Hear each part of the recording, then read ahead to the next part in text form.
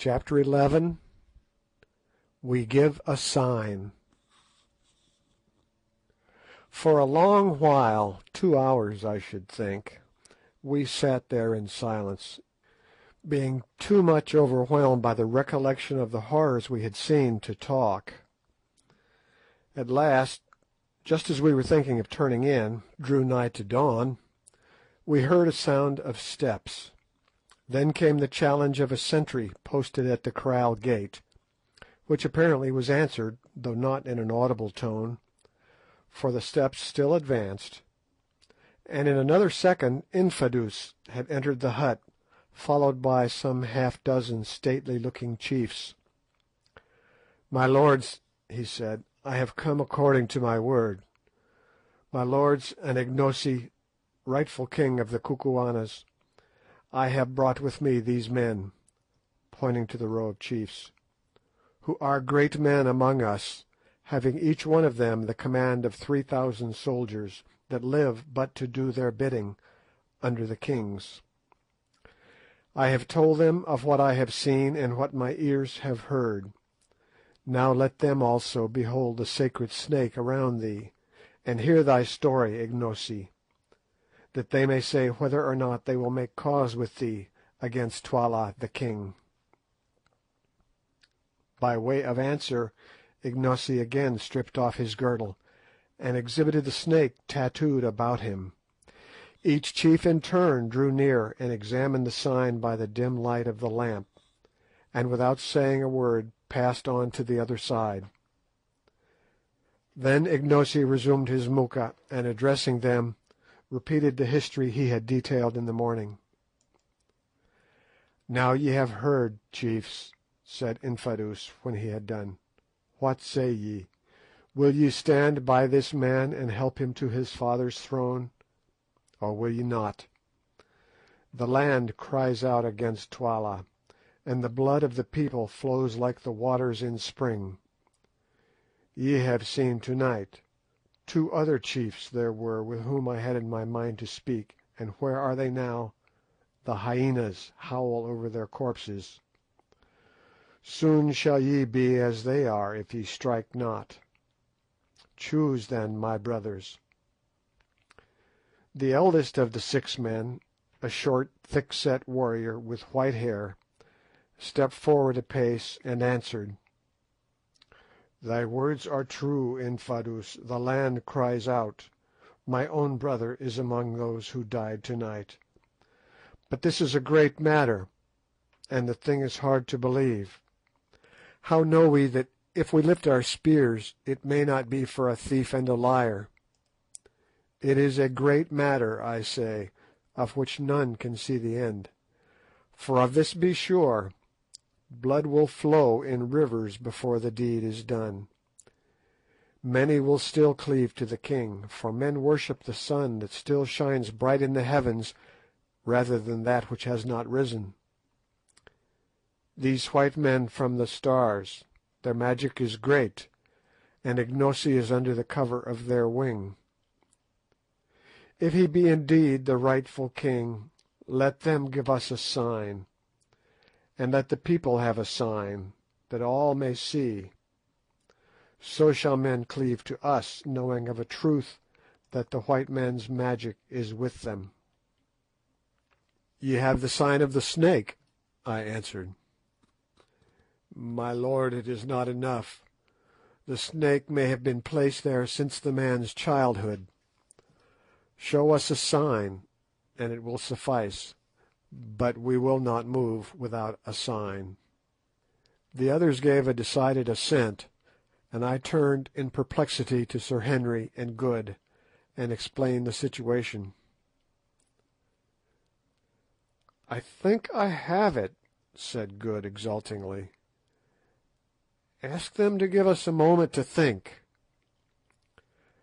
I did so, and the chiefs withdrew. So soon as they had gone, Good went to the little box where he kept his medicines, unlocked it, and took out a notebook, in the fly leaves of which was an almanac. "Now look here, you fellows, isn't tomorrow the 4th of June?" he answered. We had kept a careful note of the days, so were able to answer that it was. Very good, then here we have it. 4 June, total eclipse of the moon, commences at 8:15 Greenwich time, visible in Tenerife, South Africa, etc. There's a sign for you. Tell them we will darken the moon tomorrow night. The idea was a splendid one. Indeed, the only weak spot about it was a fear lest Good's almanac might be incorrect. If we made a false prophecy on such a subject, our prestige would be gone for ever, and so would Ignosi's chance of the throne of the Kukuanas. Suppose that the almanac is wrong, suggested Sir Henry to Good, who was busily employed in working out something on a blank page of the book. I see no reason to suppose anything of the sort, was his answer. Eclipses always come up to time, at least that is my experience of them, and it especially states that this one will be visible in South Africa. I have worked out the reckonings as well as I can without knowing our exact position, and I make out that the eclipse should begin here about 10 o'clock tomorrow night, and last till 12:30. For an hour and a half or so there should be almost total darkness. Well, said Sir Henry, I suppose we had better risk it. I acquiesced, though doubtfully, for eclipses are queer cattle to deal with. It might be a cloudy night, for instance, or our dates might be wrong, and sent Umbopa to summon the chiefs back. Presently they came, and I addressed them thus. Great men of the Kukuanas, and thou, Infadoos, listen. We love not to show our powers, for to do so is to interfere with the course of nature, and to plunge the world into fear and confusion. But since this matter is a great one, and as we are angered against the king because of the slaughter we have seen, and because of the act of the Isanusi, Gagool, who would have put our friend Ignosi to death, we have determined to break a rule, and to give such a sign as all men may see. Come hither, and I led them to the door of the hut and pointed to the red ball of the moon. What see ye there? We see the sinking moon, answered the spokesman of the party. It is so.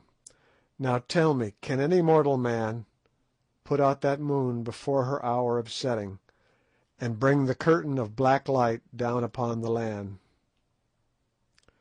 The chief laughed a little at the question.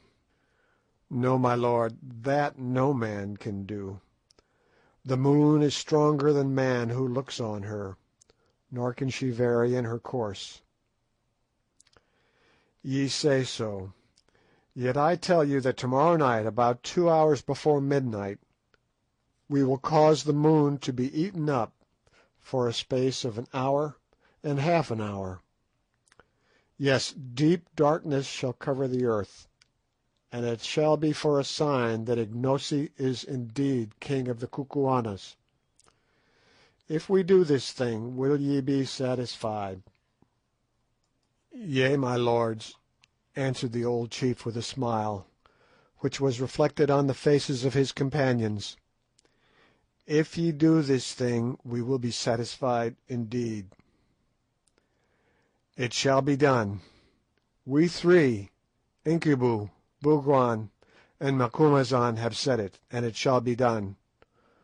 Dost thou hear, Infadoos? I hear, my lord, but it is a wonderful thing that ye promise, to put out the moon, the mother of the world, when she is at her full. Yet shall we do it, Infadoos. It is well, my lords. Today, 2 hours after sunset, Twala will send for my lords to witness the girls' dance, and 1 hour after the dance begins, the girl whom Twala thinks the fairest shall be killed by Scragga, the king's son, as a sacrifice to the Silent Ones, who sit and keep watch by the mountains yonder. and he pointed towards the three strange-looking peaks where Solomon's road was supposed to end. "Then let my lords darken the moon and save the maiden's life, and the people will believe indeed." "Ay," said the old chief, still smiling a little, "the people will believe indeed." "2 miles from Loo," went on Infadoos, "there is a hill curved like a new moon, a stronghold, where my regiment and 3 other regiments which these chiefs command are stationed. This morning we will make a plan whereby 2 or 3 other regiments may be moved there also.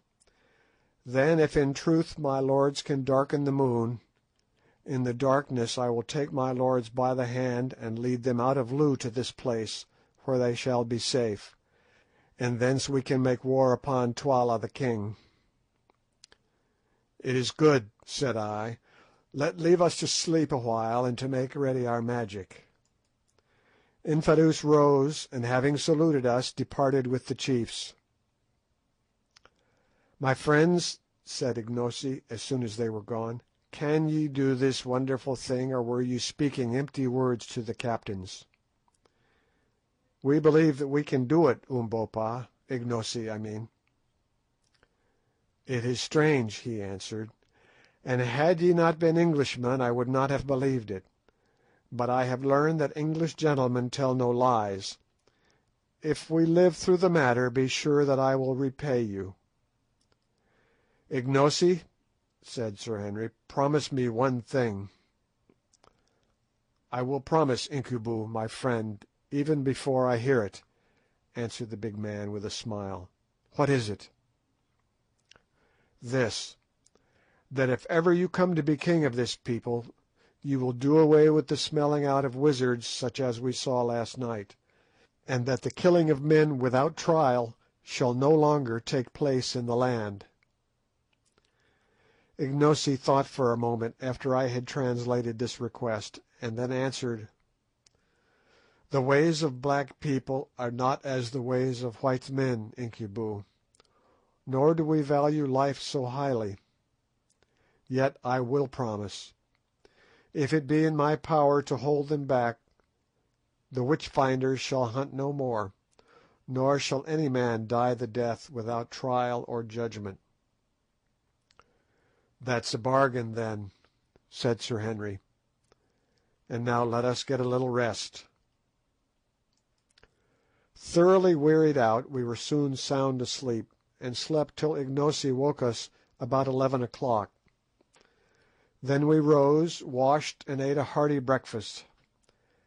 After that we went outside the hut and walked about, amusing ourselves with examining the structure of the Kukuana huts and observing the customs of the women. "I hope that eclipse will come off," said Sir Henry presently.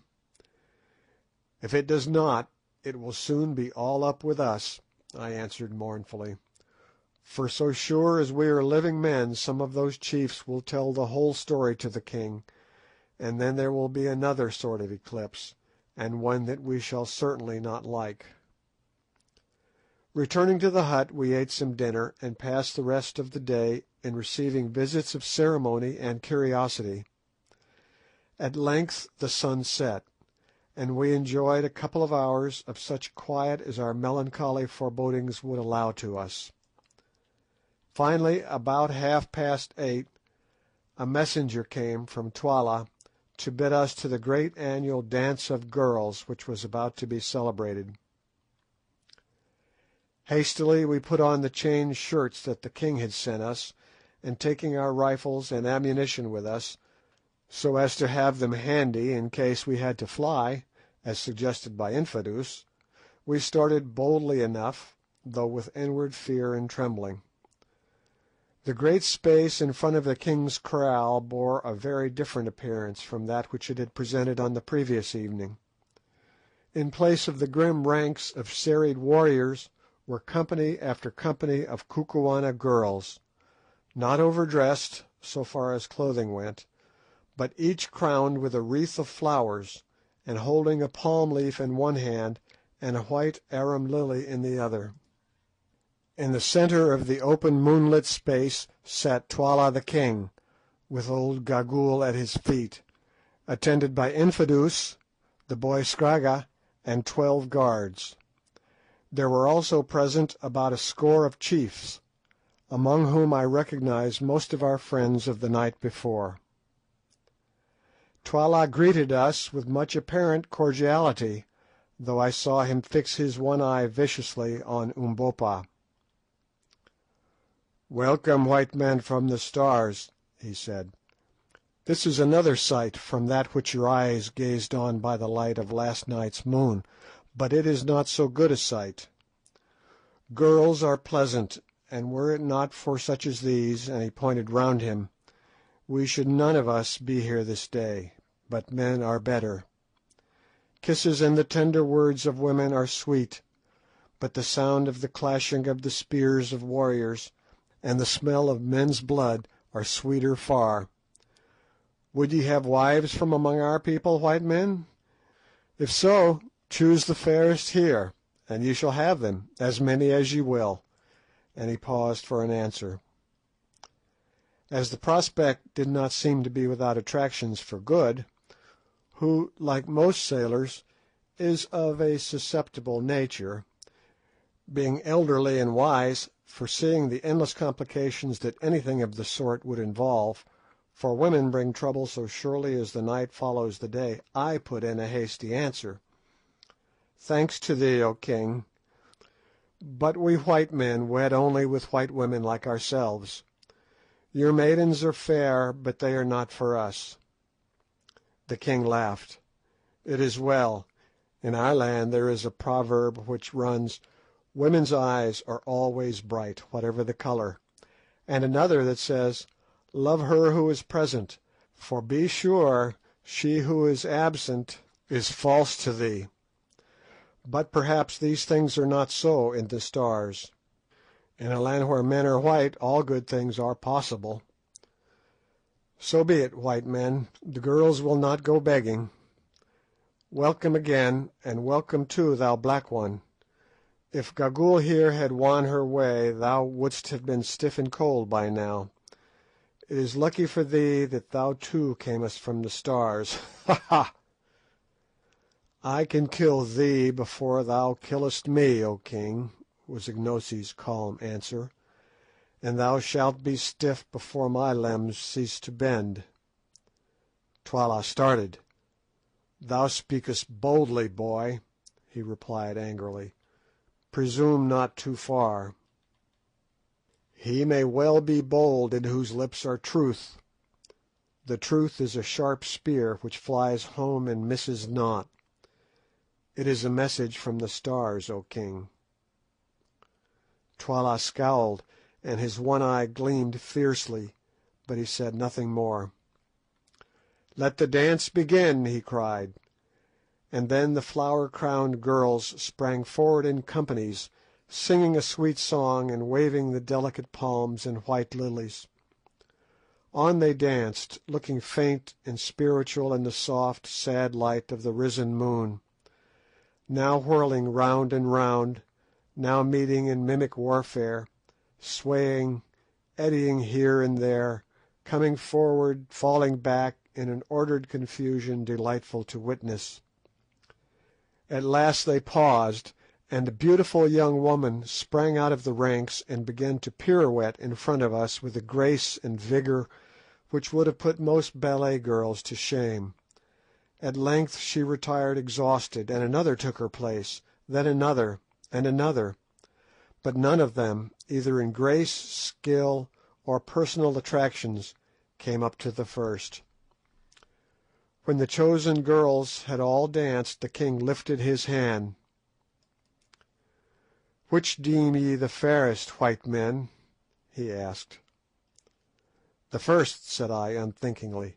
Next second I regretted it, for I remembered that Infadoos had told us that the fairest woman must be offered up as a sacrifice.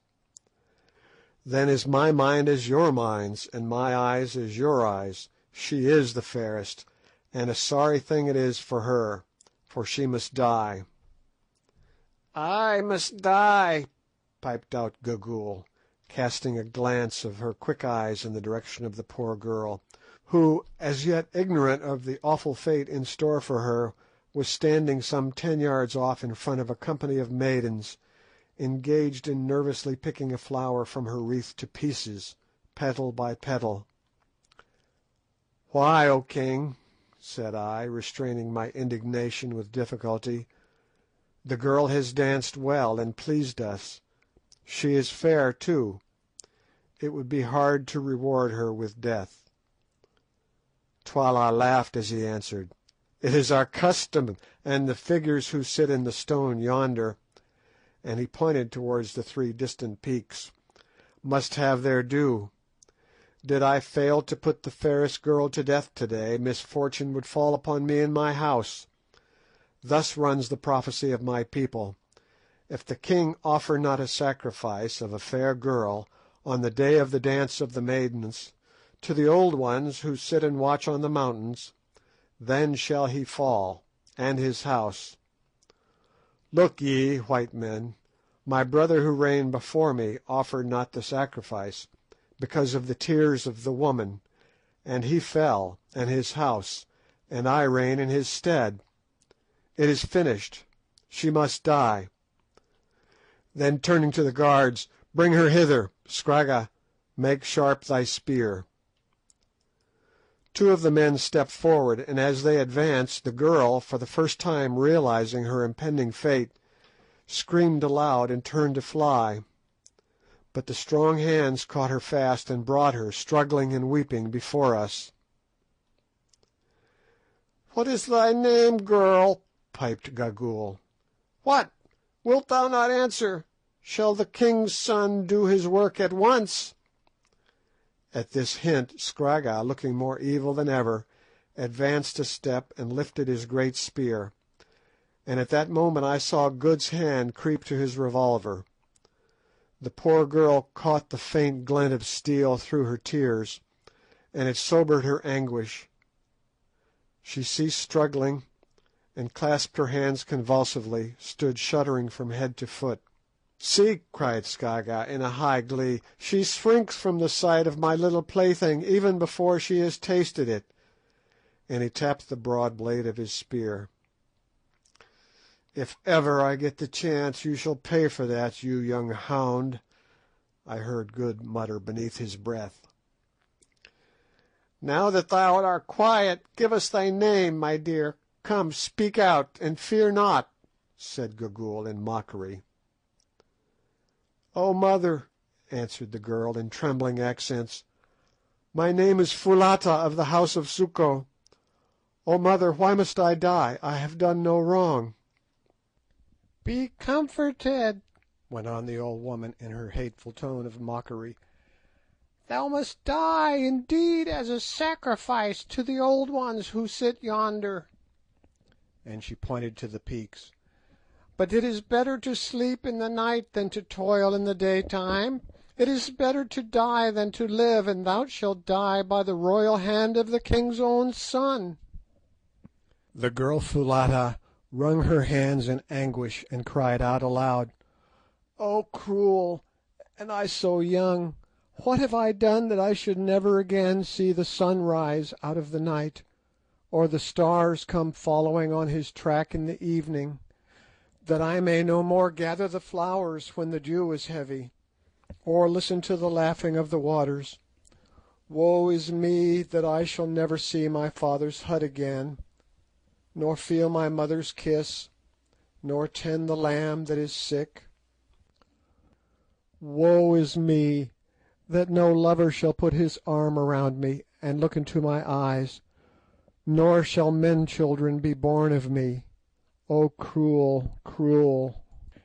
And again she wrung her hands and turned her tear-stained, flower-crowned face to heaven, looking so lovely in her despair, for she was indeed a beautiful woman, that assuredly the sight of her would have melted the hearts of any less cruel than were the 3 fiends before us. Prince Arthur's appeal to the ruffians who came to blind him was not more touching than that of this savage girl. But it did not move Gagool or Gagool's master, though I saw signs of pity among the guards behind and on the faces of the chiefs, and as for Good, he gave a fierce snort of indignation, and made a quick motion as though to go to her assistance. With all a woman's quickness the doomed girl interpreted what was passing in his mind, and by a sudden movement flung herself before him, and clasped his beautiful white legs with her hands. "O White Father from the stars," she cried, "throw over me the mantle of thy protection. Let me creep into the shadow of thy strength, that I may be saved. Oh, keep me from these cruel men and from the mercies of Gagool." "All right, my hearty, I'll look after you," sang out Good in nervous Saxon. "Come on, get up, there's a good girl," and he stooped and caught her hand. Twala turned and motioned to his son, who advanced with his spear lifted. "Now's your time," whispered Sir Henry to me. "What are you waiting for?" "I am waiting for that eclipse," I answered. "I have had my eye on the moon for the last half hour, and I never saw it look healthier." "Well, you must risk it now, or the girl will be killed. Twala is losing patience." Recognising the force of the argument, and having cast one more despairing look at the bright face of the moon, for never did the most ardent astronomer with a theory to prove await a celestial event with such anxiety, I stepped with all the dignity that I could command between the prostrate girl and the advancing spear of Scragga. "King," I said, "it shall not be. We will not endure this thing. Let the girl go in safety." Twala rose from his seat in wrath and astonishment, and from the chiefs and serried ranks of maidens who had closed in slowly upon us in anticipation of the tragedy came a murmur of amazement. "Shall not be, thou white dog that yappest at the lion in his cave? Shall not be? Art thou mad? Be careful, lest this chicken's fate overtake thee, and those with thee. How canst thou save her or thyself? Who art thou that thou settest thyself between me and my will? Back, I say. Scragga, kill her. No, guards, seize these men." At his cry armed men ran swiftly from behind the hut, where they had evidently been placed beforehand. Sir Henry, Good, and Umbopa ranged themselves alongside of me and lifted their rifles. "Stop!" I shouted boldly, though at the moment my heart was in my boots. "Stop! We, the white men from the Stars, say that it shall not be. Come but one pace nearer, and we will put out the moon like a wind-blown lamp, as we who dwell in her house can do, and plunge the land in darkness. Dare to disobey, and ye shall taste of our magic." My threat produced an effect. The men halted, and Scragga stood still before us, his spear lifted. "Hear him! Hear him!" piped Gagool. "Hear the liar who says that he will put out the moon like a lamp. Let him do it, and the girl shall be speared. Yes, let him do it, or die by the girl, he and those with him." I glanced up at the moon despairingly, and now to my intense joy and relief saw that we, or rather the almanac, had made no mistake. On the edge of the great orb lay a faint rim of shadow, while a smoky hue grew and gathered upon its bright surface. Never shall I forget that supreme, that superb moment of relief. Then I lifted my hand solemnly towards the sky, an example which Sir Henry and Good followed, and quoted a line or two from the Ingoldsby Legends at it in the most impressive tones that I could command. Sir Henry followed suit with a verse out of the Old Testament and something about Balbus building a wall in Latin, whilst Good addressed the Queen of Night in a volume of the most classical bad language which he could think of.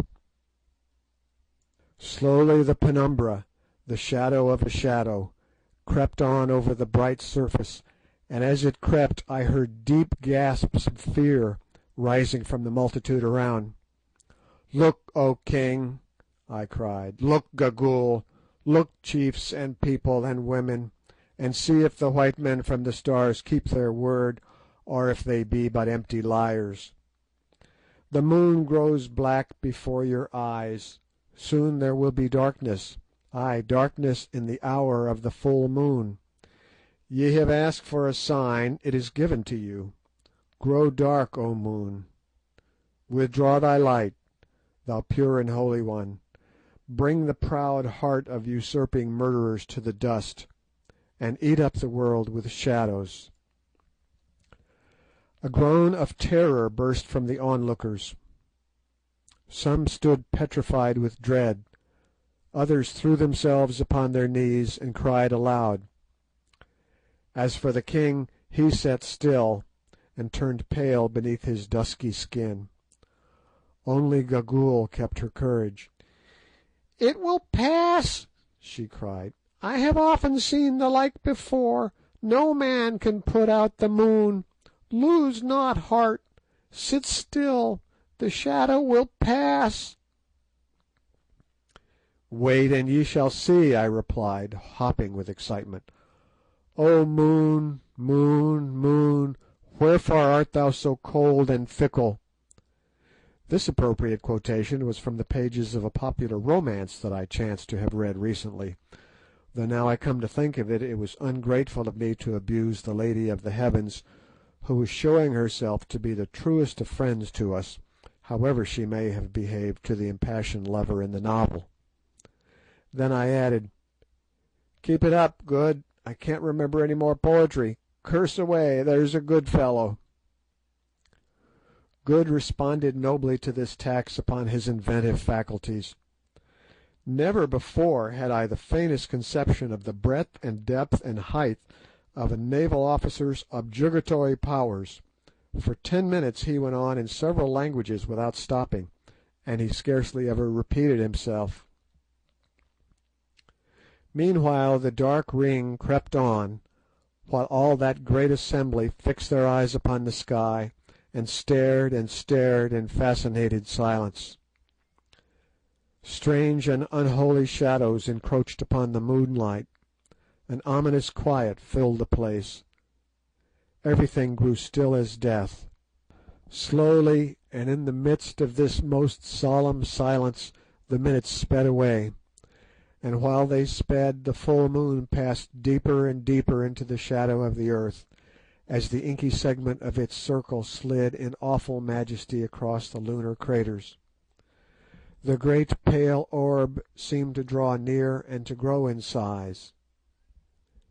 She turned a coppery hue, then that portion of her surface which was unobscured as yet grew grey and ashen, and at length, as totality approached, her mountains and her plains were seen to be glowing luridly through a crimson gloom. On, yet on, crept the ring of darkness. It was now more than half across the blood-red orb. The air grew thick and still more deeply tinged with dusky crimson, and yet on, till we could scarcely see the fierce faces of the group before us. No sound rose now from the spectators, and at last Good stopped swearing. "The moon is dying! The white wizards have killed the moon!" yelled the Prince Scragga at last. "We shall all perish in the dark!" And animated by fear or fury, or by both, he lifted his spear and drove it with all his force at Sir Henry's breast. But he forgot the mail shirts that the king had given us, and which we wore beneath our clothing. The steel rebounded harmless, and before he could repeat the blow, Curtis had snatched the spear from his hand and sent it straight through him. Scragga dropped dead. At the sight, and driven mad with fear of the gathering darkness, and of the unholy shadow which, as they believed, was swallowing the moon, the companies of girls broke up in wild confusion, and ran screeching for the gateways. Nor did the panic stop there. The king himself, followed by his guards, some of the chiefs in Gagool, who hobbled away after them with marvellous alacrity, fled for the huts, so that in another minute we ourselves, the would-be victim Foulata, Infadoos, and most of the chiefs who had interviewed us on the previous night, were left alone upon the scene, together with the dead body of Scragga, Twala's son. "Chiefs," I said, "we have given you the sign. If ye are satisfied, let us fly swiftly to the place of which ye spoke. The charm cannot now be stopped. It will work for an hour and the half of an hour. Let us cover ourselves in the darkness." "Come," said Infadoos, turning to go, an example which was followed by the awed captains, ourselves, and the girl Foulata, whom Good took by the arm. Before we reached the gate of the kraal the moon went out utterly, and from every quarter of the firmament the stars rushed forth into the inky sky. Holding each other by the hand, we stumbled on through the darkness. End of chapter 11. Chapter 12. Before the Battle. Luckily for us, Infadoos and the chiefs knew all the paths of the great town perfectly, so that we passed by sideways unmolested, and notwithstanding the gloom we made fair progress. For an hour or more we journeyed on, till at length the eclipse began to pass, and that edge of the moon which had disappeared the first became again visible. Suddenly, as we watched, there burst from it a silver streak of light, accompanied by a wondrous ruddy glow, which hung upon the blackness of the sky like a celestial lamp, and a wild and lovely sight it was. In another 5 minutes the stars began to fade, and there was sufficient light to see our whereabouts. We then discovered that we were clear of the town of Loo, and approaching a flat-topped hill measuring some 2 miles in circumference. This hill, which is of a formation common in South Africa, is not very high. Indeed, its greatest elevation is scarcely more than 200 feet, but it is shaped like a horseshoe, and its sides are rather precipitous and strewn with boulders. On the grass tableland at its summit is ample camping ground, which had been utilized as a military cantonment of no mean strength.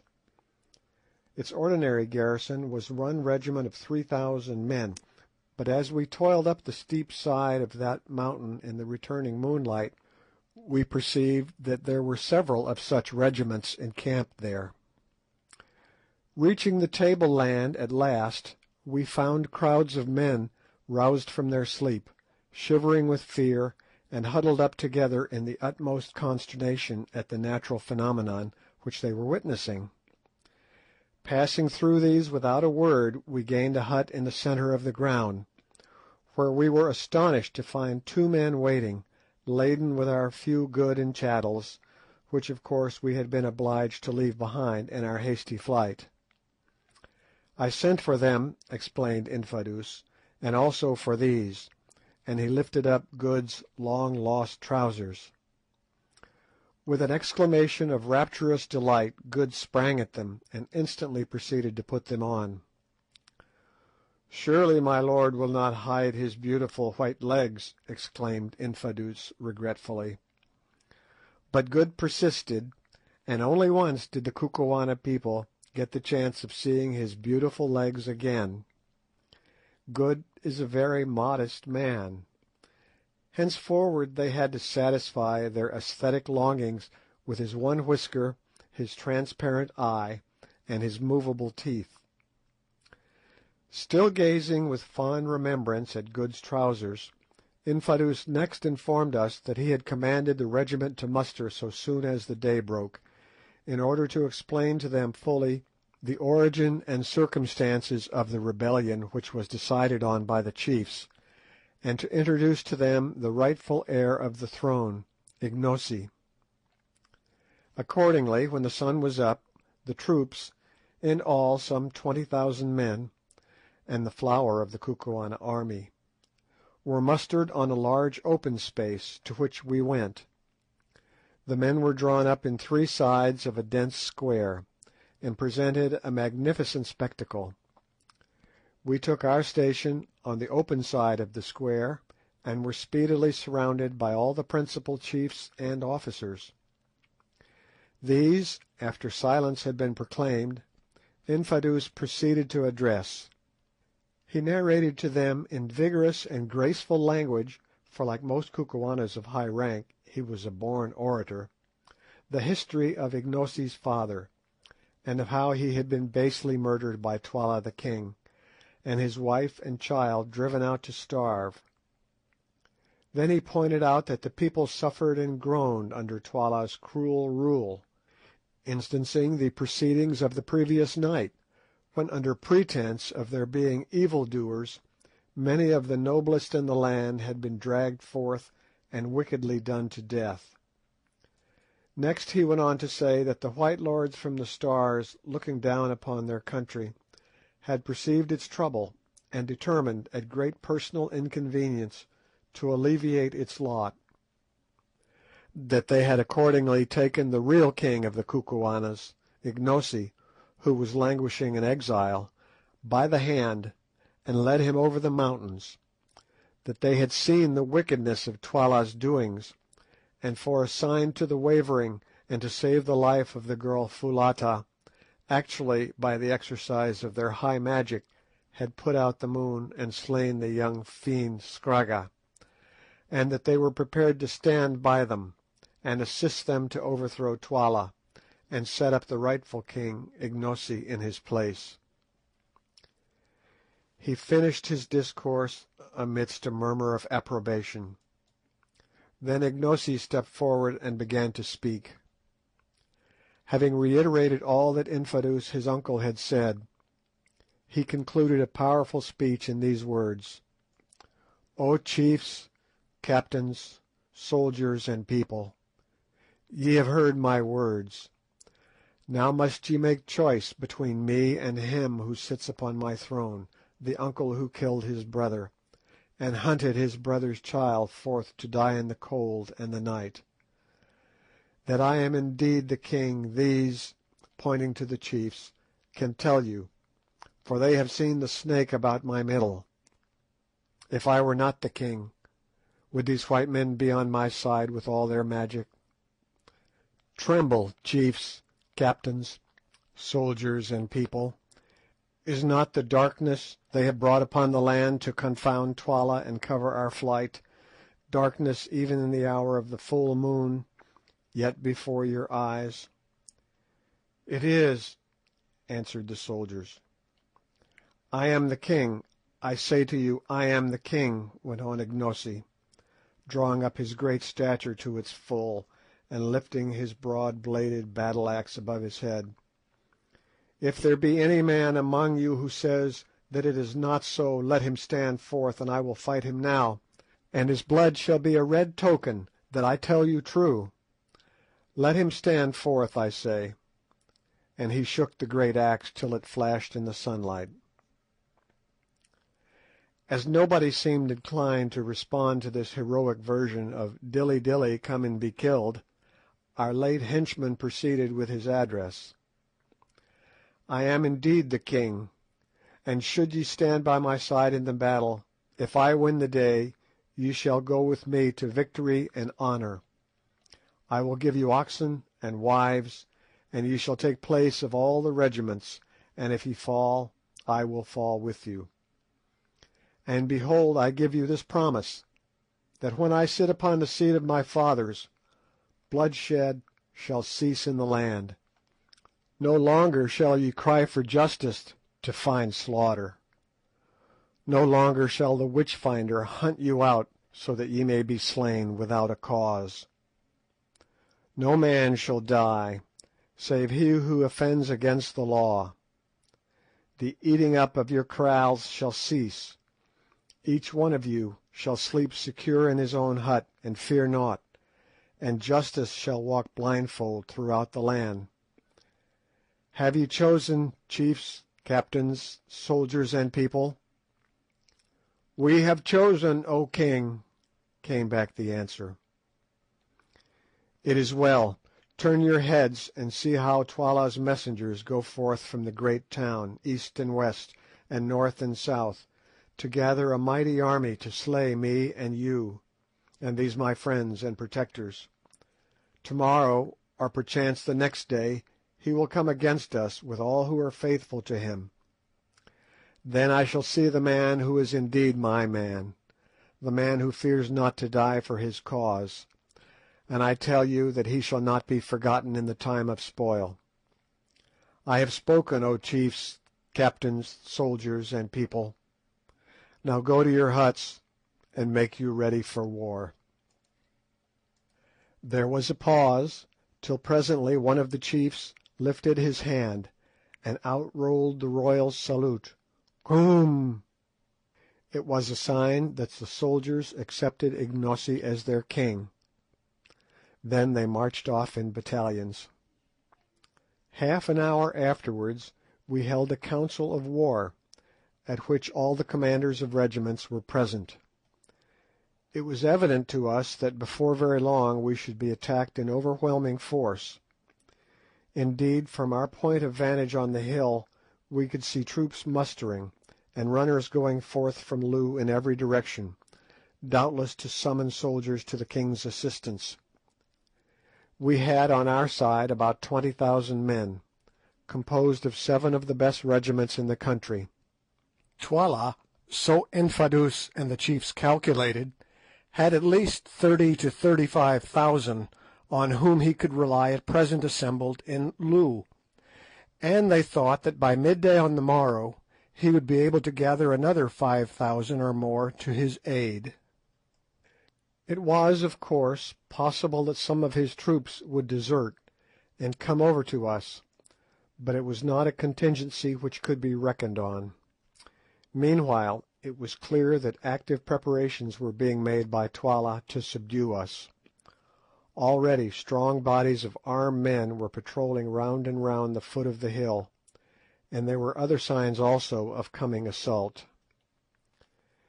Infadoos and the chiefs, however, were of opinion that no attack would take place that day, which would be devoted to preparation and to the removal of every available means of the moral effect produced upon the minds of the soldiery by the supposed magical darkening of the moon.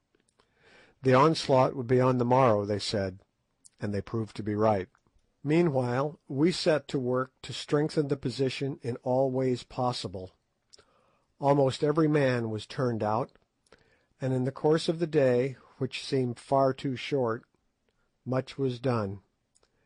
The paths up the hill, that was rather a sanatorium than a fortress, being used generally as the camping place of regiments suffering from recent service in unhealthy portions of the country, were carefully blocked with masses of stones, and every other approach was made as impregnable as time would allow. Piles of boulders were collected at various spots to be rolled down upon an advancing enemy. Stations were appointed to the different regiments, and all preparation was made which our joint ingenuity could suggest. Just before sundown, as we rested after our toil, we perceived a small company of men advancing towards us from the direction of Loo, one of whom bore a palm leaf in his hand for a sign that he came as a herald. As he drew near, Ignosi, Infadoos, 1 or 2 chiefs, and ourselves went down to the foot of the mountain to meet him. He was a gallant-looking fellow, wearing the regulation leopard-skin coat. "Greetings," he cried as he came near. "The king's greetings to those who make unholy war against the king, the lion's greeting to the jackals that snarl around his heels." "Speak," I said. "These are the king's words. Surrender to the king's mercy ere a worse thing befall you. Already the shoulder has been torn from the black bull, and the king drives him bleeding about the camp. This cruel custom is not confined to the Kukuanas, but is by no means uncommon amongst African tribes on the occasion of the outbreak of war or any other important public event. Allan Quatermain. "What are Twala's terms?" I asked from curiosity. "His terms are merciful, worthy of a great king.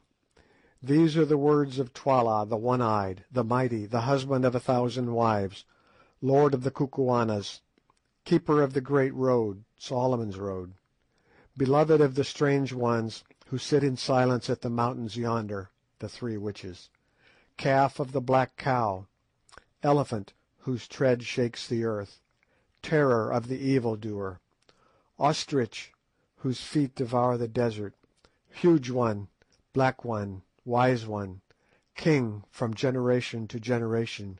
These are the words of Twala. I will have mercy and be satisfied with a little blood. 1 in every 10 shall die, the rest shall go free. But the white man, Incubu, who slew Scragga my son, and the black man his servant who pretends to my throne, and Infidus my brother, who bruised rebellion against me, these shall die by torture as an offering to the Silent Ones. Such are the merciful words of Twala." After consulting with the others a little, I answered him in a loud voice, so that the soldiers might hear, thus: "Go back, thou dog, to Twala, who sent thee, and say that we, Ignosi, veritable king of the Kukuanas, Incubu, Bougwan, and Macumazahn, the wise ones from the stars, who make dark the moon, Infidus of the royal house, and the chiefs, captains, and people here gathered, make answer and say that we will not surrender, that before the sun has gone down twice, Twala's corpse shall stiffen at Twala's gate, and Ignosi, whose father Twala slew, shall reign in his stead. Now go, ere we whip thee away, and beware how thou dost lift a hand against such as we are." The herald laughed loudly. "Ye frighten not men with such swelling words," he cried out. "Show yourselves as bold tomorrow, O ye who darken the moon. Be bold, fight, and be merry. Before the crows pick your bones till they are whiter than your faces. Farewell. Perhaps we may meet in the fight. Fly not to the stars, but wait for me, I pray, white men." With this shaft of sarcasm he retired, and almost immediately the sun sank. That night was a busy one, for, weary as we were, so far as was possible by the moonlight all preparations for the morrow's fight were continued, and messengers were constantly coming and going from the place where we sat in council. At last, about an hour after midnight, everything that could be done was done, and the camp, save for the occasional challenge of a sentry, sank into silence. Sir Henry and I, accompanied by Ignosi and one of the chiefs, descended the hill and made a round of the pickets. As we went, suddenly, from all sorts of unexpected places, spears gleamed out in the moonlight, only to vanish again when we uttered the password. It was clear to us that none were sleeping at their posts. Then we returned, picking our way warily through thousands of sleeping warriors, many of whom were taking their last earthly rest. The moonlight, flickering along their spears, played upon their features and made them ghastly. The chilly night wind tossed their tall and hearse-like plumes. There they lay in wild confusion, with arms outstretched and twisted limbs, their stern, stalwart forms looking weird and unhuman in the moonlight. "How many of these do you suppose will be alive at this time tomorrow?" asked Sir Henry. I shook my head and looked again at the sleeping men, and to my tired and yet excited imagination it seemed as though death had already touched them. My mind's eye singled out those who were sealed to slaughter, and there rushed in upon my heart a great sense of the mystery of human life, and an overwhelming sorrow at its futility and sadness.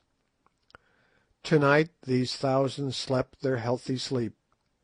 To-morrow they, and many others with them, ourselves perhaps among them, would be stiffening in the cold, their wives would be widows, their children fatherless, and their place know them no more for ever.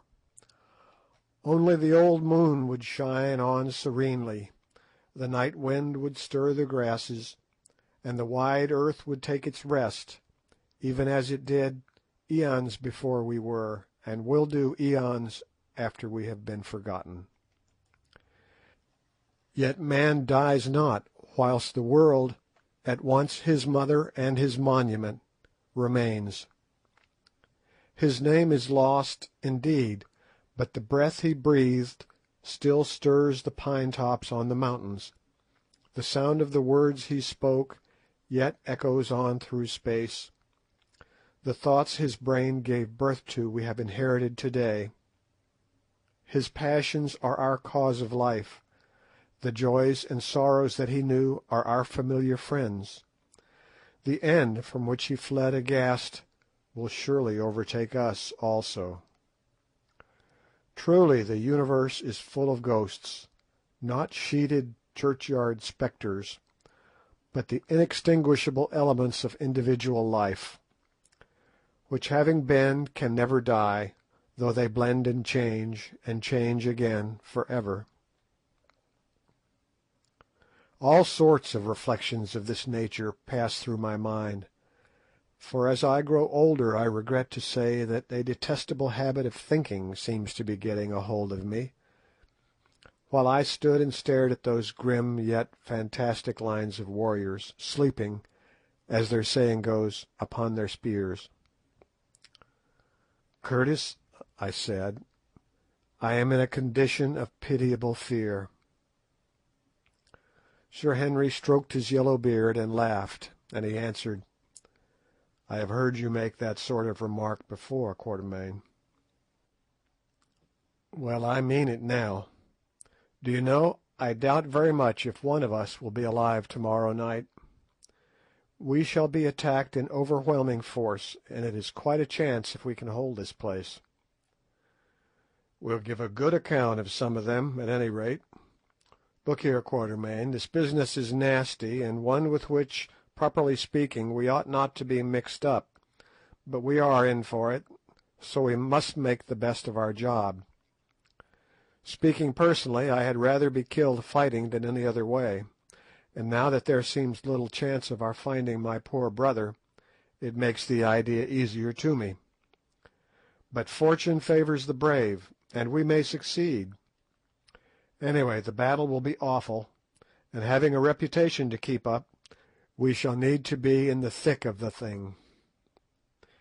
He made this last remark in a mournful voice, but there was a gleam in his eye which belied its melancholy. I have an idea Sir Henry Curtis actually likes fighting. After this we went to sleep for a couple of hours or so. Just about dawn we were awakened by Infadoos, who came to say that great activity was to be observed in Loo, and that parties of the king's skirmishers were driving in our outposts. We rose and dressed ourselves for the fray, each putting on his chain armour shirt, for which garments at the present juncture we felt exceedingly thankful. Sir Henry went the whole length about the matter, and dressed himself like a native warrior. "When you are in Kukuanaland, do as the Kukuanas do," he remarked, as he drew the shining steel over his broad breast, which it fitted like a glove. Nor did he stop there. At his request, Infadoos had provided him with a complete set of native war uniform. Round his throat he fastened the leopard-skin cloak of a commanding officer. On his brows he bound the plume of black ostrich feathers worn only by generals of high rank, and about his middle a magnificent moocha of white ox tails. a pair of sandals, a leglet of goat's hair, a heavy battle axe with a rhinoceros horn handle, a round iron shield covered with white ox hide, and the regulation number of tollas or throwing knives, made up his equipment, to which, however, he added his revolver. The dress was no doubt a savage one, but I am bound to say that I seldom saw a finer sight than Sir Henry Curtis presented in this guise. It showed off his magnificent physique to the greatest advantage, and when Ignosi arrived presently arrayed in a similar costume, I thought to myself that I had never before seen two such splendid men. As for Good and myself, the armour did not suit us nearly so well. To begin with, Good insisted upon keeping on his new-found trousers, and a stout, short gentleman with an eyeglass, and one half of his face shaved, arrayed in a mail shirt, carefully tucked into a very seedy pair of corduroys, looks more remarkable than imposing. In my case, the chain shirt being too big for me, I put it on over all my clothes, which caused it to bulge in a somewhat ungainly fashion. I discarded my trousers, however, retaining only my veldschoons, having determined to go into battle with bare legs in order to be the lighter for running, in case it became necessary to retire quickly. The mail coat, a spear, a shield that I did not know how to use, a couple of tollas, a revolver, and a huge plume, which I pinned into the top of my shooting hat in order to give a bloodthirsty finish to my appearance, completed my modest equipment. In addition to all these articles, of course, we had our rifles, but as ammunition was scarce, and as they would be useless in case of a charge, we arranged that they should be carried behind us by bearers. When at length we had equipped ourselves, we swallowed some food hastily, and then started out to see how things were going on. At one point in the tableland of the mountain there was a little copy of brown stone, which served the double purpose of headquarters and of a conning tower. Here we found Infadoos surrounded by his own regiment, the Greys, which was undoubtedly the finest in the Kukuana army, and the same that we had first seen at the outlying kraal. This regiment, now 3,500 strong, was being held in reserve, and the men were lying down on the grass in companies and watching the king's forces creep out of Loo in long, ant-like columns. There seemed to be no end to the length of these columns, 3 in all, and each of them numbering, as we judged, at least 11,000 or 12,000 men. As soon as they were clear of the town, the regiments formed up. Then one body marched off to the right, one to the left, and the third came on slowly towards us. "Ah," said Infadoos, "they are going to attack us on 3 sides at once." This seemed rather serious news, for our position on the top of the mountain, which measured 1.5 miles in circumference, being an extended one, it was important to us to concentrate our comparatively small defending force as much as possible. But since it was impossible for us to dictate in what way we should be assailed, we had to make the best of it, and accordingly sent orders to the various regiments to prepare to receive the separate onslaughts. End of chapter 12.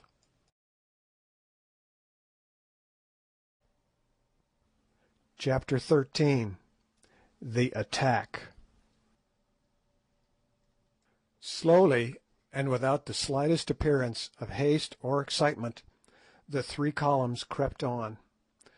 When within about 500 yards of us, the main or centre column halted at the root of a tongue of open plain which ran up into the hill, to give time to the other divisions to circumvent our position, which was shaped more or less in the form of a horseshoe, with its 2 points facing towards the town of Loo. The object of this manoeuvre was that the threefold assault should be delivered simultaneously. "Oh, for a Gatling!" groaned Good. as he contemplated the serried phalanxes beneath us. "I would clear that plain in 20 minutes." "We have not got one, so it is no use yearning for it." "But suppose you try a shot, Quatermain," said Sir Henry. "See how near you can go to that tall fellow who appears to be in command. 2 to 1 you miss him, and an even sovereign to be honestly paid if we ever get out of this, that you don't drop that bullet within 5 yards."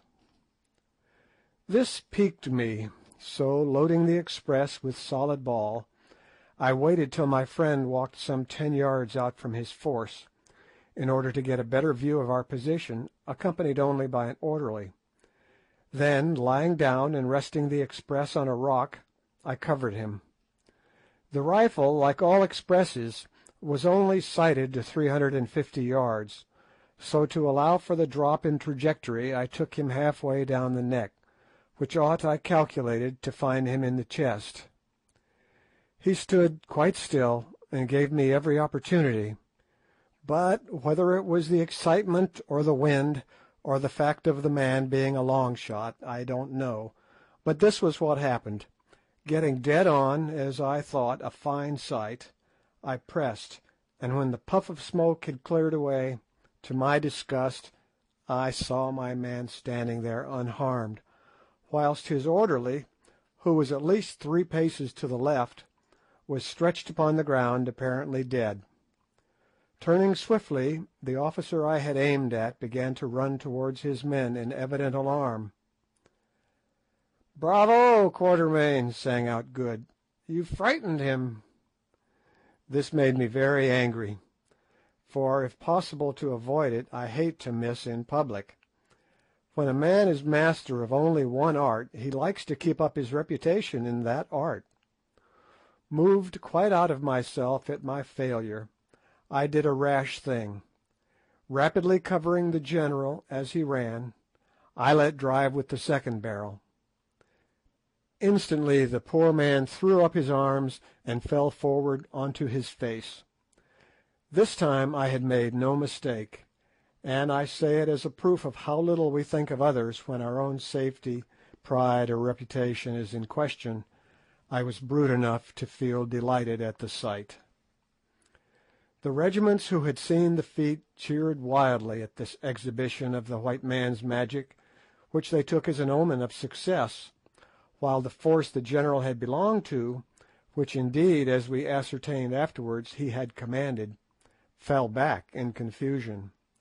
Sir Henry and Good now took up their rifles and began to fire, the latter industrially browning the dense mass before him with another Winchester repeater, and I also had another shot or two, with the result, so far as we could judge, that we put some 6 or 8 men hors de combat before they were out of range. Just as we stopped firing there came an ominous roar from our far right. Then a similar roar rose on our left. The other 2 divisions were engaging us.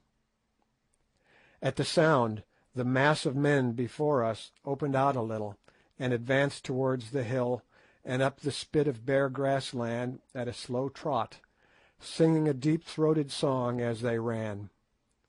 We kept up a steady fire from our rifles as they came, Ignosi joining in occasionally, and accounted for several men, but of course we produced no more effect upon that mighty rush of armed humanity than he who throws pebbles does on the breaking wave. On they came, with a shout and the clashing of spears. Now they were driving in the pickets we had placed among the rocks at the foot of the hill. After that the advance was a little slower, for though as yet we had offered no serious opposition, the attacking forces must climb uphill, and they came slowly to save their breath. Our first line of defence was about half-way down the side of the slope, our second 50 yards further back, while our third occupied the edge of the plateau. On they stormed, shouting their war cry, "Twala, Twala, Chile, Chile!" Twala, Twala, smite, smite. "Ignosi, Ignosi, Chile, Chile!" answered our people. They were quite close now, and the toilas or throwing knives began to flash backwards and forwards, and now with an awful yell the battle closed in. To and fro swayed the mass of struggling warriors, men falling fast as leaves in an autumn wind. But before long the superior weight of the attacking forces began to tell, and our first line of defence was slowly pressed back till it merged into the second. Here the struggle was very fierce, but again our people were driven back and up, till at length, within 20 minutes of the commencement of the fight, our third line came into action. But by this time the assailants were very much exhausted, and besides had lost many men killed and wounded, and to break through that third impenetrable hedge of spears proved beyond their powers. For a while the seething lines of savages swung backwards and forwards in the fierce ebb and flow of battle, and the issue was doubtful. Sir Henry watched the desperate struggle with a kindling eye, and then without a word he rushed off, followed by Good, and flung himself into the hottest of the fray. As for myself, I stopped where I was. The soldiers caught sight of his tall form as he plunged into battle, and there rose a cry of "Nanzia Incubu! Nanzia Unkunguglovo!" Here is the elephant. "Chile! Chile!" From that moment the end was no longer in doubt.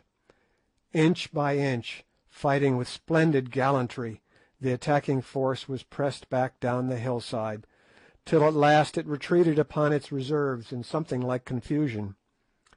At that instant, too, a messenger arrived to say that the left attack had been repulsed, and I was just beginning to congratulate myself, believing that the affair was over for the present, when to our horror we perceived our men who had been engaged in the right defence being driven towards us across the plain, followed by swarms of the enemy who had evidently succeeded at this point. Ignosi, who was standing by me, took in the situation at a glance and issued a rapid order. Instantly the reserve regiment around us, the Greys, extended itself. Again Ignosi gave a word of command, which was taken up and repeated by the captains, and in another second, to my intense disgust, I found myself involved in a furious onslaught upon the advancing foe. Getting as much as I could behind Ignosi's huge frame, I made the best of a bad job, and toddled along to be killed as though I liked it. In a minute or two we were plunging through the flying groups of our men, who at once began to reform behind us, and then I am sure I do not know what happened. All I can remember is a dreadful rolling noise of the meeting of shields, and the sudden apparition of a huge ruffian whose eyes seemed literally to be staring out of his head, making straight at me with a bloody spear. But, I say it with pride, I rose, or rather sank, to the occasion. It was one before which most people would have collapsed once and for all. Seeing that if I stood where I was I must be killed, as the horrid apparition came I flung myself down in front of him so cleverly that, being unable to stop himself, he took a header right over my prostrate form. Before he could rise again, I had risen and settled the matter from behind with my revolver. Shortly after this somebody knocked me down, and I remember no more of that charge. When I came to, I found myself back at the koppie, with Good bending over me holding some water in a gourd. "How do you feel, old fellow?" he asked anxiously. I got up and shook myself before replying. "Pretty well, thank you," I answered. "Thank heavens! When I saw them carry you in I felt quite sick. I thought you were done for." "Not this time, my boy. I fancy I only got a rap on the head, which knocked me stupid. How has it ended?" "They are repulsed at every point for a while. The loss is dreadfully heavy. We have quite 2,000 killed and wounded, and they must have lost 3. Look, there's a sight," and he pointed to the long lines of men advancing by fours. In the centre of every group of four, and being borne by it, was a kind of hide tray, of which a Kukuana force always carries a quantity, with a loop for a handle at each end. On these trays, and their number seemed endless, lay wounded men, who as they arrived were hastily examined by the medicine men, of whom 10 were attached to a regiment. If the wound was not of a fatal character, the sufferer was taken away and attended to as carefully as circumstances would allow. But if, on the other hand, the injured man's condition proved hopeless, what followed was very dreadful, though doubtless it may have been the truest mercy. One of the doctors, under pretence of carrying out an examination, swiftly opened an artery with a sharp knife, and in a minute or two the sufferer expired painlessly. There were many cases that day in which this was done. In fact, it was done in the majority of cases when the wound was in the body, for the gash made by the entry of the enormously broad spears used by the Kukuanas generally rendered recovery impossible. In most instances the poor sufferers were already unconscious, and in others the fatal nick of the artery was inflicted so swiftly and painlessly that they did not seem to notice it. Still, it was a ghastly sight, and one from which we were glad to escape. Indeed, I never remember anything of the kind that affected me more than seeing these gallant soldiers thus put out of pain by the red-handed medicine men, except, indeed, on one occasion when, after an attack, I saw a force of Swazis burying their hopelessly wounded alive. Hurrying from this dreadful scene to the further side of the koppie, we found Sir Henry, who still held a battle-axe in his hand, Ignosi, Infadoos, and one or two of the chiefs in deep consultation. "Thank Heaven, here you are, Quatermain. I can't quite make out what Ignosi wants to do. It seems that though we have beaten off the attack, Twala is now receiving large reinforcements, and is showing a disposition to invest us with the view of starving us out." "That's awkward." "Yes, especially as Infadoos says that the water supply has given out." "My lord, that is so," said Infadoos. "The spring cannot supply the wants of so great a multitude, and it is failing rapidly. Before night we shall all be thirsty. Listen, Macumazahn, thou art wise, and hast doubtless seen many wars in the lands from whence thou camest, that is, if indeed they make wars in the Stars. Now tell us, what shall we do? Twala has brought up many fresh men to take the place of those who have fallen. Yet Twala has learnt his lesson. The hawk did not think to find the heron ready, but our beak has pierced his breast. He fears to strike at us again. We too are wounded, and he will wait for us to die. He will wind himself round us like a snake round a buck, and fight the fight of sit down." "I hear thee," I said.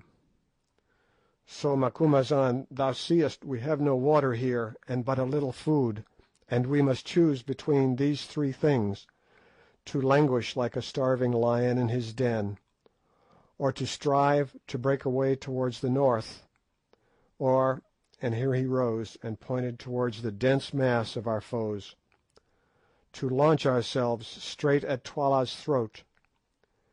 Incubu, the great warrior, for today he fought like a buffalo in a net, and Twala's soldiers went down before his axe like young corn before the hail, and with these eyes I saw it. Incubu says charge, but the elephant is ever prone to charge. Now what says Macumazahn, the wily old fox, who has seen much, and loves to bite his enemy from behind? The last word is in Ignosi, the king, for it is a king's right to speak of war. But let us hear thy voice, O Macumazahn, who watches by night, and the voice too of him of the transparent eye." "What sayest thou, Ignosi?" I asked.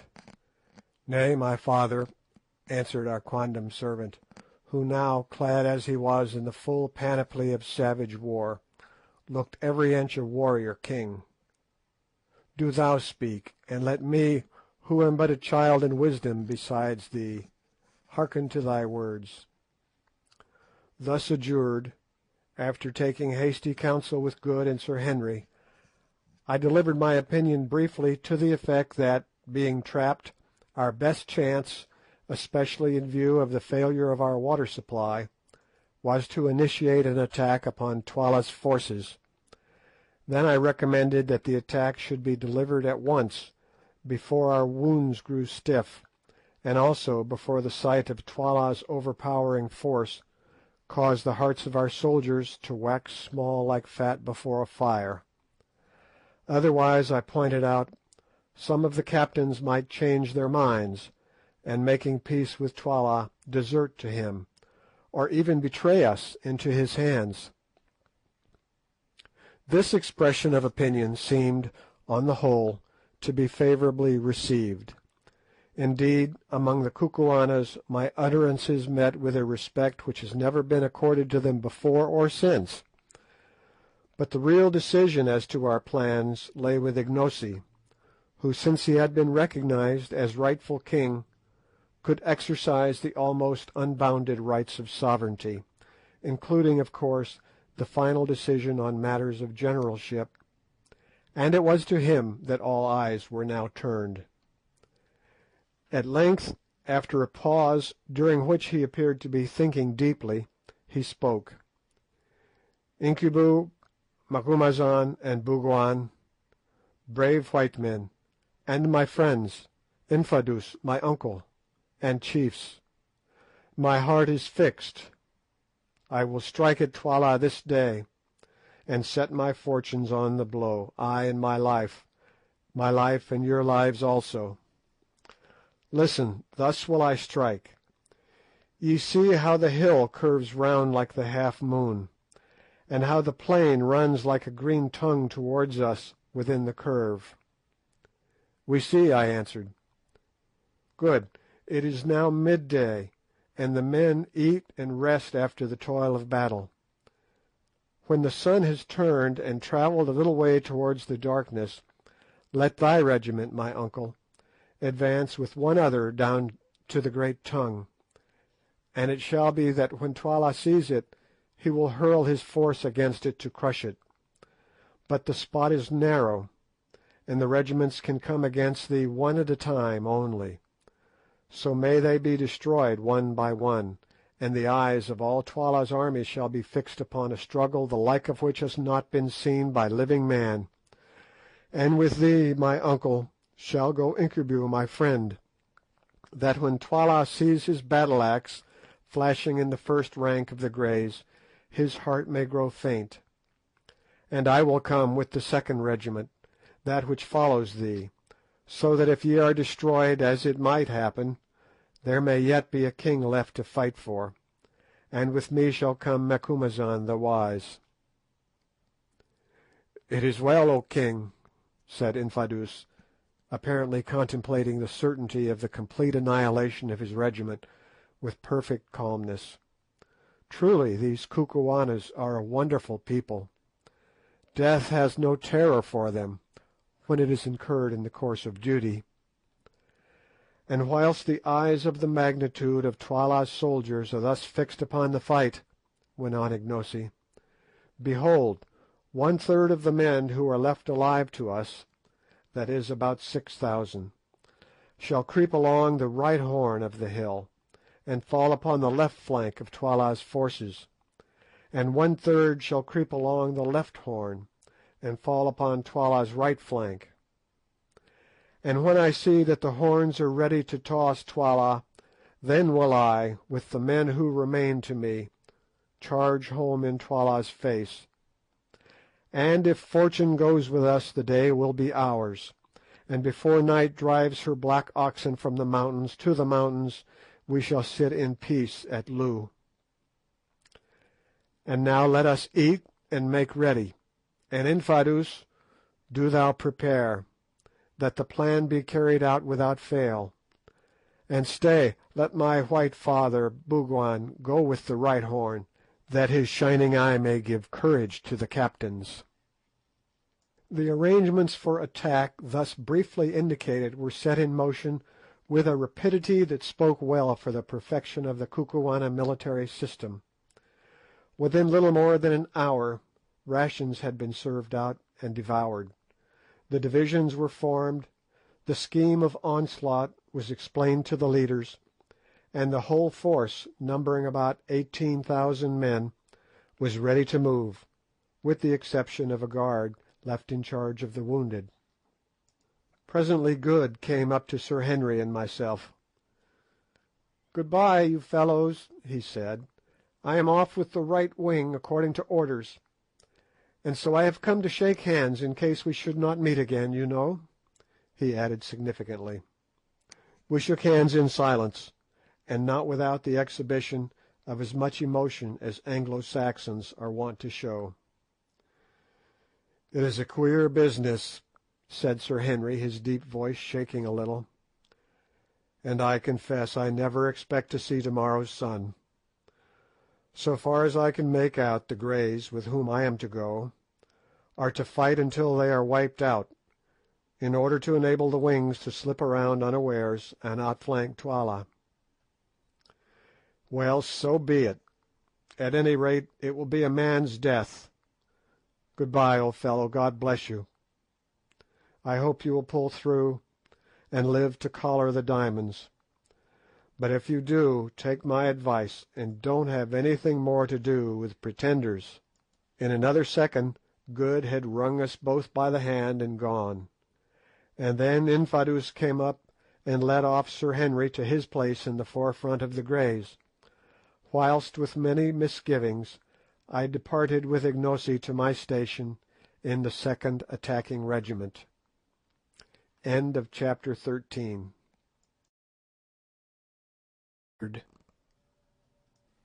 Chapter 14. The Last Stand of the Greys. In a few more minutes the regiments destined to carry out the flanking movements had tramped off in silence, keeping carefully to the lee of the rising ground in order to conceal their advance from the keen eyes of Twala's scouts. Half an hour or more was allowed to elapse between the setting out of the horns or wings of the army before any stir was made by the Greys and their supporting regiment, known as the Buffaloes, which formed its chest, and were destined to bear the brunt of the battle. Both of these regiments were almost perfectly fresh and of full strength, the Greys having been in reserve in the morning, and having lost but a small number of men in sweeping back that part of the attack which had proved successful in breaking the line of defence on the occasion when I charged with them and was stunned for my pains. As for the Buffaloes, they had formed the third line of defence on the left, and since the attacking force at that point had not succeeded in breaking through the second, they had scarcely come into action at all. Infadoos, who was a wary old general, and knew the absolute importance of keeping up the spirits of his men on the eve of such a desperate encounter, employed the pause in addressing his own regiment, the Greys, in poetical language, explaining to them the honour that they were receiving in being put thus in the forefront of the battle, and in having the great white warrior from the Stars to fight with them in their ranks, and promising large rewards of cattle and promotion to all who survived in the event of Ignosi's arms being successful. I looked down the long lines of waving black plumes and stern faces beneath them, and sighed to think that within one short hour most, if not all, of those magnificent veteran soldiers, not a man of whom was under 40 years of age, would be laid dead or dying in the dust. It could not be otherwise. They were being condemned, with that wise recklessness of human life which marks the great general, and often saves his forces and attains his ends, to certain slaughter, in order to give their cause and the remainder of the army a chance of success. They were foredoomed to die, and they knew the truth. It was to be their task to engage regiment after regiment of Twala's army on the narrow strip of green beneath us, till they were exterminated, or till the wings found a favourable opportunity for their onslaught. And yet they never hesitated, nor could I detect a sign of fear upon the face of a single warrior. There they were, going to certain death, about to quit the blessed light of day for ever, and yet able to contemplate their doom without a tremor. Even at that moment I could not help contrasting their state of mind with my own, which was far from comfortable, and breathing a sigh of envy and admiration. Never before had I seen such an absolute devotion to the idea of duty, and such a complete indifference to its bitter fruits. "Behold your king," ended old Infadoos, pointing to Ignosi. "Go fight and fall for him, as it is the duty of brave men, and cursed and shameful for ever be the name of him who shrinks from death for his king, or who turns his back to the foe. Behold your king, chiefs, captains, and soldiers. Now do your homage to the sacred snake, and then follow on, that Incubu and I may show you a road to the heart of Twala's host." There was a moment's pause, then suddenly a murmur arose from the serried phalanxes before us, a sound like the distant whisper of the sea, caused by gentle tapping of the handles of 6,000 spears against the holders' shields. Slowly it swelled, till its growing volume deepened and widened into a roar of rolling noise that echoed like thunder against the mountains, and filled the air with heavy waves of sound. Then it decreased, and by faint degrees died away into nothing, and suddenly out crashed the royal salute. Ignosi, I thought to myself, might well be a proud man that day, for no Roman emperor ever had such a salutation from gladiators about to die. Ignosi acknowledged this magnificent act of homage by lifting his battle-axe, and then the Greys filed off in a triple line formation, each line containing about 1,000 fighting men, exclusive of officers. When the last companies had advanced some 500 yards, Ignosi put himself at the head of the Buffaloes, which regiment was drawn up in a similar threefold formation, and gave the word to march, and off we went, I, needless to say, uttering the most heartfelt prayers that I might emerge from that entertainment with a whole skin. Many a queer position have I found myself in, but never before in one quite so unpleasant as the present, or one in which my chance of coming off safe was smaller. By the time that we reached the edge of the plateau the Greys were already halfway down the slope ending in the tongue of grassland that ran up into the bend of the mountain, something as the frog of a horse's foot runs up into the shoe. The excitement in Twala's camp on the plain beyond was very great, and regiment after regiment was starting forward at a long swinging trot in order to reach the root of the tongue of land before the attacking force could emerge into the plain of Loo. This tongue, which was some 400 yards in depth, even at its root or widest part was not more than 650 paces across, while at its tip it scarcely measured 90. The Greys, who, in passing down the side of the hill, and onto the tip of the tongue had formed into a column, on reaching the spot where it broadened out again, reassumed their triple-line formation, and halted dead. Then we, that is, the buffaloes, moved down the tip of the tongue and took our stand in reserve, about 100 yards behind the last line of the Greys, and on slightly higher ground.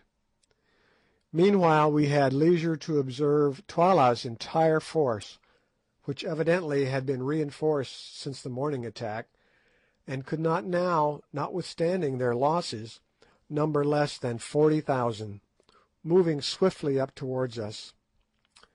But as they drew near the root of the tongue they hesitated, having discovered that only one regiment could advance into the gorge at a time, and that there, some 70 yards from the mouth of it, unassailable except in front on account of the high walls of boulder-strewn ground on each side, stood the famous regiment of Greys, the pride and glory of the Kukuana army, ready to hold the way against their power as the three Romans once held the bridge against thousands.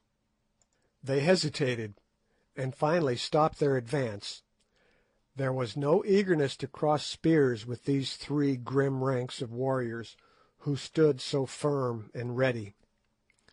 Presently, however, a tall general, wearing the customary head-dress of nodding ostrich plumes, appeared, attended by a group of chiefs and orderlies, being, I thought, none other than Twala himself.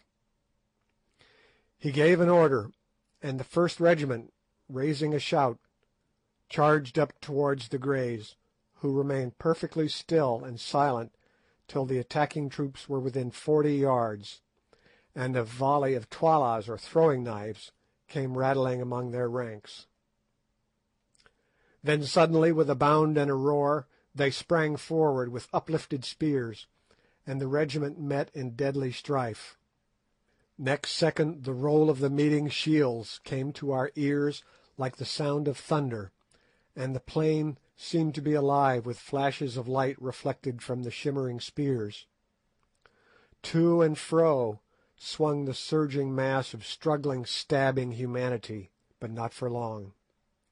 Suddenly the attacking lines began to grow thinner, and then with a slow, long heave the Greys passed over them, just as a great wave heaves up its bulk and passes over a sunken ridge. It was done. That regiment was completely destroyed.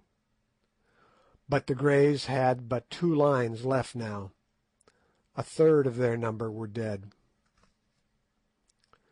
Closing up shoulder to shoulder, once more they halted in silence and awaited attack, and I was rejoiced to catch sight of Sir Henry's yellow beard as he moved to and fro arranging the ranks. So he was yet alive. Meanwhile, we moved on to the ground of the encounter, which was cumbered by about 4,000 prostrate human beings, dead, dying, and wounded, and literally stained red with blood. Ignosi issued an order, which was rapidly passed down to the ranks, to the effect that none of the enemy's wounded were to be killed, and so far as we could see this command was scrupulously carried out. It would have been a shocking sight if we had found time to think of such things. But now a second regiment, distinguished by white plumes, kilts, and shields, was moving to the attack of the 2,000 remaining Greys, who stood waiting in the same ominous silence as before, till the foe was within 40 yards or so, when they hurled themselves with irresistible force upon them. Again there came the awful roll of the meeting shields, and as we watched the tragedy repeated itself. But this time the issue was left longer in doubt. Indeed, it seemed for a while almost impossible that the Greys should again prevail. The attacking regiment, which was formed of young men, fought with the utmost fury, and at first seemed by sheer weight to be driving the veterans back. The slaughter was truly awful, hundreds falling every minute, and from among the shouts of the warriors and the groans of the dying, set to the music of clashing spears, came a continuous hissing undertone of "Sji, Sji," the note of triumph of each victor as he passed his assegai through and through the body of his fallen foe. But perfect discipline and steady and unchanging valour can do wonders, and one veteran soldier is worth two young ones, as soon became apparent in the present case. For just when we thought that it was all over with the Greys, and were preparing to take their place so soon as they made room by being destroyed, I heard Sir Henry's deep voice ringing out through the din, and caught a glimpse of his circling battle-axe as he waved it high above his plumes. Then came a change. The Greys ceased to give. They stood still as a rock, against which the furious waves of spearmen broke again and again, only to recoil. Presently they began to move once more, forward this time. As they had no firearms, there was no smoke, and we could see it all. Another minute, and the onslaught grew fainter. "Ah, these are men indeed! They will conquer again," called out Ignosi, who was grinding his teeth with excitement at my side. "See, it is done."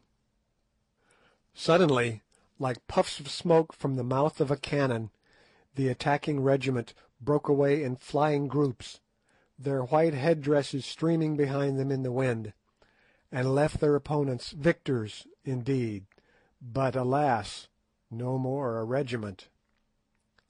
Of the gallant triple line, which 40 minutes before had gone into action 3,000 men strong, there remained at most some 600 blood-spattered men. The rest were underfoot. And yet they cheered and waved their spears in triumph, and then instead of falling back upon us as we expected, they ran forward for 100 yards or so, after the flying groups of foemen, took possession of a rising knoll of ground, and, resuming their triple formation, formed a threefold ring around its base. And there, thanks be to Heaven, standing on the top of the mound for a minute, I saw Sir Henry, apparently unharmed, and with him our old friend Infadoos. Then Twala's regiments rolled down upon the doomed band, and once more the battle closed in.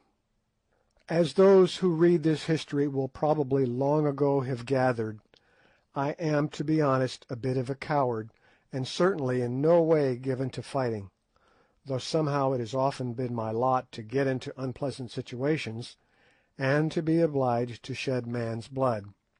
But I have always hated it, and kept my own blood as undiminished in quantity as possible, sometimes by a judicious use of my heels. At this moment, however, for the first time in my life, I felt my bosom burn with martial ardour. Warlike fragments from the Ingoldsby legends, together with numbers of sanguinary verses in the Old Testament, sprang up in my brain like mushrooms in the dark. My blood, which hitherto had been half frozen with horror, went beating through my veins, and there came upon me a savage desire to kill and spare not.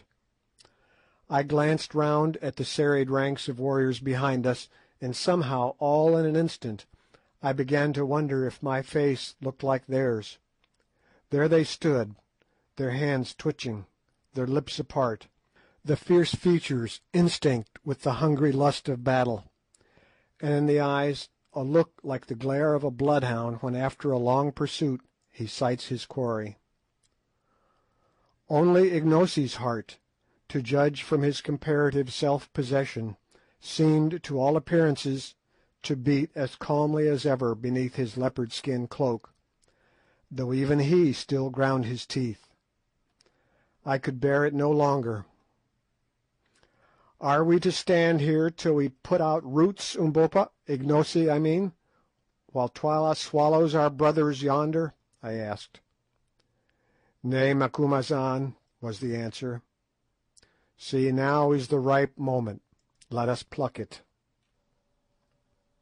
As he spoke, a fresh regiment rushed past the ring upon the little mound, and wheeling round, attacked it from the hither side. Then, lifting his battle-axe, Ignosi gave the signal to advance, and screaming the wild Kukuana war-cry, the buffaloes charged home with a rush like the rush of the sea. What followed immediately on this it is out of my power to tell.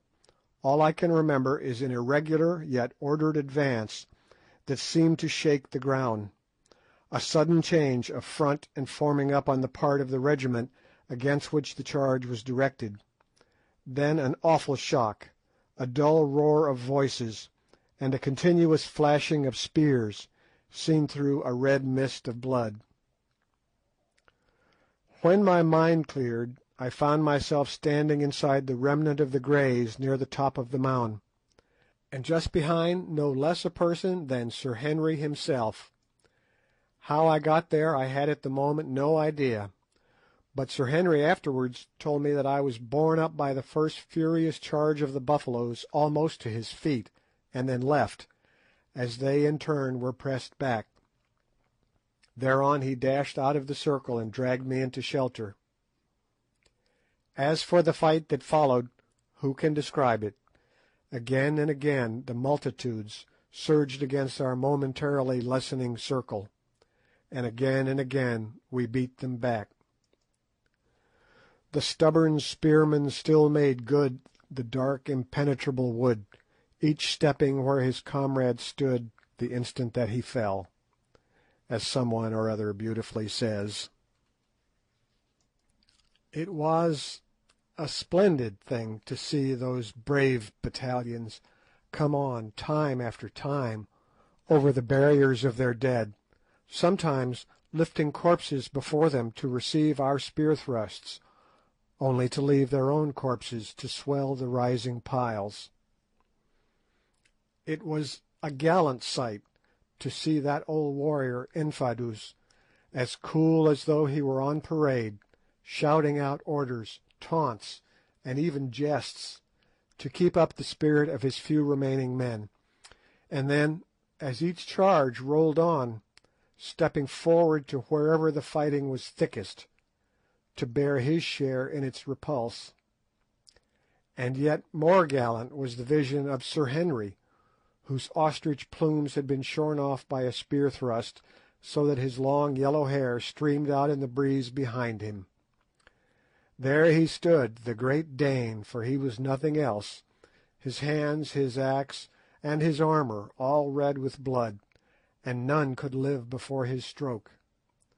Time after time I saw it sweeping down, as some great warrior ventured to give him battle, and as he struck it he shouted, "Ahoy! Ahoy!"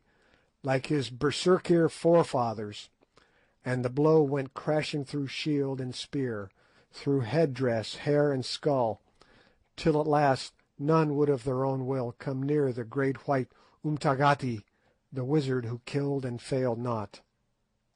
But suddenly there rose a cry of "Twala! Itwala!" and out of the press sprang forward none other than the gigantic one-eyed king himself, also armed with battle-axe and shield, and clad in chain armour. "Where art thou, Incubu, thou white man, who slewest Scragga my son?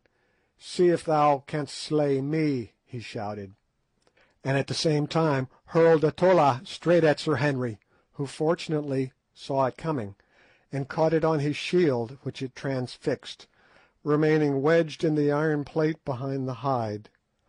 Then with a cry Twala sprang forward straight at him, and with his battle-axe struck him such a blow upon the shield that the mere force and shock of it brought Sir Henry, strong man as he is, down upon his knees. But at this time the matter went no further, for that instant there rose from the regiments pressing round us something like a shout of dismay, and on looking up I saw the cause. To the right and to the left the plain was alive with the plumes of charging warriors. The outflanking squadrons had come to our relief. The time could not have been better chosen.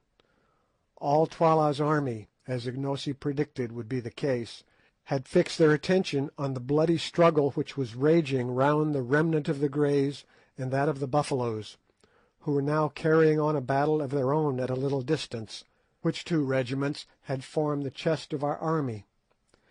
It was not until our horns were about to close upon them that they had dreamed of their approach, for they believed these forces to be hidden in reserve upon the crest of the moon-shaped hill. And now, before they could even assume a proper formation for defence, the outflanking impis had leapt like greyhounds on their flanks. In 5 minutes the fate of the battle was decided. Taken on both flanks, and dismayed at the awful slaughter inflicted upon them by the Greys and Buffaloes, Twala's regiments broke into flight, and soon the whole plain between us and Loo was scattered with groups of running soldiers making good their retreat. As for the hosts that had so recently surrounded us and the Buffaloes, they melted away as though by magic, and presently we were left standing there like a rock from which the sea has retreated. But what a sight it was! Around us the dead and dying lay in heaped-up masses, and of the gallant Greys there remained but 95 men upon their feet. More than 3,400 had fallen in this one regiment, most of them never to rise again. "Men," said Infadoos calmly, as between the intervals of binding a wound on his arm he surveyed what remained to him of his corps, "ye have kept up the reputation of your regiment, and this day's fighting will be well spoken of by your children's children." Then he turned round and shook Sir Henry Curtis by the hand. "Thou art a great captain, Incubu," he said simply. "I have lived a long time among warriors, and have known many a brave one, yet have I never seen a man like unto thee." At this moment the Buffaloes began to march past our position on the road to Loo, and as they went a message was brought to us from Ignosi requesting Infadoos, Sir Henry, and myself to join them. Accordingly, orders having been issued to the remaining 90 men of the Greys to employ themselves in collecting the wounded, we joined Ignosi, who informed us that he was pressing on to Loo to complete the victory by capturing Twala, if that should be possible. Before we had gone far, suddenly we discovered the figure of Good sitting on an ant-heap about 100 paces from us. Close beside him was the body of a Kukuana. "He must be wounded," said Sir Henry anxiously. As he made the remark an untoward thing happened. The dead body of the Kukuana soldier, or rather what had appeared to be his dead body, suddenly sprang up, knocked Good head over heels off the ant-heap, and began to spear him. We rushed forward in terror, and as we drew near we saw the brawny warrior making dig after dig at the prostrate Good, who at each prod jerked all his limbs into the air. Seeing us coming, the Kukuana gave one final and most vicious dig, and with a shout of "Take that, wizard!" bolted away. Good did not move, and we concluded that our poor comrade was done for. Sadly we came towards him, and were astonished to find him pale and faint indeed, but with a serene smile upon his face, and his eyeglass still fixed in his eye. "Capital armour this," he murmured, on catching sight of our faces bending over him.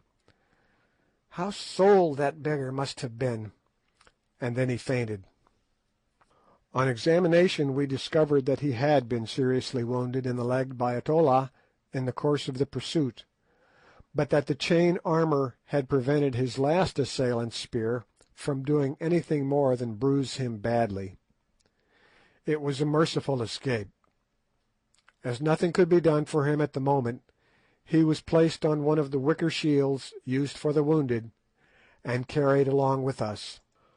On arriving before the nearest gate of Loo, we found one of our regiments watching it in obedience to orders received from Ignosi. The other regiments were in the same way guarding the different exits to the town. The officer in command of this regiment saluted Ignosi as king, and informed him that Twala's army had taken refuge in the town, whither Twala himself had also escaped. But he thought that they were thoroughly demoralised and would surrender.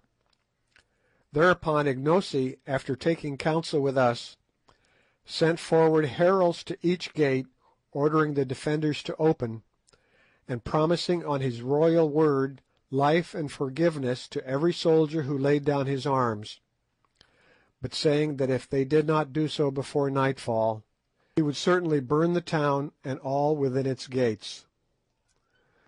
This message was not without its effect.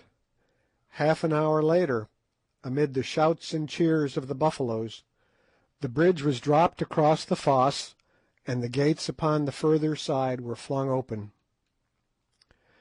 Taking due precautions against treachery, we marched on into the town.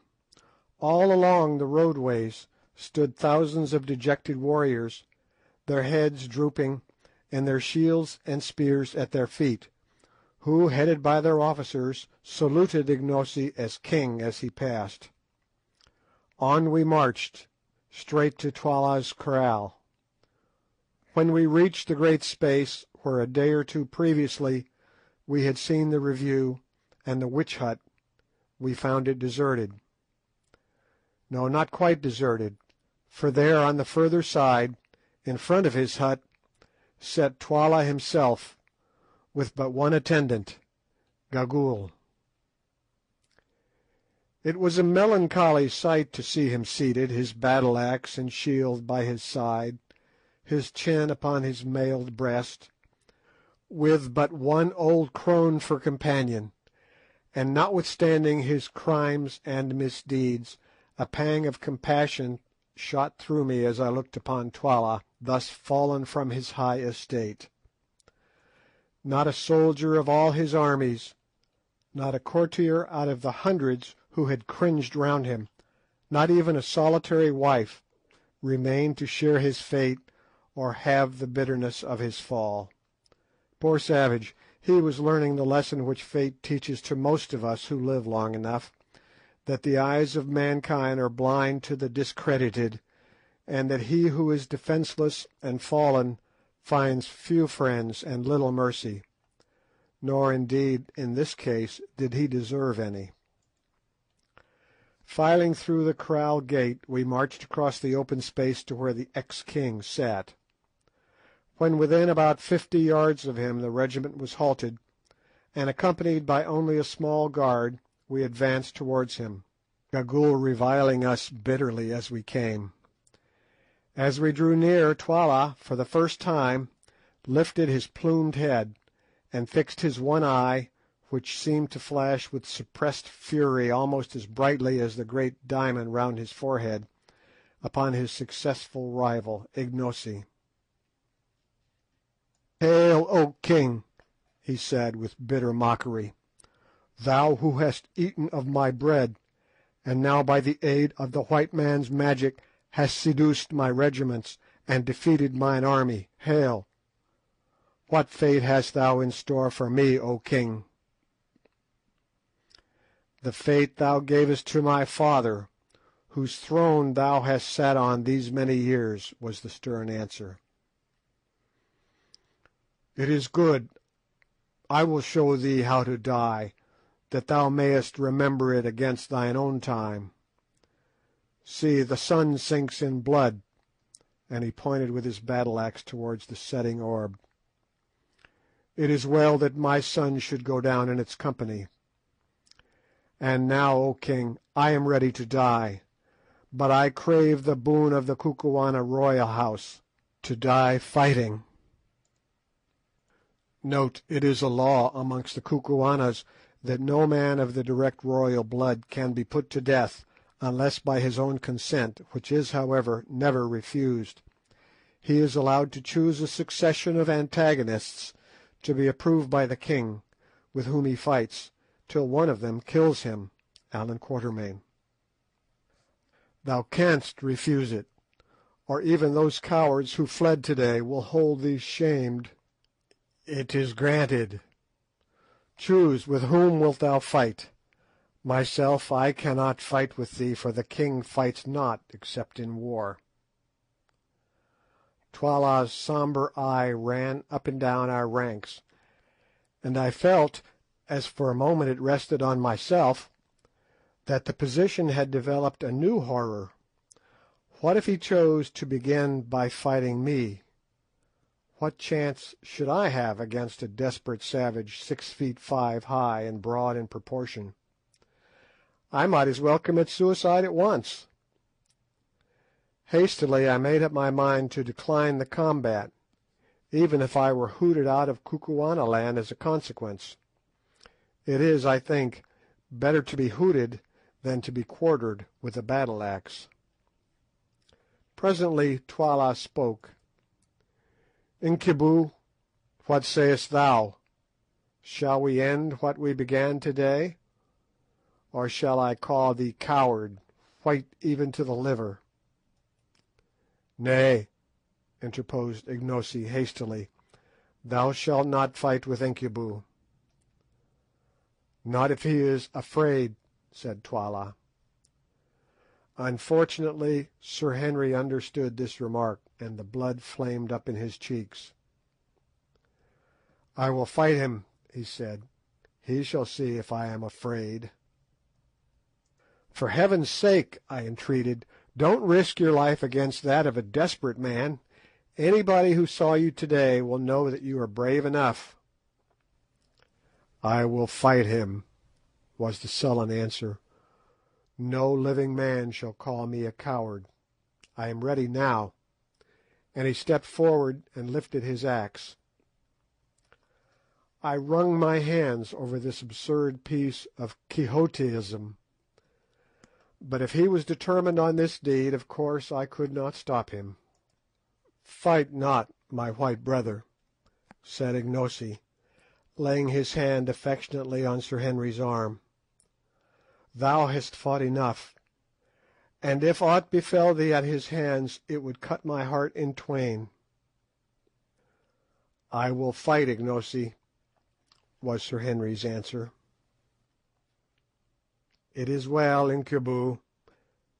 Thou art a brave man. It will be a good fray. Behold, Twala, the elephant is ready for thee." The ex-king laughed savagely, and stepping forward faced Curtis. For a moment they stood thus, and the light of the sinking sun caught their stalwart frames and clothed them both in fire. They were a well-matched pair. Then they began to circle round each other, their battle-axes raised. Suddenly Sir Henry sprang forward and struck a fearful blow at Twala, who stepped to one side. So heavy was the stroke that the striker half overbalanced himself, a circumstance of which his antagonist took a prompt advantage. Circling his massive battle-axe round his head, he brought it down with tremendous force. My heart jumped into my mouth. I thought that the affair was already finished. But no, with a quick upward movement of the left arm, Sir Henry interposed his shield between himself and the axe, with the result that its outer edge was shorn away, the axe falling on his left shoulder, but not heavily enough to do any serious damage. In another moment Sir Henry got in a second blow, which was also received by Twala upon his shield. Then followed blow upon blow that were, in turn, either received upon the shields or avoided. The excitement grew intense. The regiment which was watching the encounter forgot its discipline, and drawing near shouted and groaned at every stroke. Just at this time, too, Good, who had been laid upon the ground by me, recovered from his faint, and sitting up perceived what was going on. In an instant he was up, and catching hold of my arm, hopped about from place to place on one leg, dragging me after him and yelling encouragements to Sir Henry.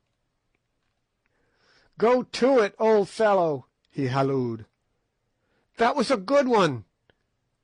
Give it him amidships!" and so on.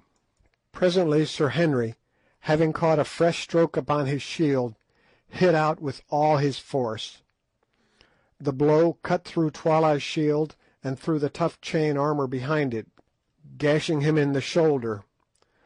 With a yell of pain and fury, Twala returned the blow with interest, and, such was his strength, shore right through the rhinoceros's horn handle of his antagonist's battle-axe, strengthened as it was with bands of steel, wounding Curtis in the face.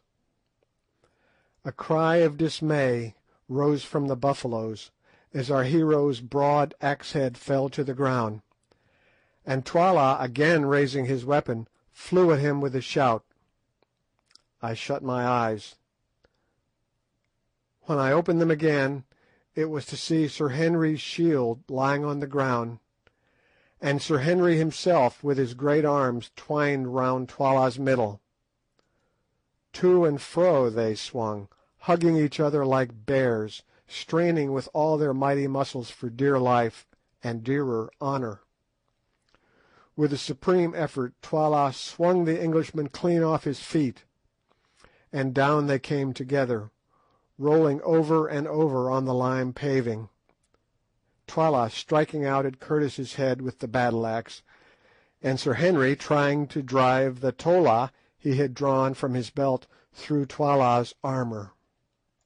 It was a mighty struggle, and an awful thing to see. "Get his axe!"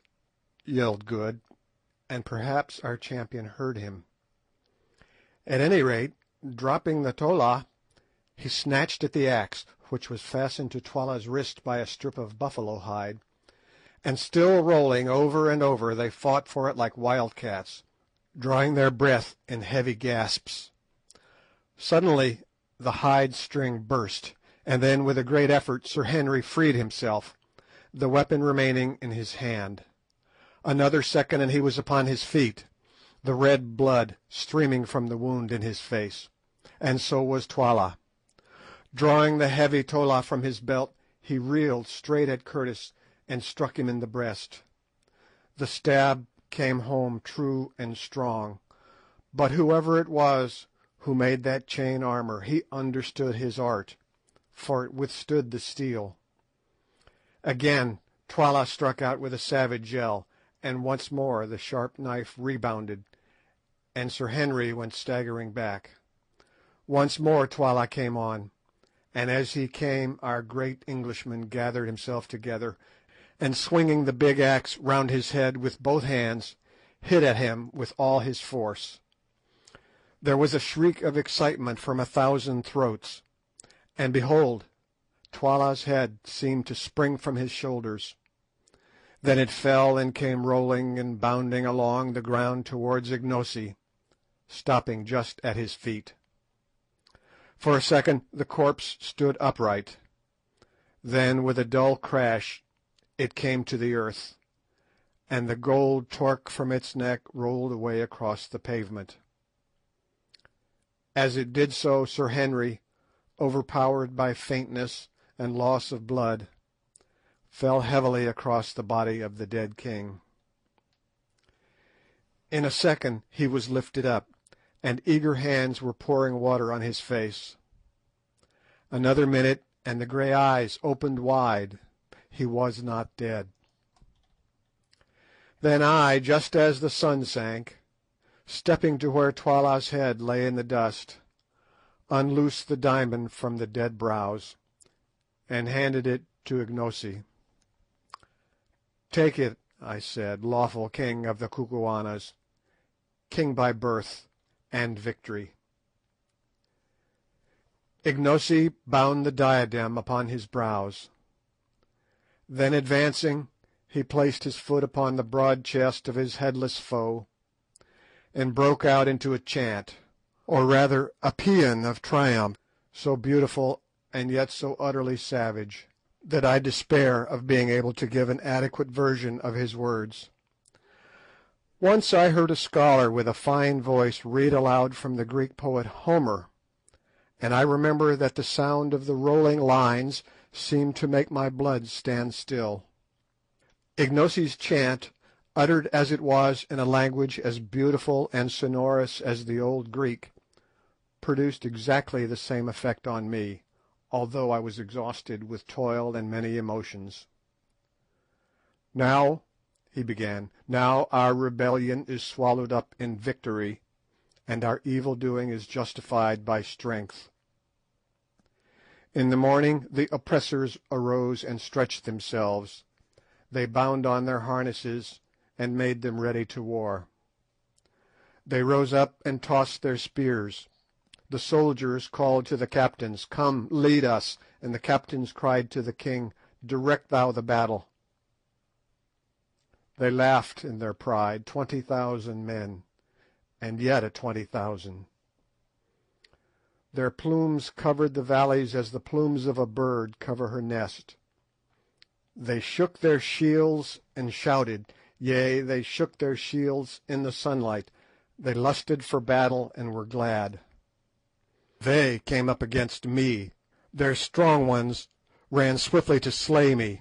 They cried, 'Ha, ha! He is as one already dead.' Then I breathed on them, and my breath was as the breath of a wind, and lo, they were not. My lightnings pierced them. I licked up their strength with the lightning of my spears. I shook them to the ground with the thunder of my shoutings. They broke, they scattered, they were gone as the mists of the morning. They are food for the kites and the foxes, and the place of battle is fat with their blood. Where are the mighty ones who rose up in the morning? Where are the proud ones who tossed their spears and cried, 'He is as a man already dead'? They bow their heads, but not in sleep. They are stretched out, but not in sleep. They are forgotten.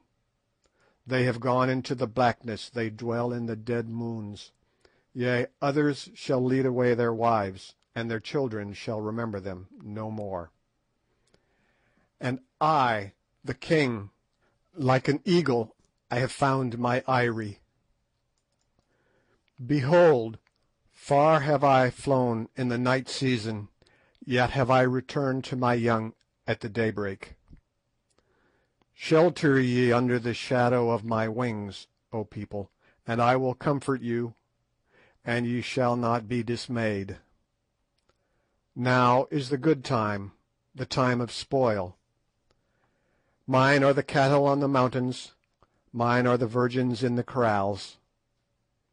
The winter is overpast with storms, the summer is ready to come with flowers. Now evil shall cover up her face, now mercy and gladness shall dwell in the land. Rejoice, rejoice, my people. Let all the stars rejoice in that this tyranny is trodden down, in that I am the king." Ignosi ceased his song, and out of the gathering gloom came back the deep reply, "Thou art the king." Thus was my prophecy to the herald fulfilled, and within the 48 hours Twala's headless corpse was stiffening at Twala's gate. End of chapter 14.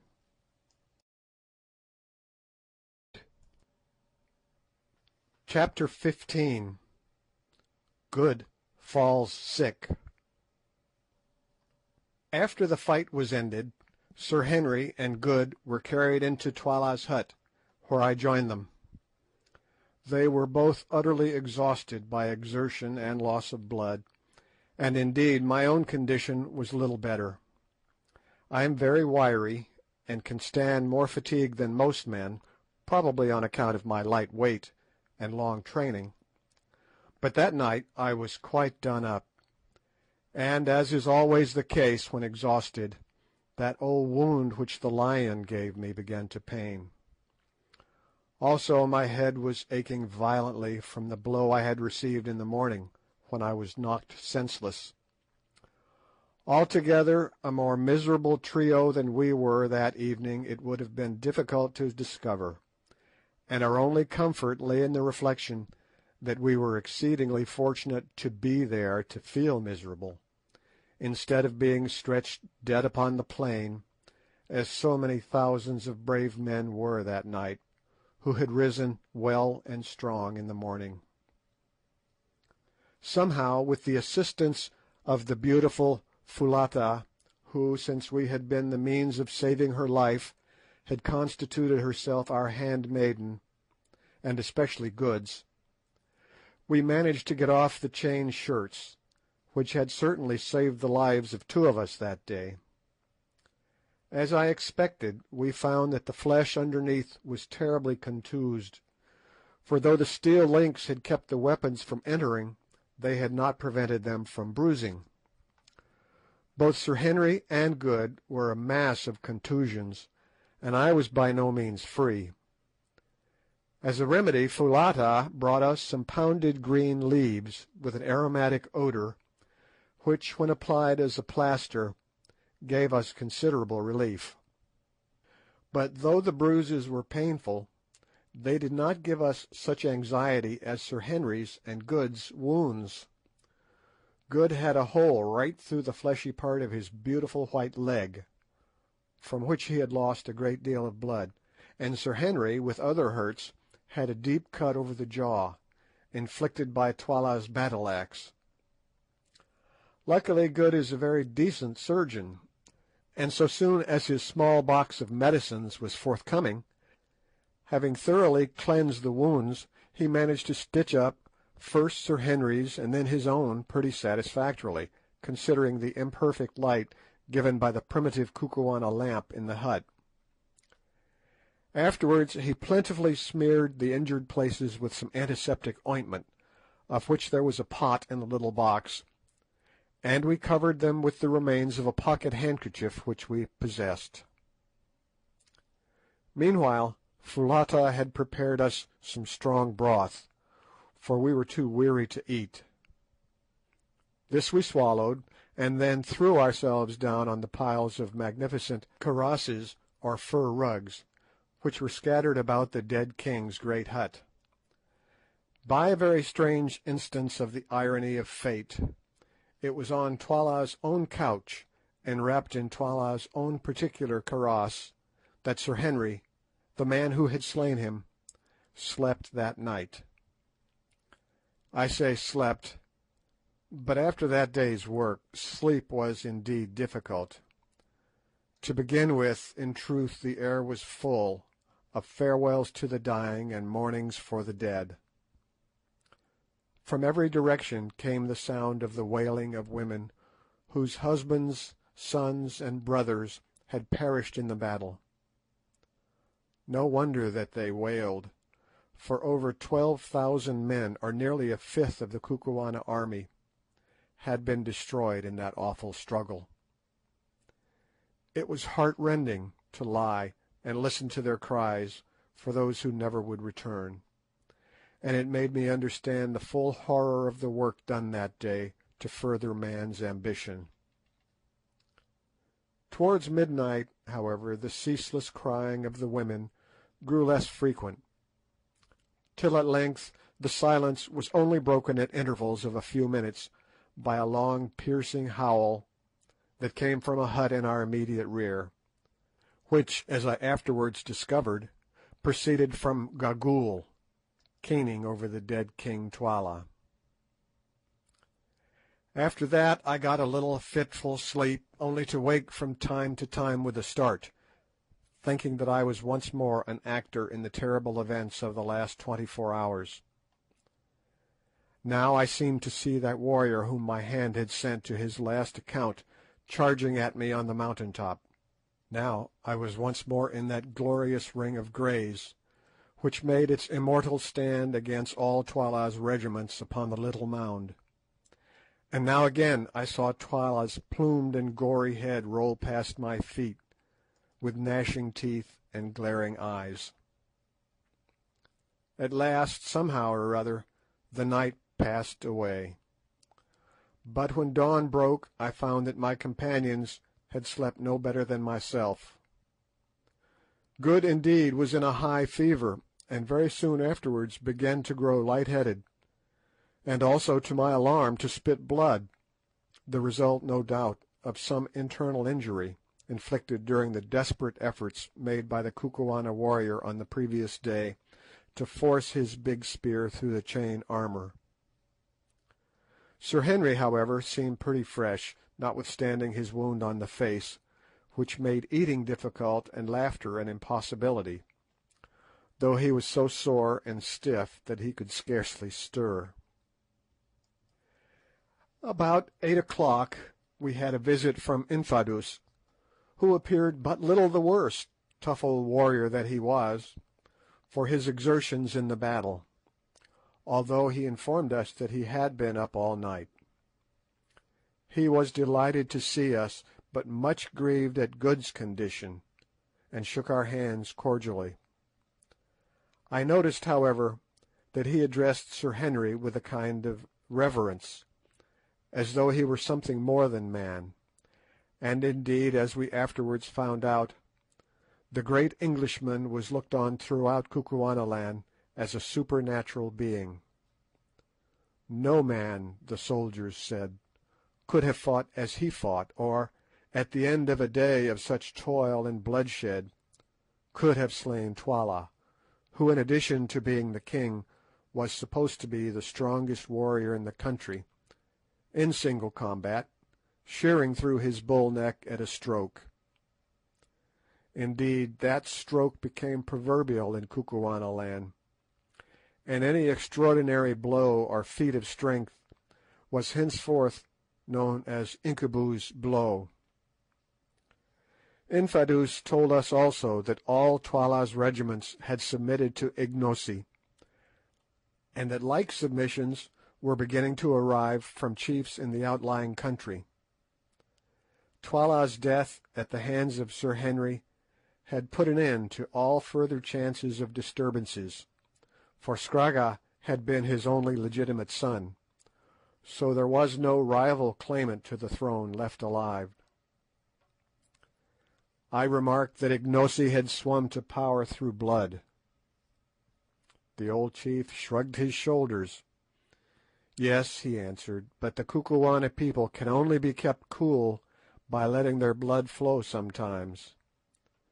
Many are killed indeed, but the women are left, and others must soon grow up to take the places of the fallen. After this the land would be quiet for a while.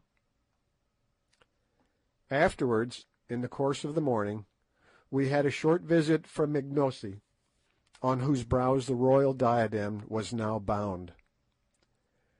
As I contemplated him advancing with kingly dignity, an obsequious guard following his steps, I could not help recalling to my mind the tall Zulu who had presented himself to us at Durban some months back, asking to be taken into our service, and reflecting on the strange revolutions of the wheel of fortune.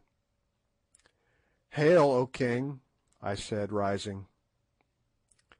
"Yes, Macumazahn, king at last, by the might of your 3 right hands," was the ready answer. All was, he said, going well, and he hoped to arrange a great feast in 2 weeks' time, in order to show himself to the people. I asked him what he had settled to do with Gagool. "She is the evil genius of the land," he answered, "and I shall kill her, and all the witch doctors with her. She has lived so long that none can remember when she was not very old, and she it is who has always trained the witch hunters, and made the land wicked in the sight of the heavens above. Yet she knows much, I replied. It is easier to destroy knowledge, Ignosi, than to gather it. That is so, he said thoughtfully. She, and only she, knows the secret of the three witches yonder, whither the great road runs, where the kings are buried and the silent ones sit. Yes, and the diamonds are.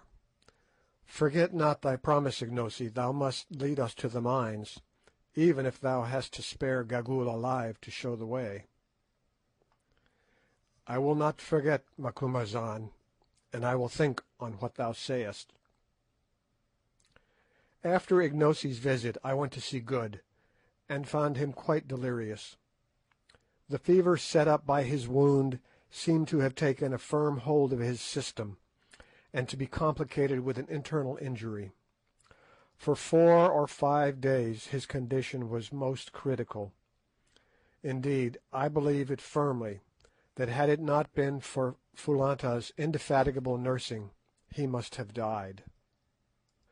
Women are women all the world over, whatever their colour.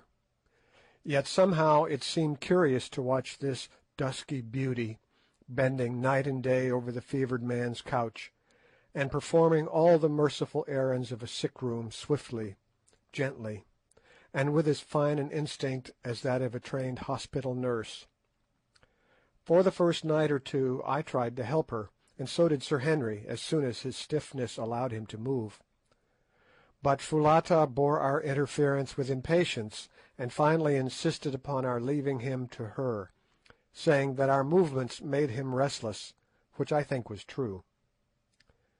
Day and night she watched him and tended him, giving him his only medicine, a native cooling drink made of milk, in which was infused juice from the bulb of a species of tulip, and keeping the flies from settling on him. I can see the whole picture now as it appeared night after night by the light of our primitive lamp. Good tossing to and fro, his features emaciated, his eyes shining large and luminous, and jabbering nonsense by the yard, and seated on the ground by his side, her back resting against the wall of the hut, the soft-eyed, shapely Kukuana beauty, her face, weary as it was with her long vigil, animated by a look of infinite compassion, or was it something more than compassion?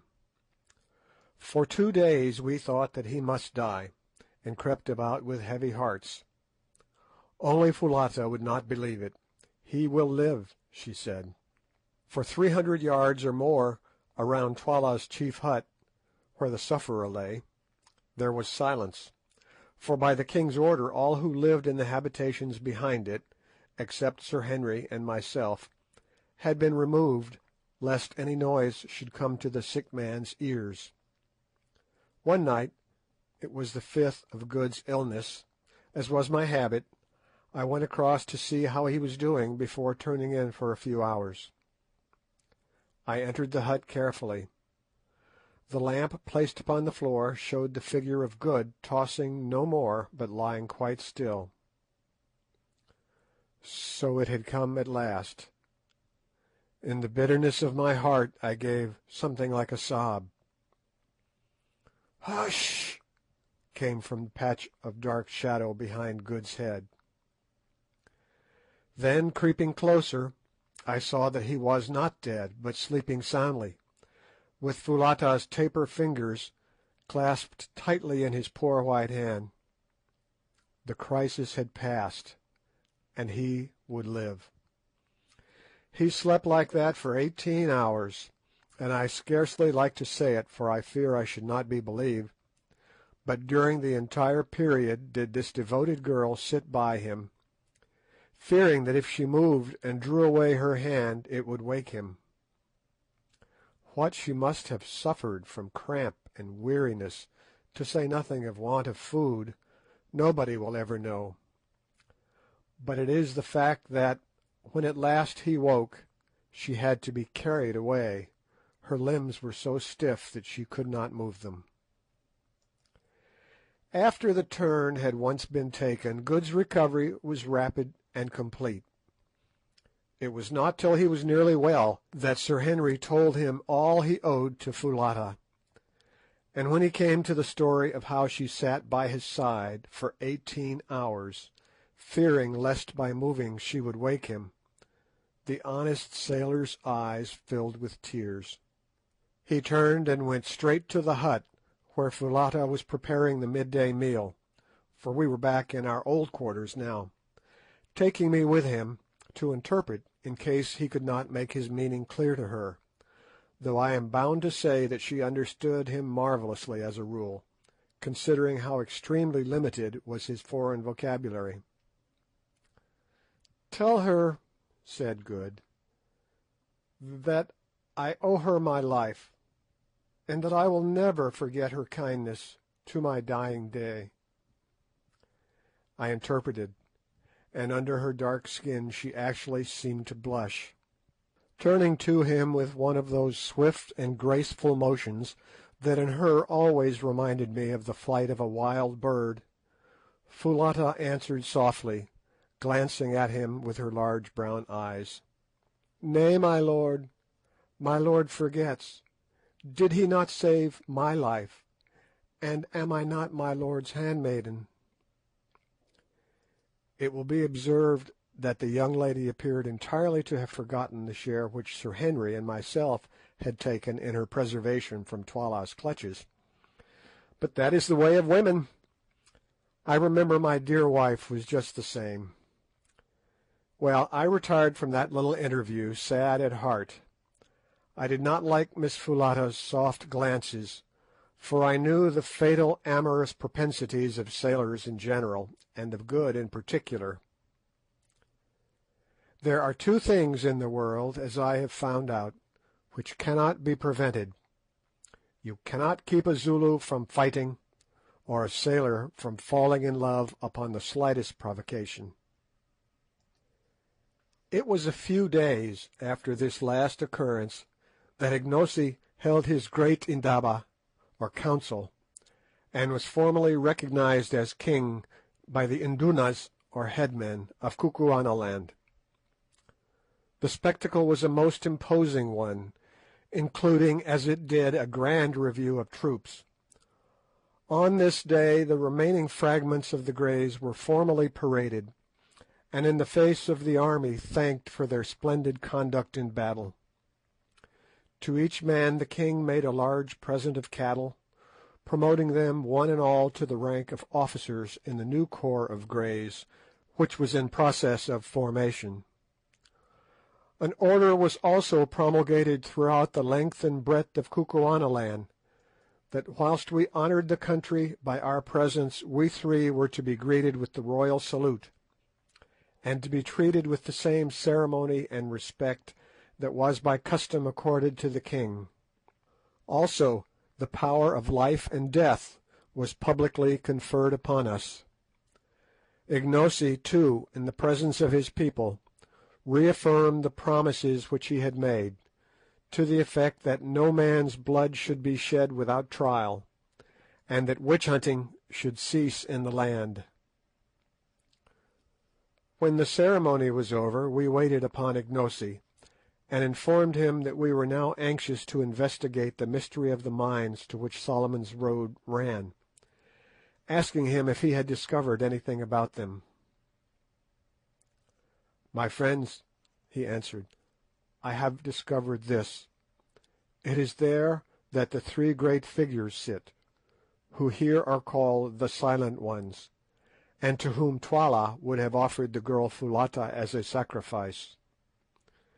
It is there, too, in a great cave deep in the mountain, that the kings of the land are buried. There ye shall find Twala's body, sitting with those who went before him. There also is a deep pit, which at some time long dead men dug out, mayhap for the stones ye speak of, such as I have heard men in Natal tell of at Kimberley.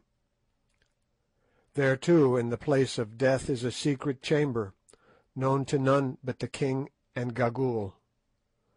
But Twala, who knew it, is dead, and I know it not, nor know I what is in it. Yet there is a legend in the land that once, many generations ago, a white man crossed the mountains, and was led by a woman to the secret chamber, and shown the wealth hidden in it. But before he could take it she betrayed him, and he was driven by the king of that day back to the mountains, and since then no man has entered the place." "The story is surely true, Ignosi, for on the mountains we found the white man," I said. "Yes, we found him, and now I have promised you that if ye can come to that chamber, and the stones are there—" "The gem upon thy forehead proves they are there," I put in, pointing to the great diamond I had taken from Twala's dead brows. "Mayhap, if they are there," he said, "ye shall have as many as ye can take hence, if indeed ye would leave me, my brothers." "First we must find the chamber," said I. "There is but one who can show it to thee, Gagool." "And if she will not?" "Then she must die," said Ignosi sternly. "I have saved her alive but for this. Stay, she shall choose." And calling to a messenger, he ordered Gagool to be brought before him. In a few minutes she came, hurried along by two guards, whom she was cursing as she walked. "Leave her," said the king to the guards. But as soon as their support was withdrawn, the withered old bundle, for she looked more like a bundle than anything else, out of which her two bright and wicked eyes gleamed like those of a snake, sank in a heap onto the floor. "What will ye with me, Ignosi?" she piped. "Ye dare not touch me. If ye touch me, I will slay you as ye sit. Beware of my magic." "Thy magic could not save Twala, old she-wolf, and it cannot hurt me," was the answer. "Listen, I will this of thee, that thou reveal to us the chamber where are the shining stones." "Ha ha!" she piped. "None know its secret but I, and I will never tell thee. The white devils shall go hence empty-handed." "Thou shalt tell me. I will make thee tell me." "How, O king? Thou art great, but can thy power wring the truth from a woman?"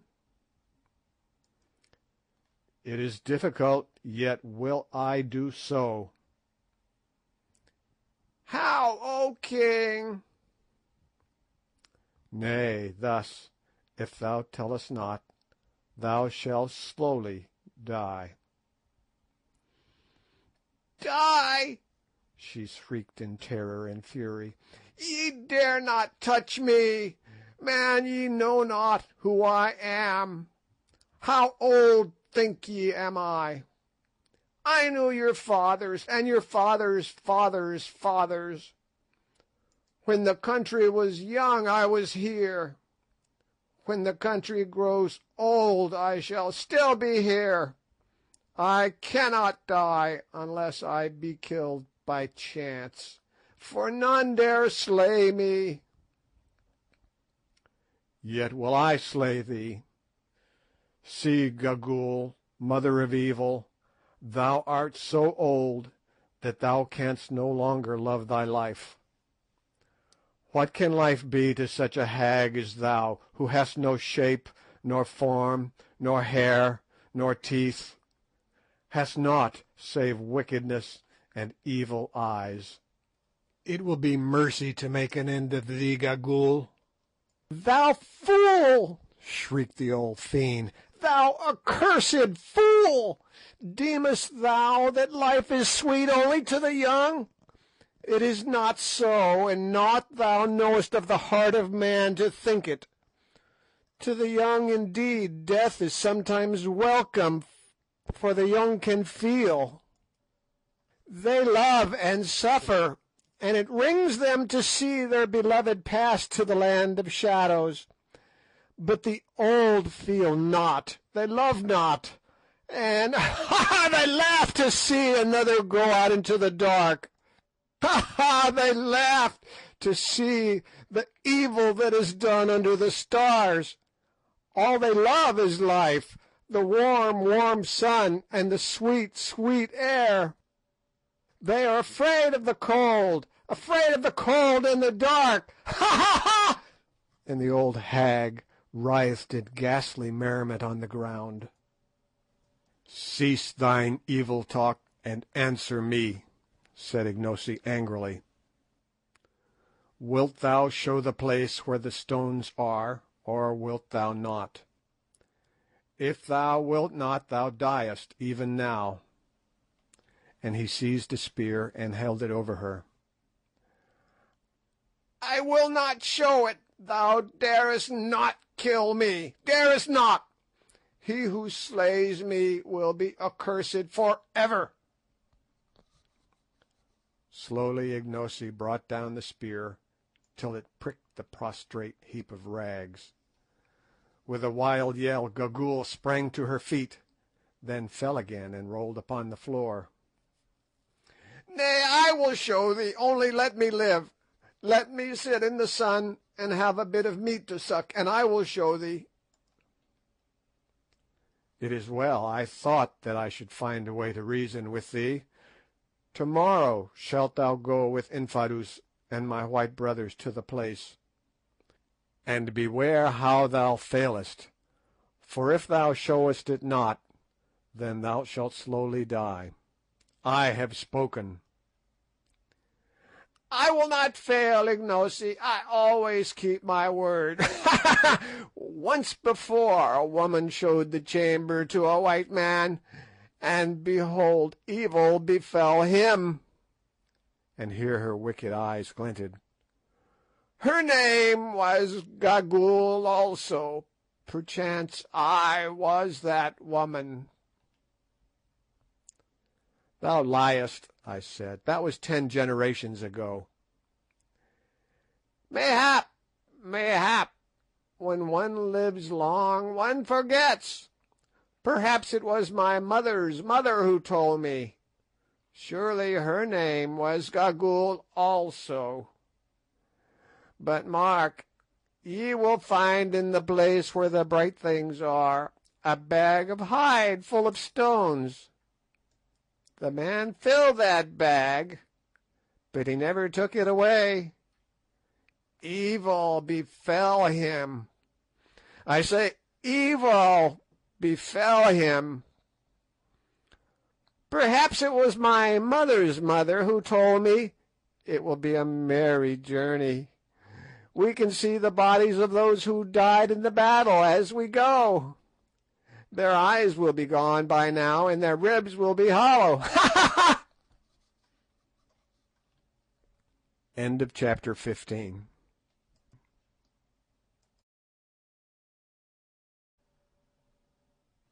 Chapter 16. The Place of Death. It was already dark on the 3rd day after the scene described in the previous chapter, when we camped in some huts at the foot of the 3 Witches, as the triangle of mountains is called, to which Solomon's Great Road runs. Our party consisted of our 3 selves and Foulata, who waited on us, especially on Good, Infadoos, Gagool, who was borne along in a litter, inside which she could be heard muttering and cursing all day long, and a party of guards and attendants. The mountains, or rather the 3 peaks of the mountain, for the mass was evidently the result of a solitary upheaval, were, as I have said, in the form of a triangle, of which the base was towards us, one peak being on our right, one on our left, and one straight in front of us. Never shall I forget the sight afforded by those 3 towering peaks in the early sunlight of the following morning. High, high above us, up into the blue air, soared their twisted snow wreaths. Beneath the snow line the peaks were purple with heaths, and so were the wild moors that ran up the slope towards them. Straight before us the white ribbon of Solomon's Great Road stretched away uphill to the foot of the centre peak, about 5 miles from us, and there stopped. It was its terminus. I had better leave the feelings of intense excitement with which we set out on our march that morning to the imagination of those who read this history. At last we were drawing near to the wonderful mines that had been the cause of the miserable death of the old Portuguese Dom 3 centuries ago, of my poor friend, his ill-starred descendant, and also, as we feared, of George Curtis, Sir Henry's brother. Were we destined, after all that we had gone through, to fare any better? Evil befell them, as that old fiend Gagool said. Would it also befall us? Somehow, as we were marching up that last stretch of beautiful road, I could not help feeling a little superstitious about the matter, and so I think did Good and Sir Henry. For an hour and a half or more we tramped on up the heather-fringed way, going so fast in our excitement that the bearers of Gagool's hammock could scarcely keep pace with us, and its occupant piped out to us to stop. "Walk more slowly, white men," she said, projecting her hideous shrivelled countenance between the grass curtains, and fixing her gleaming eyes upon us. "Why will you run to meet the evil that shall befall you, ye seekers after treasure?" And she laughed that horrible laugh which always sent a cold shiver down my back, and for a while quite took the enthusiasm out of us. However, on we went, till we saw before us, and between ourselves and the peak, a vast circular hole with sloping sides, 300 feet or more in depth, and quite half a mile around. "Can't you guess what this is?" I said to Sir Henry and Good, who were staring in astonishment at the awful pit before us. They shook their heads. "Then it is clear that you have never seen the diamond diggings at Kimberley. You may depend on it that this is Solomon's diamond mine," pointing to the strata of stiff blue clay which were yet to be seen among the grass and bushes that clothed the sides of the pit. "The formation is the same. I'll be bound that if we went down there we should find pipes of soapy brecciated rock. Look, too," and I pointed to a series of worn flat slabs of stone that were placed on a gentle slope below the level of a watercourse which in some past age had been cut out of the solid rock. "If those are not tables once used to wash the stuff, I'm a Dutchman." At the edge of this vast hole, which was none other than the pit marked on the old Dom's map, the great road branched into two and circumvented it. In many places, by the way, this surrounding road was built entirely out of blocks of stone, apparently with the object of supporting the edges of the pit and preventing falls of reef. Along this path we pressed, driven by curiosity to see what were the 3 towering objects which we could discern from the hither side of the great gulf. As we drew near we perceived that they were colossi of some sort or another, and rightly conjectured that before us sat the 3 Silent Ones that are held in such awe by the Kukuana people. But it was not until we were quite close to them that we recognized the full majesty of these Silent Ones. There, upon huge pedestals of dark rock, sculptured with rude emblems of the phallic worship, separated from each other by a distance of 40 paces, and looking down the road which crossed some 60 miles of plain to Loo, were 3 colossal seated forms, 2 male and 1 female, each measuring about 30 feet from the crown of its head to the pedestal. The female form, which was nude, was of great though severe beauty, but unfortunately the features had been injured by centuries of exposure to the weather. Rising from either side of her head were the points of a crescent. The two male colossi, on the contrary, were draped, and presented a terrifying cast of features, especially the one to our right, which had the face of a devil. That to our left was serene in countenance, but the calm upon it seemed dreadful. It was the calm of that inhuman cruelty, Sir Henry remarked, which the ancients attributed to being potent for good. Who could yet watch the sufferings of humanity, if not without rejoicing, at least without sorrow. These three statues form a most awe-inspiring trinity, as they sit there in their solitude and gaze out across the plain for ever. Contemplating these silent ones, as the Kukuanas call them, an intense curiosity again seized us to know whose were the hands which had shaped them. Who was it that had dug the pit and made the road? Whilst I was gazing and wondering, suddenly it occurred to me, being familiar with the Old Testament, that Solomon went astray after strange gods, the names of three of whom I remembered: Ashtoreth, the goddess of the Zidonians; Chemosh, the god of the Moabites; and Milcom, the god of the children of Ammon. And I suggested to my companions that the figures before us might represent these false and exploded divinities. Said Sir Henry, who is a scholar, having taken a high degree in classics at college. There may be something in that. Ashtoreth of the Hebrews was the Astarte of the Phoenicians, who were the great traders of Solomon's time. Astarte, who afterwards became the Aphrodite of the Greeks, was represented with horns like the half-moon, and there on the brow of the female figure are distinct horns. Perhaps these colossi were designed by some Phoenician official who managed the mines. Who can say? Note: compare Milton, Paradise Lost, Book 1. With these in troop came Ashtoreth, whom the Phoenicians called Astarte, Queen of Heaven, with crescent horns, to whose bright image nightly by the moon Sidonian virgins paid their vows and songs.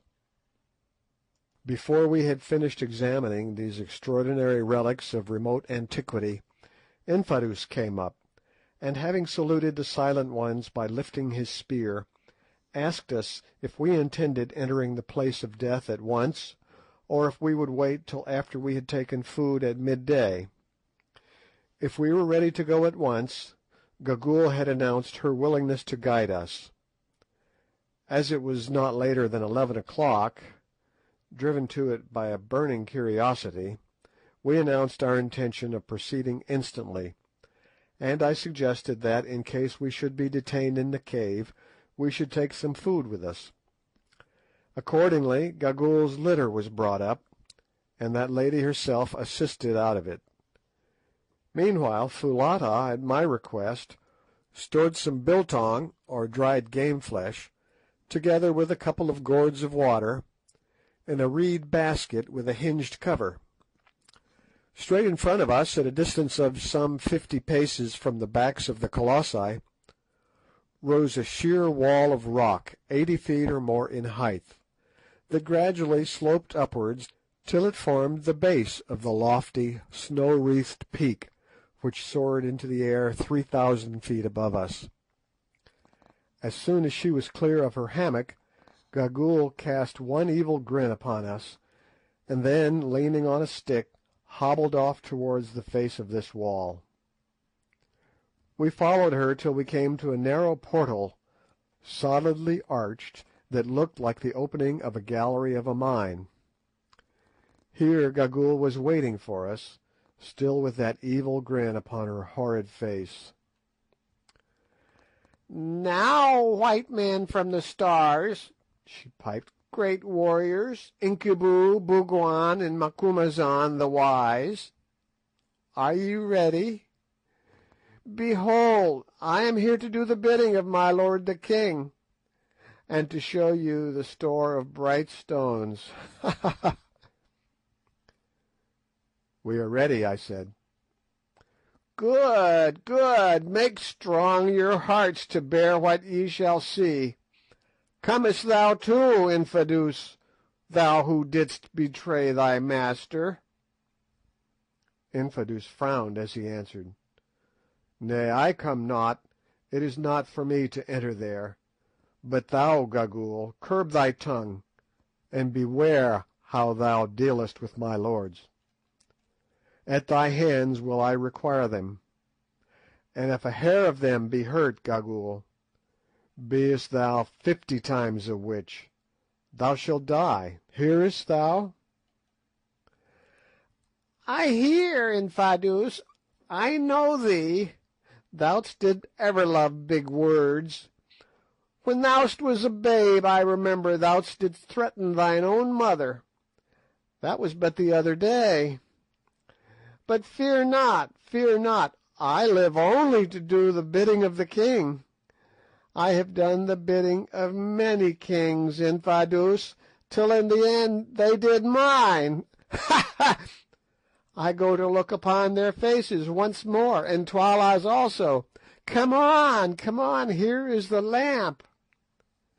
And she drew a large gourd full of oil, and fitted with a rush wick, from under her fur cloak. "Art thou coming, Foulata?" In his villainous kitchen kukuana, in which he had been improving himself under that young lady's tuition. "I fear, my lord," the girl answered timidly. "Then give me the basket." "Nay, my lord. Whither thou goest, there I go also." "The deuce you will," thought I to myself. "That may be rather awkward if we ever get out of this." Without further ado, Gagool plunged into the passage, which was wide enough to admit of 2 walking abreast, and quite dark. We followed the sound of her voice as she piped to us to come on, in some fear and trembling, which was not allayed by the flutter of a sudden rush of wings. "Hullo! What's that?" hallooed Good. "Somebody hit me in the face." "Bats," said I. "On you go." When, so far as we could judge, we had gone some 50 paces, we perceived that the passage was growing faintly light. Another minute, and we were in perhaps the most wonderful place that the eyes of living man have beheld. Let the reader picture to himself the hall of the vastest cathedral he ever stood in, windowless indeed, but dimly lighted from above, presumably by shafts connected with the outer air, and driven in the roof, which arched away 100 feet above our heads, and he will get some idea of the size of the enormous cave in which we found ourselves, with the difference that this cathedral, designed by nature, was loftier and wider than any built by man. But its stupendous size was the least of the wonders of the place, for running in rows down its length were gigantic pillars of what looked like ice, but were in reality huge stalactites. It is impossible for me to convey any idea of the overpowering beauty and grandeur of these pillars of white spar, some of which were not less than 20 feet in diameter at the base, and sprang up in lofty and yet delicate beauty sheer to the distant roof. Others again were in process of formation. On the rock floor there was in these cases what looked, Sir Henry said, exactly like a broken column in an old Grecian temple, whilst high above, depending from the roof, the point of a huge icicle could be dimly seen. Even as we gazed we could hear the process going on, for presently with a tiny splash a drop of water would fall from the far-off icicle onto the column below. On some columns the drops only fell once in 2 or 3 minutes, and in these cases it would be an interesting calculation to discover how long, at that rate of dripping, it would take to form a pillar, say 80 feet by 10 in diameter. that the process, in at least one instance, was incalculably slow. The following example will suffice to show. Cut on one of these pillars, we discovered the crude likeness of a mummy, by the head of which sat what appeared to be the figure of an Egyptian god, doubtless the handiwork of some old-world labourer in the mine. This work of art was executed at the natural height at which an idle fellow, be he Phoenician workman or British cad, is in the habit of trying to immortalise himself at the expense of nature's masterpieces, namely about 5 feet from the ground. Yet at the time that we saw it, which must have been nearly 3,000 years after the date of the execution of the carving, the column was only 8 feet high, and was still in process of formation, which gives a rate of growth of a foot to 1,000 years, or an inch and a fraction to a century. This we knew because, as we were standing by it, we heard a drop of water fall. Sometimes the stalagmites took strange forms, presumably where the dropping of the water had not always been on the same spot. Thus one huge mass, which must have weighed 100 tons or so, was in the shape of a pulpit, beautifully fretted over outside with a design that looked like lace. Others resembled strange beasts, and on the sides of the cave were fan-like ivory tracings, such as the frost leaves upon a pane. Out of the vast main aisle there opened here and there smaller caves, exactly, Sir Henry said, as chapels open out of great cathedrals. Some were large, but one or two, and this is a wonderful instance of how nature carries out her handiwork by the same unvarying laws, utterly irrespective of size, were tiny. One little nook, for instance, was no larger than an unusually big doll's house, and yet it might have been a model for the whole place, for the water dropped, tiny icicles hung, and spar columns were forming in just the same way. We had not, however, enough time to examine this beautiful cavern so thoroughly as we should have liked to do, since unfortunately Gagool seemed to be indifferent as to stalactites, and only anxious to get her business over. This annoyed me the more, as I was particularly anxious to discover, if possible, by what system the light was admitted into the cave, and whether it was done by the hand of man or by that of nature that this was done. Also, if the place had been used in any way in ancient times, as seemed probable. However, we consoled ourselves with the idea that we would investigate it thoroughly on our way back, and followed on at the heels of our uncanny guide. On she led us, straight to the top of the vast and silent cave, where we found another doorway, not arched as the first was, but square at the top, something like the doorways of Egyptian temples. "Are ye prepared to enter the place of death, white men?" asked Gagool, evidently with a view to making us feel uncomfortable. "Lead on, Macduff," said Good solemnly, trying to look as though he was not at all alarmed, as indeed we all did except Foulata, who caught Good by the arm for protection. "This is getting rather ghastly," said Sir Henry, peeping into the dark passageway. "Come on, Quatermain, Signoris Prioress. We mustn't keep the old lady waiting." And he politely made way for me to lead the van, for which inwardly I did not bless him. Tap, tap, went old Gagool's stick down the passage, as she trotted along, chuckling hideously, and still overcome by some unaccountable presentiment of evil, I hung back. "Come, get on, old fellow," said Good, "or we shall lose our fair guide."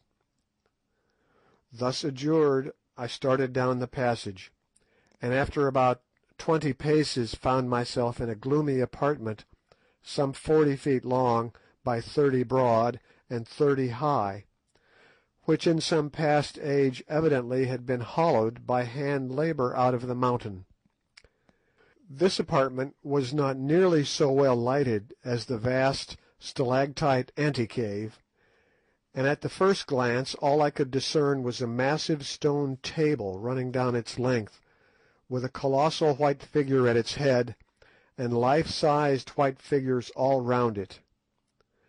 Next I discovered a brown thing, seated on the table in the centre, and in another moment my eyes grew accustomed to the light, and I saw what all these things were, and was tailing out of the place as hard as my legs could carry me.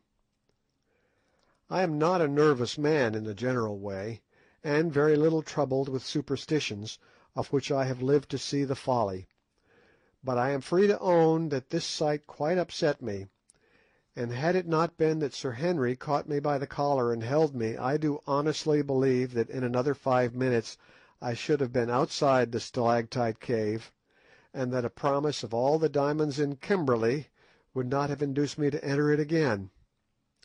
But he held me tight, so I stopped because I could not help myself. Next second, however, his eyes became accustomed to the light, and he let go of me, and began to mop the perspiration off his forehead.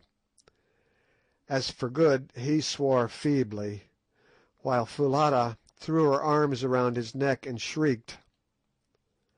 Only Gagool chuckled loud and long. It was a ghastly sight. There at the end of the long stone table, holding in his skeleton fingers a great white spear, sat Death himself, shaped in the form of a colossal human skeleton 15 feet or more in height.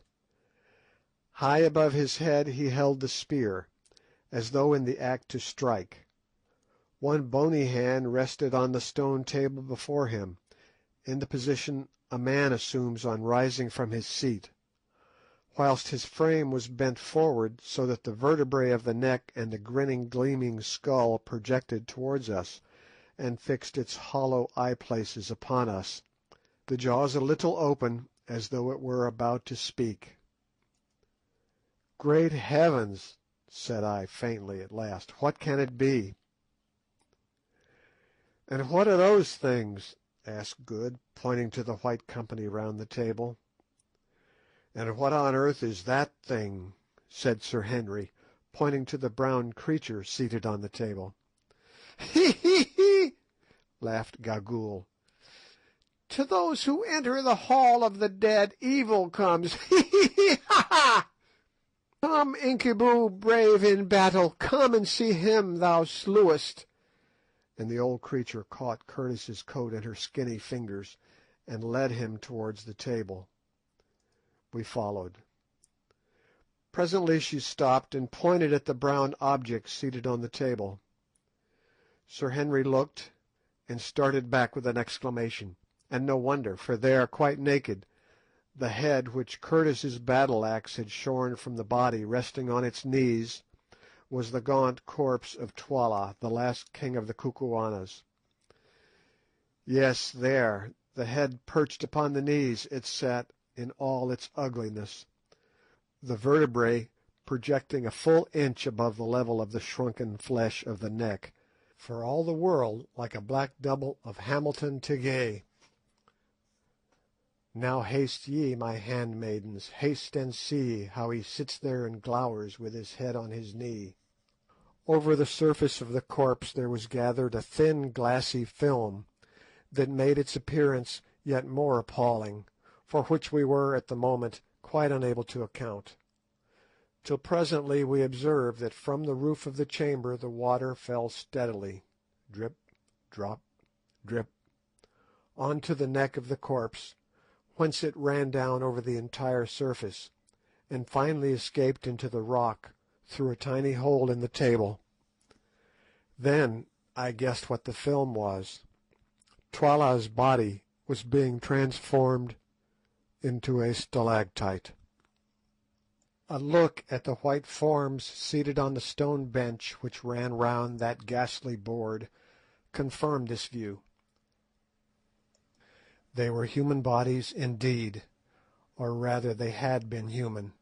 Now they were stalactites. This was the way in which the Kukuana people had, from time immemorial, preserved their royal dead.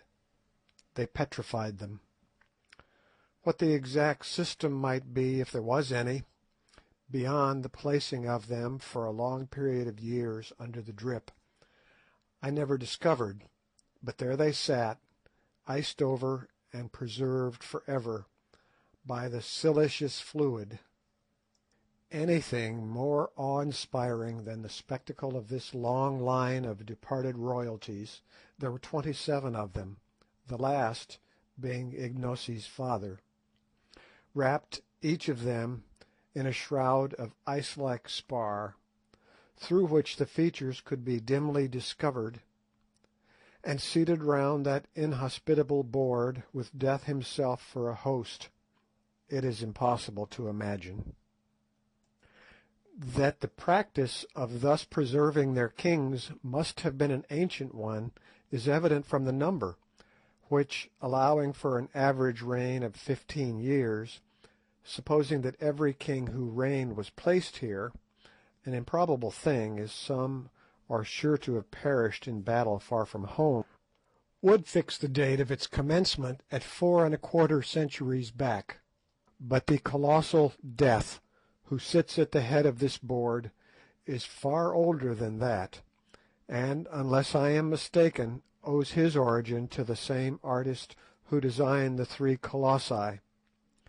He is hewn out of a single stalactite, and, looked at as a work of art, is most admirably conceived and executed. Good, who understands such things, declared that, so far as he could see, the anatomical design of the skeleton is perfect down to the smallest bones.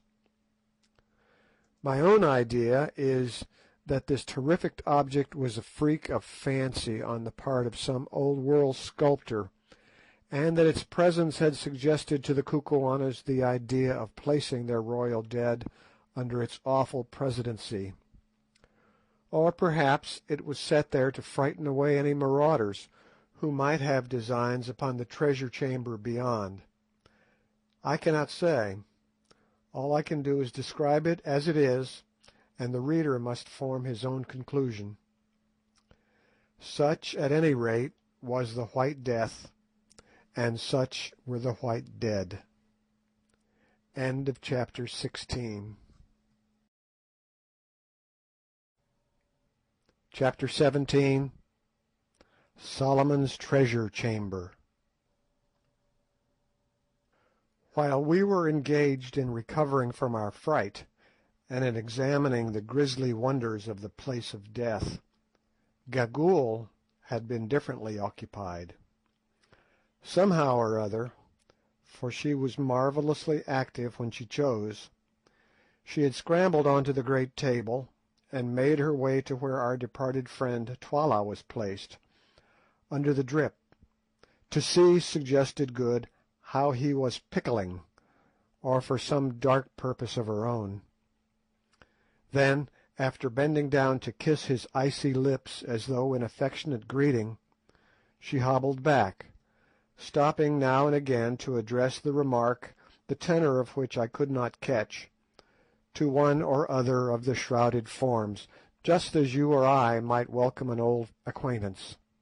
Having gone through this mysterious and horrible ceremony, she squatted herself down on the table immediately under the White Death, and began, so far as I could make out, to offer up prayers. The spectacle of this wicked creature pouring out supplications, evil ones no doubt, to the arch-enemy of mankind, was so uncanny that it caused us to hasten our inspection.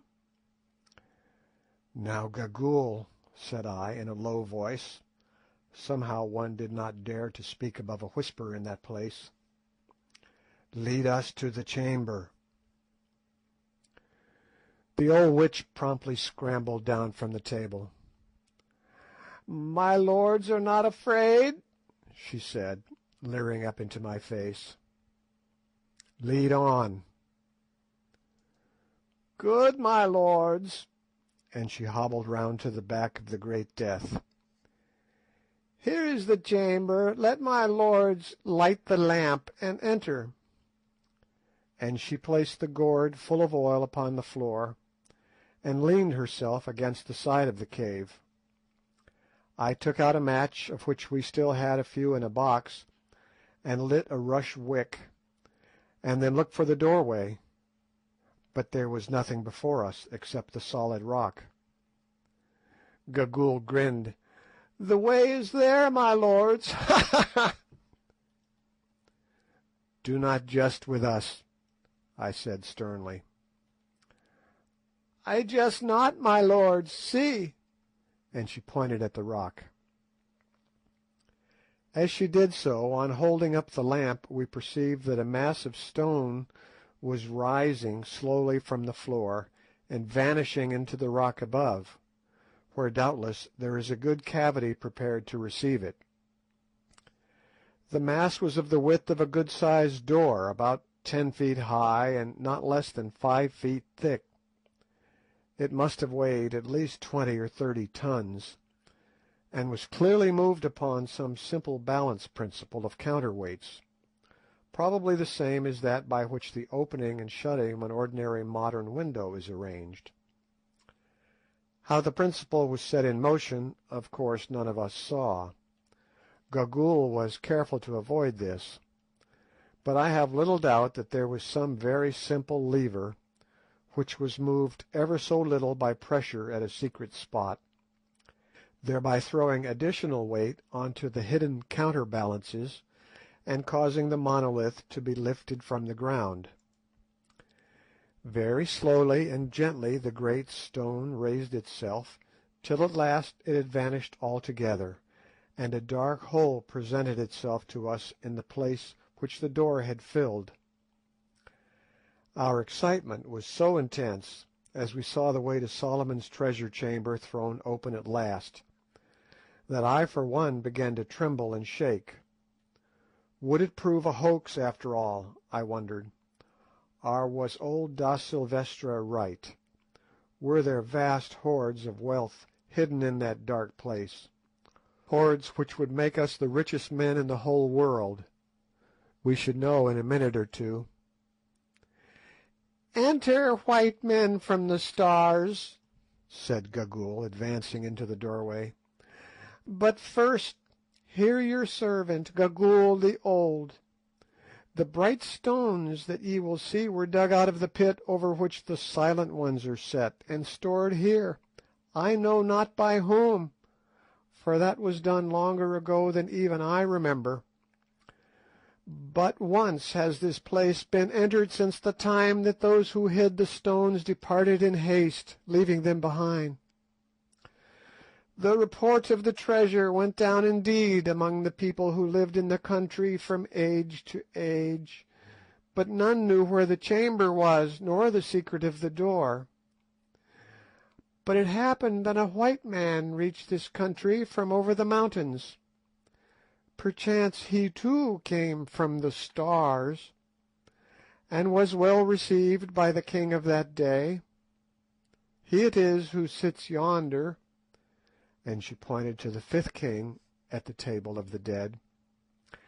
"And it came to pass that he and a woman of the country who was with him journeyed to this place, and that by chance the woman learnt the secret of the door. 1,000 years might ye search, but ye should never find that secret.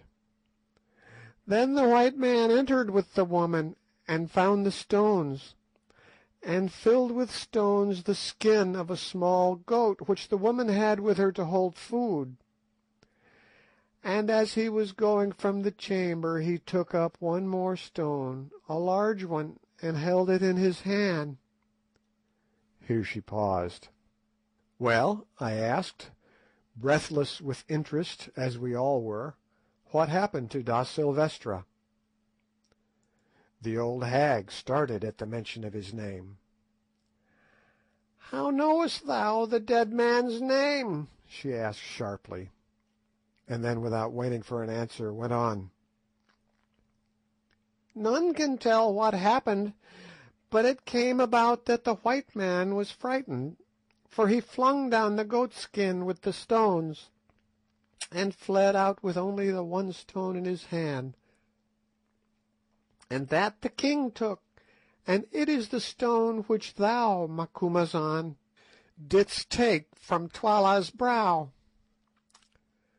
"Have none entered here since?" I asked, peering again down the dark passage. "None, my lords. Only the secret of the door has been kept, and every king has opened it, though he has not entered. There is a saying that those who enter there will die within a moon, even as the white man died in the cave upon the mountain where ye found him, Macumazahn, and therefore the kings do not enter." "Ha ha! Mine are true words." Our eyes met as she said it, and I turned sick and cold. How did the old hag know all these things? "Enter, my lords. If I speak truth, the goatskin with the stones will lie upon the floor, and if there is truth as to whether it is death to enter here, that ye will learn afterwards. Ha ha ha!" And she hobbled through the doorway, bearing the light with her, but I confess that once more I hesitated about following. "Oh, confound it all!" said Good. "Here goes. I am not going to be frightened by that old devil." And followed by Foulata, who, however, evidently did not at all like the business, for she was shivering with fear, he plunged into the passage after Gagool, an example which we quickly followed. A few yards down the passage, in the narrow way hewn out of the living rock, Gagool had paused and was waiting for us. "See, my lords," she said, holding the light before her. "Those who stored the treasure here fled in haste, and bethought them to guard against any who should find the secret of the door, but had not the time." And she pointed to the large square blocks of stone, which, to the height of 2 courses, about 2 feet 3, had been placed across the passage with a view to walling it up. Along the side of the passage were similar blocks ready for use, and, most curious of all, a heap of mortar and a couple of trowels, which tools, so far as we had time to examine them, appeared to be of a similar shape and make to those used by workmen to this day. Here Foulata, who had been in a state of great fear and agitation throughout, said that she felt faint and could go no farther, but would wait there.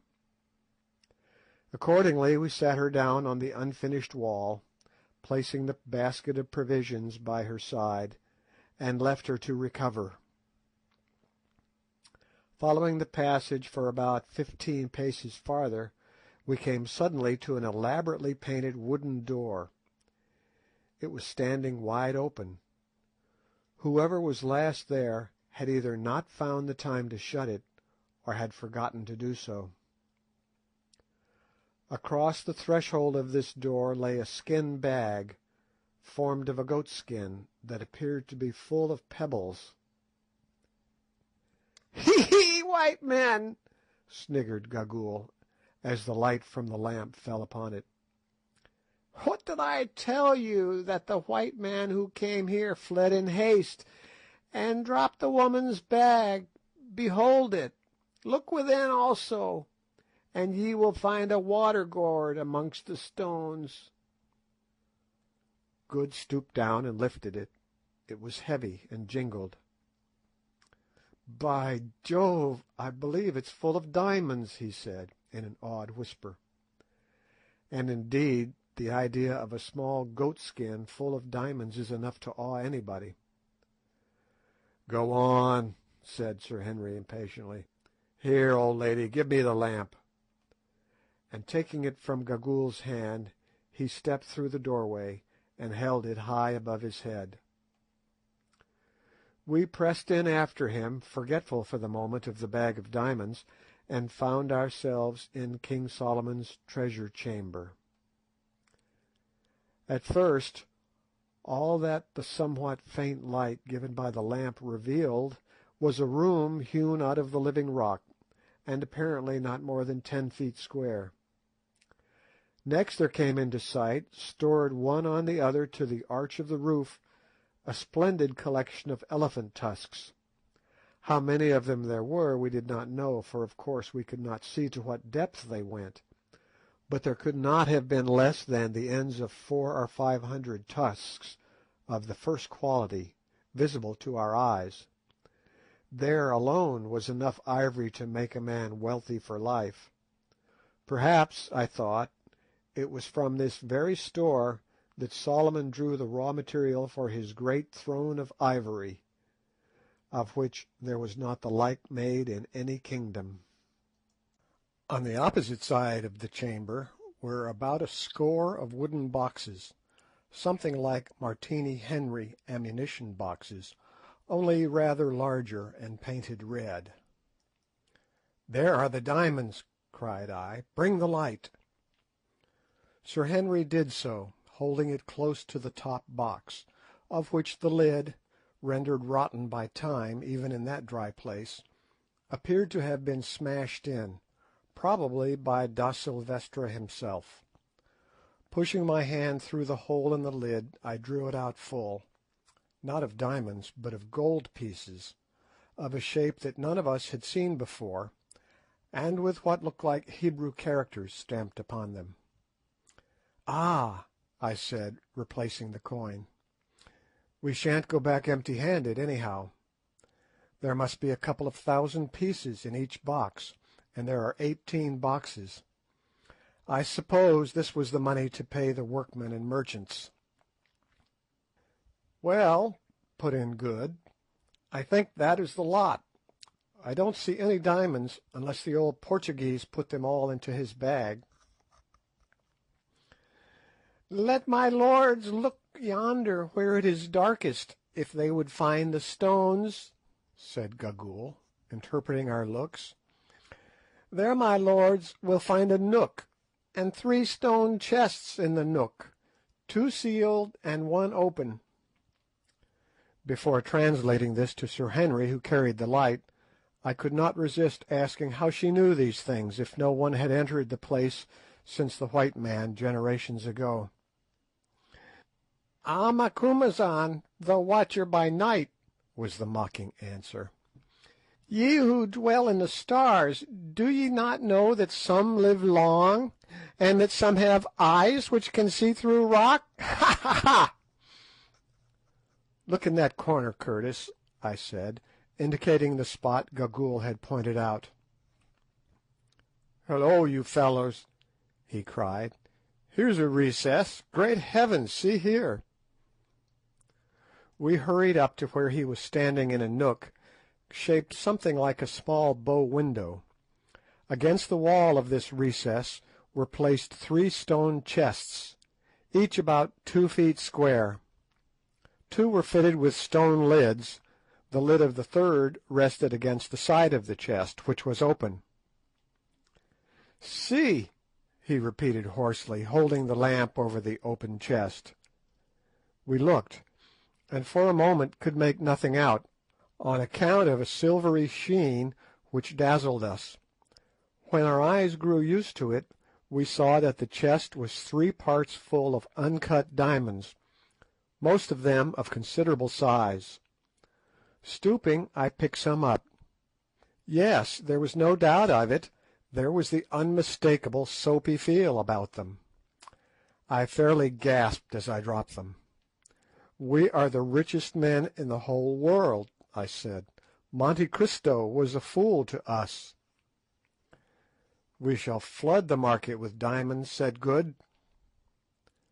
"Got to get them there first," suggested Sir Henry.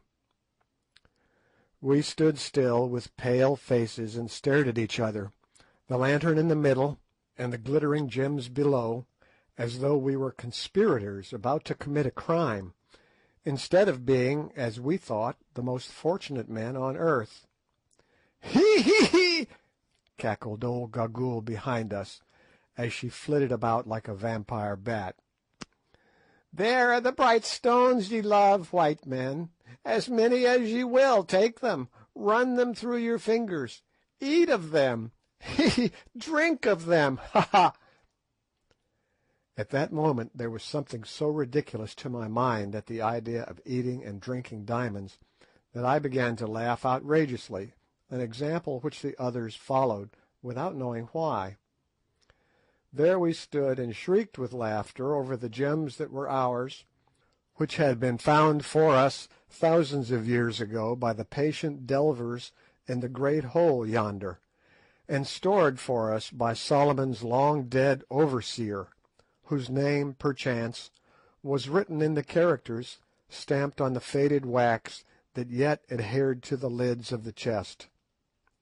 Solomon never got them, nor David, or da Silvestra, nor anybody else. We had got them. There before us were millions of pounds worth of diamonds, and thousands of pounds worth of gold and ivory only waiting to be taken away. Suddenly the fit passed off, and we stopped laughing. "Open the other chests, white men," croaked Gagool. "There are surely more therein. Take your fill, white lords. Ha ha! Take your fill!" Thus adjured, we set to work to pull up the stone lids on the other two.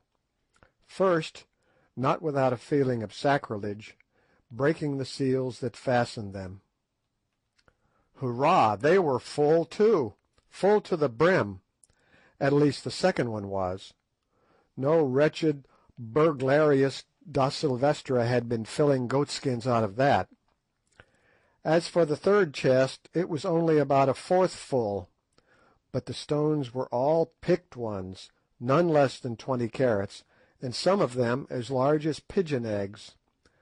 A good many of these bigger ones, however, we could see by holding them up to the light, were a little yellow, off-coloured, as they call it at Kimberley. What we did not see, however, was the look of fearful malevolence that old Gagool favoured us with, as she crept like a snake, out of the treasure chamber and down the passage towards the door of solid rock. "Hark!" Cry upon cry comes ringing up the vaulted path. It is Foulata's voice. "Oh, Bougwan! Help! Help! The stone falls!" "Leave go, girl, then." "Help! Help! She has stabbed me!" By now we are running down the passage, and this is what the light from the lamp shows us. The door of the rock is closing down slowly. It is not 3 feet from the floor. Near it struggle Foulata and Gagool. The red blood of the former runs to her knee, but still the brave girl holds the old witch, who fights like a wild cat. Ah, she is free. Foulata falls, and Gagool throws herself on the ground, to twist like a snake through the crack of the closing stone. She is under. Ah, God! Too late! Too late! The stone nips her, and she yells in agony. Down, down it comes, all the 30 tons of it, slowly pressing her old body against the rock below. Shriek upon shriek, such as we have never heard. Then a long sickening crunch, and the door was shut, just as, rushing down the passage, we hurled ourselves against it.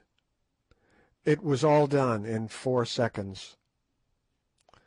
Then we turned to Foulata.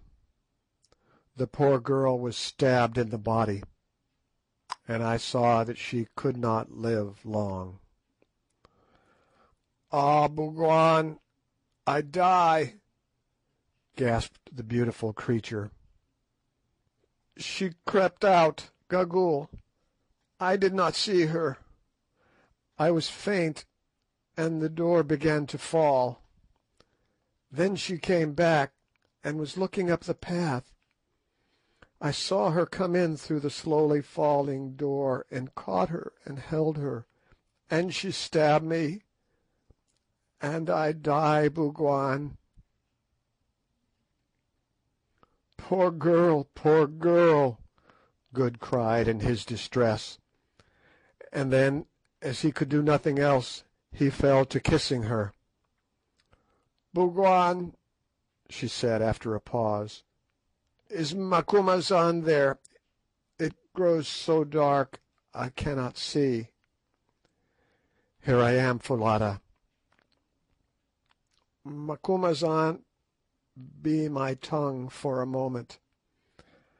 I pray thee, for Bougwan cannot understand me, and before I go into the darkness I would speak to him a word. Say on, Foulata, I will render it.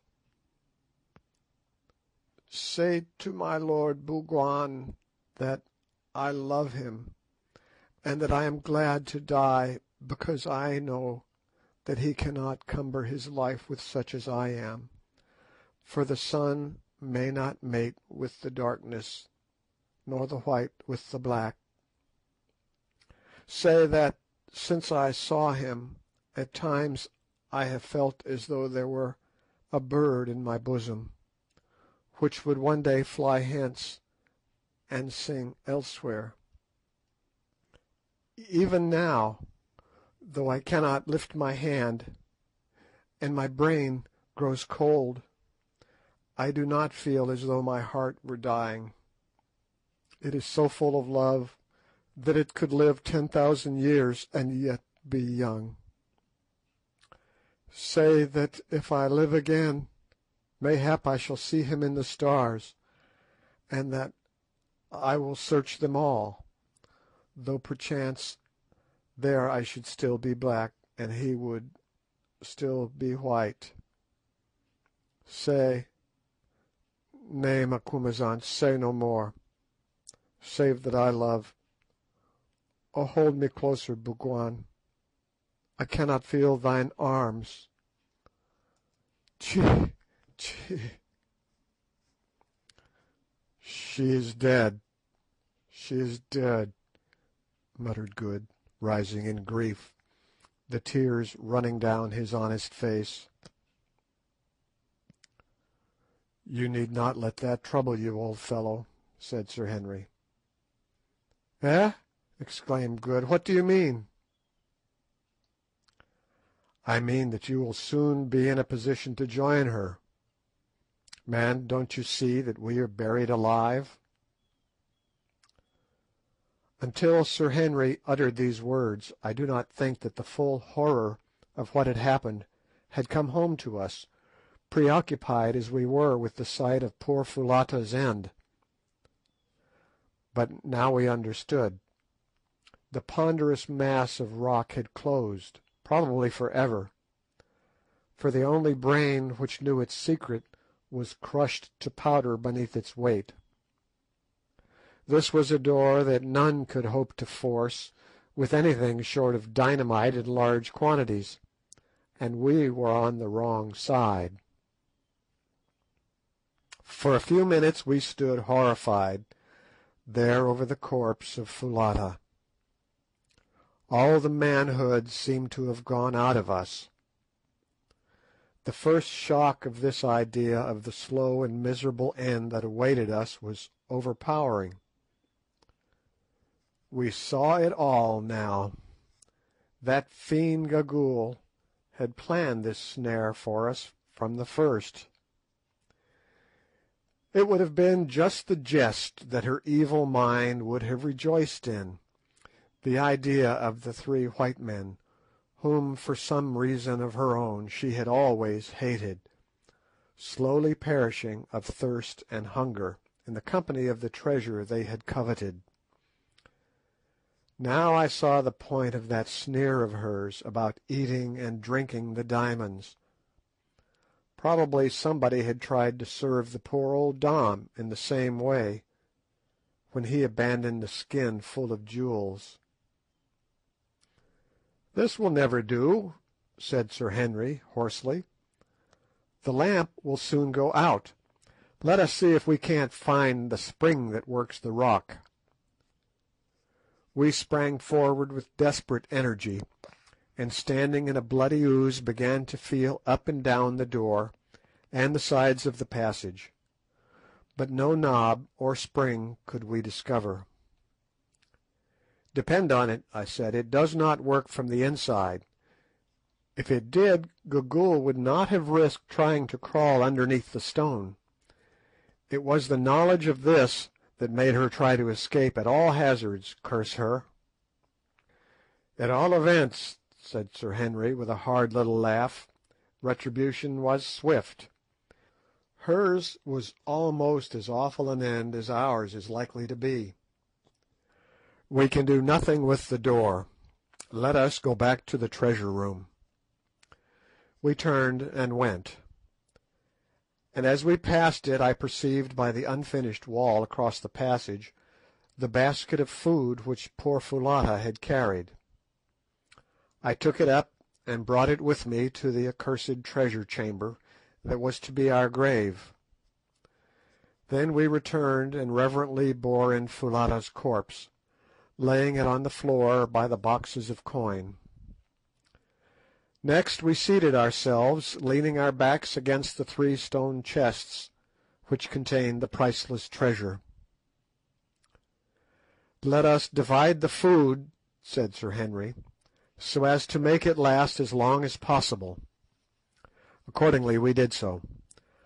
It would, we reckoned, make 4 infinitesimally small meals for each of us, enough, say, to support life for a couple of days.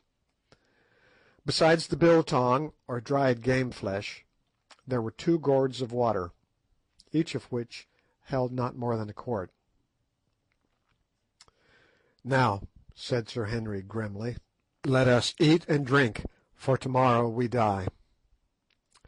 We each ate a small portion of the biltong and drank a sip of water. Needless to say, we had but little appetite, though we were sadly in need of food, and felt better after swallowing it. Then we got up and made a systematic examination of the walls of our prison house, in the faint hope of finding some means of exit, sounding them and the floor carefully. There was none. It was not probable that there would be any to a treasure chamber. The lamp began to burn dim. The fat was nearly exhausted. "Quatermain," said Sir Henry, "what is the time? Your watch goes?" I drew it out and looked at it. It was 6 o'clock. We had entered the cave at 11. "Infadoos will miss us," I suggested. "If we do not return tonight, he will search for us in the morning, Curtis." "He may search in vain. He does not know the secret of the door, nor even where it is. No living person knew it yesterday except Gagool. To-day no one knows it.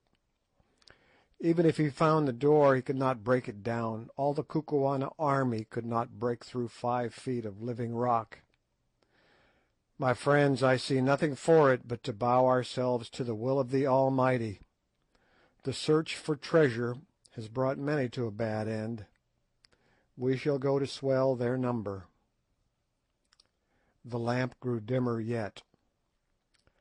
Presently it flared up and showed the whole scene in strong relief, the great mass of white tusks, the boxes of gold, the corpse of the poor Foulata stretched before them, the goatskin full of treasure, the dim glimmer of the diamonds, and the wild, wan faces of us 3 white men seated there awaiting death by starvation.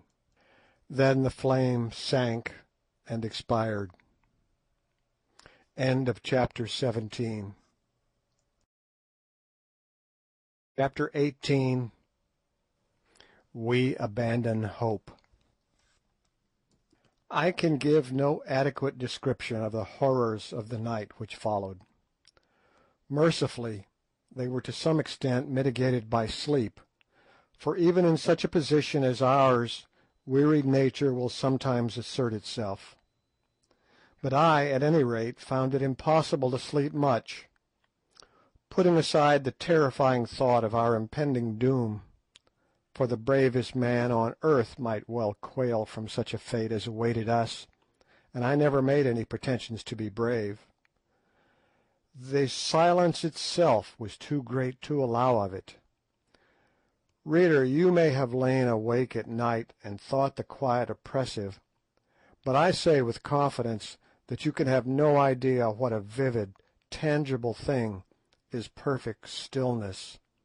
On the surface of the earth there is always some sound or motion, and though it may in itself be imperceptible, yet it deadens the sharp edge of absolute silence. But here there was none. We were buried in the bowels of a huge snow-clad peak. Thousands of feet above us the fresh air rushed over the white snow, but no sound of it reached us. We were separated by a long tunnel and 5 feet of rock, even from the awful chamber of the dead, and the dead make no noise. Did we not know it who lay by poor Foulata's side? The crashing of all the artillery of earth and heaven could not have come to our ears in our living tomb. We were cut off from every echo of the world. We were as men already in the grave. Then the irony of the situation forced itself upon me. There around us lay treasures enough to pay off a moderate national debt, or to build a fleet of ironclads, and yet we would have bartered them all gladly for the faintest chance of escape. Soon, doubtless, we would be rejoiced to exchange them for a bite of food or a cup of water, and after that even for the privilege of a speedy close to our sufferings. Truly wealth, which men spend their lives in acquiring, is a valueless thing at the last. And so the night wore on. "Good," said Sir Henry's voice at last, and it sounded awful in the intense stillness. "How many matches have you in the box?" "8, Curtis." "Strike one then, and let us see the time." He did so, and in contrast to the dense darkness the flame nearly blinded us. It was 5 o'clock by my watch. The beautiful dawn was now blushing on the snow wreaths far over our heads, and the breeze would be stirring the night mists in the hollows. "We had better eat something and keep up our strength," I suggested. "What is the good of eating?" answered Good. "The sooner we die and get it over with, the better." "While there is life there is hope," said Sir Henry. Accordingly we ate and sipped some water, and another period of time elapsed. Then Sir Henry suggested that it might be well to get as near the door as possible, and hallo, on the faint chance of somebody catching a sound outside.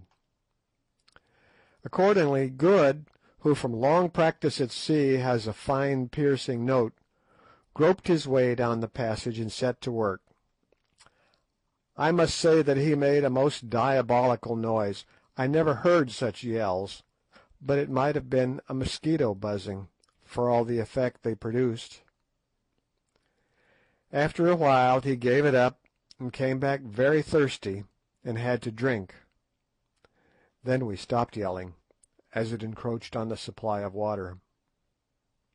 So we sat down once more against the chests of useless diamonds in that dreaded inaction, which was one of the hardest circumstances of our fate, and I am bound to say that, for my part, I gave way in despair.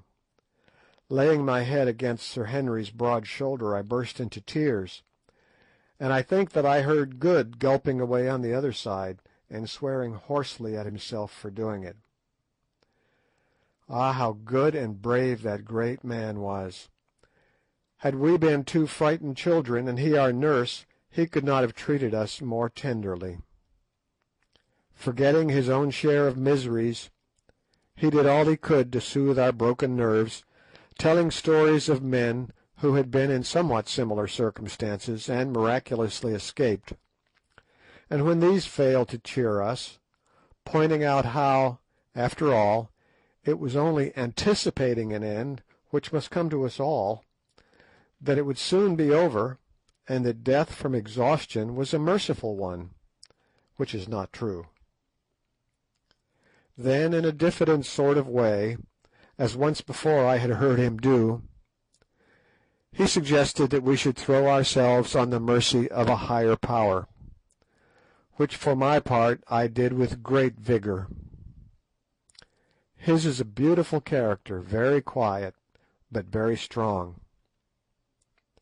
And so somehow the day went as the night had gone, if indeed one can use these terms when all was densest night, and when I lit a match to see the time, it was 7 o'clock.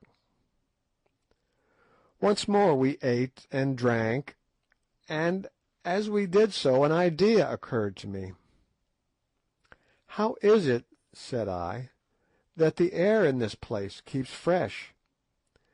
It is thick and heavy, but it is perfectly fresh." "Good heavens!" said Good, starting up. "I never thought of that.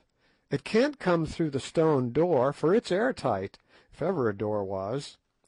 It must come from somewhere. If there were no current of air in the place, we should have been stifled or poisoned when we first came in. Let us have a look." It was wonderful what a change this mere spark of hope wrought in us. In a moment we were all three groping about on our hands and knees, feeling for the slightest indication of a draught. Presently my ardour received a check. I put my hand on something cold. It was dead Foulata's face. For an hour or more we went on feeling about, till at last Sir Henry and I gave it up in despair, having been considerably hurt by constantly knocking our heads against tusks, chests, and the sides of the chamber. But Good still persevered, saying, with an approach to cheerfulness, that it was better than doing nothing. "I say, you fellows," he said presently, in a constrained sort of voice, "come here." Needless to say, we scrambled towards him quickly enough. "Quatermain, put your hand here where mine is. Now, do you feel anything?" "I think I feel air coming up." "Now listen." He rose and stamped upon the place, and a flame of hope shot up in our hearts. It rang hollow. With trembling hands I lit a match. I had only 3 left, and we saw we were in the angle of the far corner of the chamber, a fact that accounted for our not having noticed the hollow sound of the place during our former exhaustive examination. As the match burnt we scrutinised the spot. There was a join in the solid rock floor, and, great heavens, there, let in level with the rock, was a stone ring. We said no word, we were too excited, and our hearts beat too wildly with hope to allow us to speak. Good had a knife, at the back of which was one of those hooks that are made to extract stones from horses' hoofs. He opened it and scratched round the ring with it. Finally he worked it under, and levered away gently for fear of breaking the hook. The ring began to move. Being of stone, it had not rusted fast in all the centuries it had lain there, as would have been the case had it been of iron. Presently it was upright. Then he thrust his hands into it and tugged with all his force, but nothing budged. "Let me try," I said impatiently, for the situation of the stone, right in the angle of the corner, was such that it was impossible for 2 to pull at once. I took hold and strained away, but no results. Then Sir Henry tried, and failed. Taking the hook again, Good scratched all around the crack where we felt the air coming up. "Now, Curtis," he said, "tackle on, and put your back into it. You are as strong as two. Stop," and he took off a stout black silk handkerchief, which, true to his habits of neatness, he still wore, and ran it through the ring. "Quatermain, get Curtis round the middle, and pull for dear life when I give the word. Now!" Sir Henry put out all his enormous strength, and Good and I did the same, with such power as nature had given us. "Heave! Heave! It's giving!" gasped Sir Henry, and I heard the muscles of his great back cracking. Suddenly there was a grating sound, then a rush of air, and we were all on our backs on the floor, with a heavy flagstone upon the top of us. Sir Henry's strength had done it, and never did muscular power stand a man in better stead. "Light a match, Quatermain," he said, so soon as we had picked ourselves up and got our breath. "Carefully now." I did so, and there before us, Heaven be praised, was the first step of a stone stair. "Now what is to be done?" asked Good. "Follow the stair, of course, and trust to Providence." "Stop," said Sir Henry. "Quatermain, get the bit of biltong and the water that are left. We may want them." I went, creeping back to our place by the chests for that purpose, and as I was coming away an idea struck me. We had not thought much of the diamonds for the last 24 hours or so. Indeed, the very idea of diamonds was nauseous, seeing what they had entailed upon us. But, reflected I may as well pocket some, just in case we should ever get out of this ghastly hole. So I just put my fist into the first chest and filled all the available pockets of my old shooting coat and trousers, topping up, this was a happy thought, with a few handfuls of big ones from the third chest. Also, by an afterthought, I stuffed Foulata's basket, which, except for one water gourd and a little biltong, was empty now, with great quantities of the stones. "I say, you fellows," I sang out, "won't you take some diamonds with you? I filled my pockets and the basket." "Oh, come on, Quatermain, and hang the diamonds," said Sir Henry. "I hope that I may never see another." As for Good, he made no answer. He was, I think, taking his last farewell of all that was left of the poor girl who had loved him so well. And curiously as it may seem to you, my reader, sitting at home at ease and reflecting on the vast, indeed the immeasurable, wealth which we were thus abandoning, I can assure you that if you had passed some 28 hours with next to nothing to eat and drink in that place, you would not have cared to cumber yourself with diamonds whilst plunging down into the unknown bowels of the earth, in the wild hope of escape from an agonizing death. If from the habits of a lifetime it had not become a sort of second nature with me never to leave anything worth having behind, if there was the slightest chance of my being able to carry it away, I am sure that I should not have bothered to fill my pockets and that basket. "Come on, Quatermain," repeated Sir Henry, who was already standing on the first step of the stone stair. "Steady, I will go first." "Mind where you put your feet. There may be some awful hole underneath," I answered. "Much more likely to be another room," said Sir Henry, while he descended slowly, counting the steps as he went. When he got to 15 he stopped. "Here's the bottom," he said. "Thank goodness, I think it's a passage. Follow me down." Good went next, and I came last, carrying the basket, and on reaching the bottom lit one of the two remaining matches. By its light we could just see that we were standing in a narrow tunnel which ran right and left at right angles to the staircase we had descended. Before we could make out any more, the match burnt my fingers and went out. Then arose the delicate question of which way to go. Of course it was impossible to know what the tunnel was, or where it led to, and yet to turn one way might lead us to safety, and the other to destruction. We were utterly perplexed, till suddenly it struck Good that when I had lit the match the draught of the passage blew the flame to the left. "Let us go against the draught," he said. "Air draws inwards, not outwards." We took this suggestion, and feeling along the wall with our hands, whilst trying the ground before us at every step, we departed from that accursed treasure chamber on our terrible quest for life. If ever it should be entered again by living man, which I do not think probable, he will find tokens of our visit in the open chests of jewels, the empty lamp, and the white bones of poor Foulata. When we had groped our way for about a quarter of an hour along the passage, suddenly it took a sharp turn, or else was bisected by another, which we followed, only in course of time to be led into a third, and so it went on for some hours. We seemed to be in a stone labyrinth that led nowhere.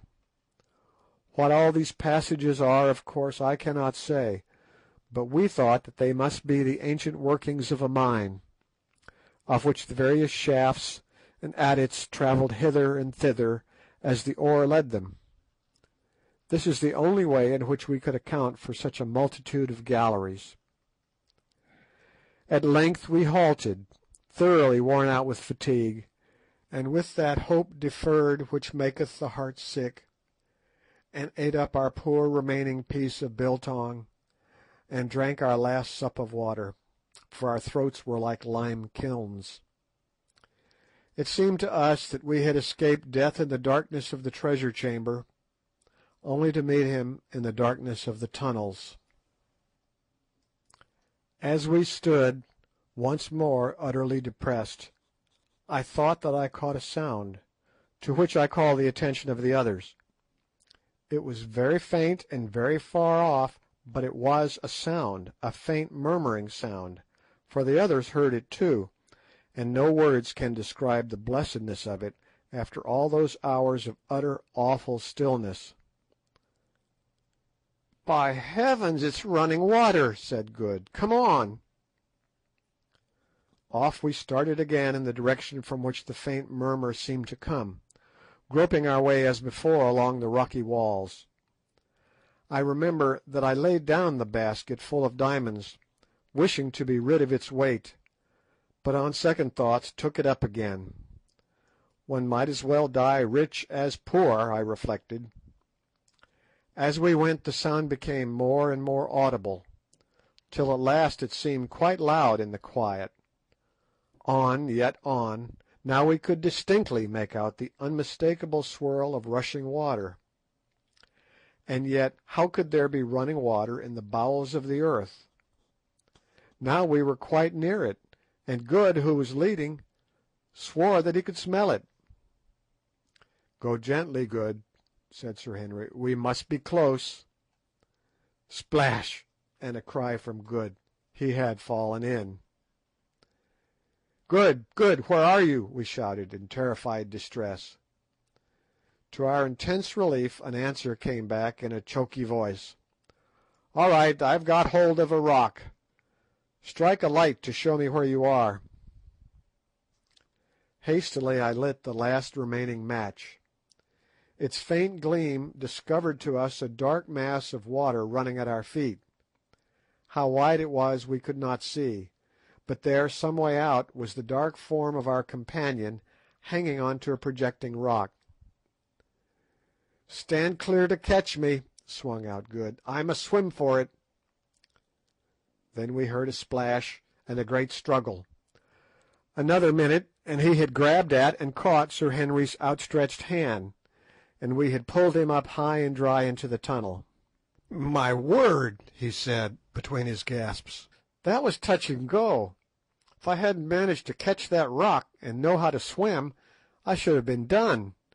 It runs like a mill race, and I could feel no bottom." We dared not follow the banks of the subterranean river for fear lest we should fall into it again in the darkness.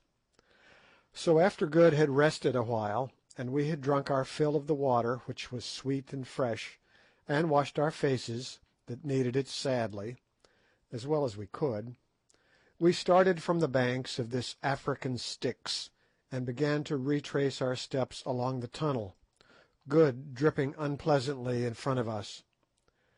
At length we came to another gallery leading to our right. "We may as well take it," said Sir Henry wearily. "All roads are alike here. We can only go on till we drop."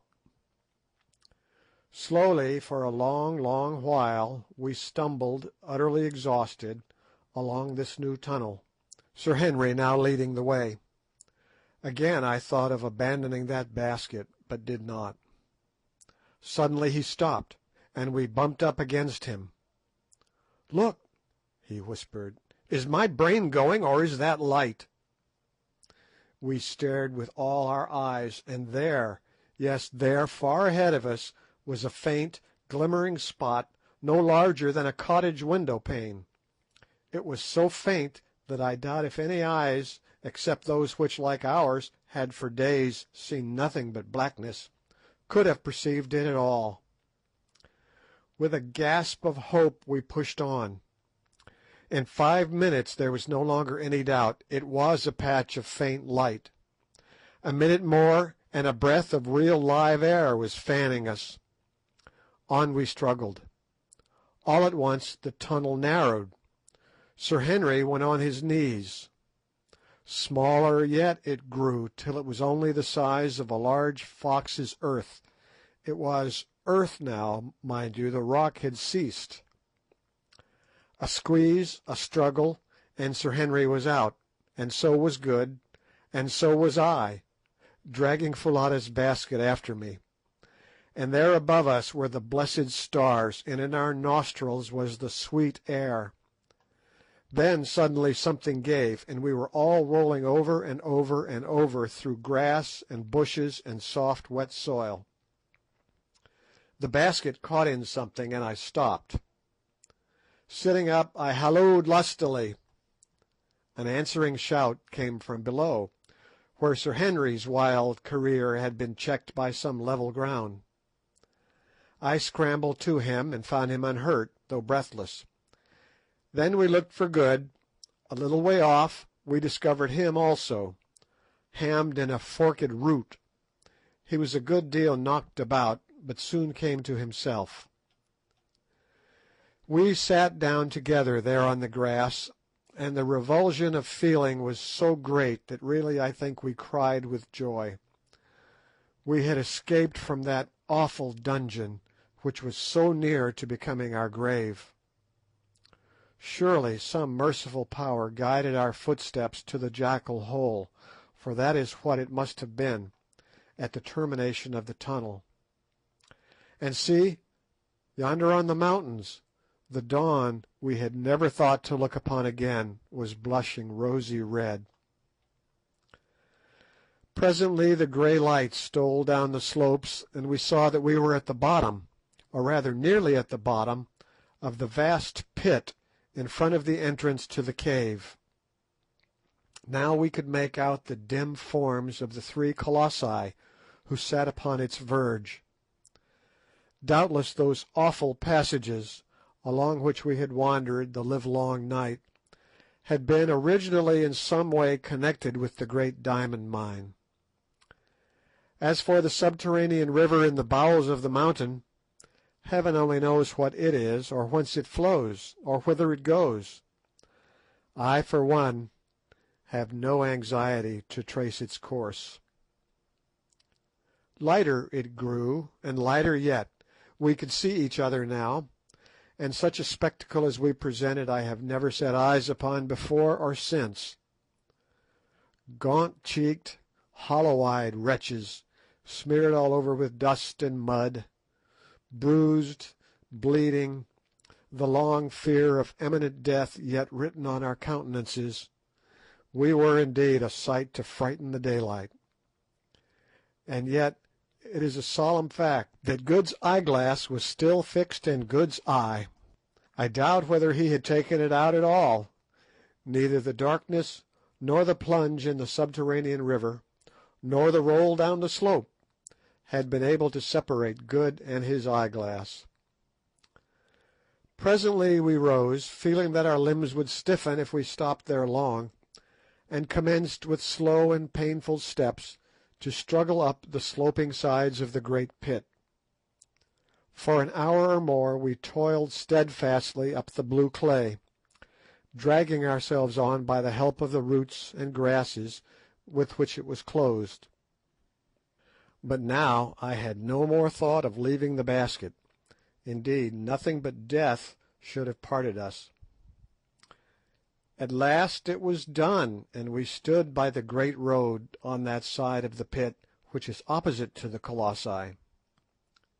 At the side of the road, 100 yards off, a fire was burning in front of some huts, and round the fire were figures. We staggered towards them, supporting one another, and halting every few paces. Presently one of the figures rose, saw us, and fell onto the ground, crying out for fear. "Infadoos! Infadoos! It is we, thy friends!" He rose. He ran to us, staring wildly, and still shaking with fear. "Oh, my lords, it is you indeed! You come back from the dead, come back from the dead!" And the old warrior flung himself down before us, and clasping Sir Henry's knees, he wept aloud for joy. End of chapter 18. Chapter 19. Ignosi's farewell. 10 days from that eventful morning found us once more in our old quarters at Loo, and strange to say, but little the worse for our terrible experience, except that my stubby hair came out of the treasure cave about 3 shades greyer than it went in, and that Good never was quite the same after Foulata's death, which seemed to move him very greatly. I am bound to say, looking at the thing from the point of view of an oldish man of the world, that I consider her removal was a fortunate occurrence, since otherwise complications would have been sure to ensue. The poor creature was no ordinary native girl, but a person of great, I had almost said stately, beauty, and of considerable refinement of mind.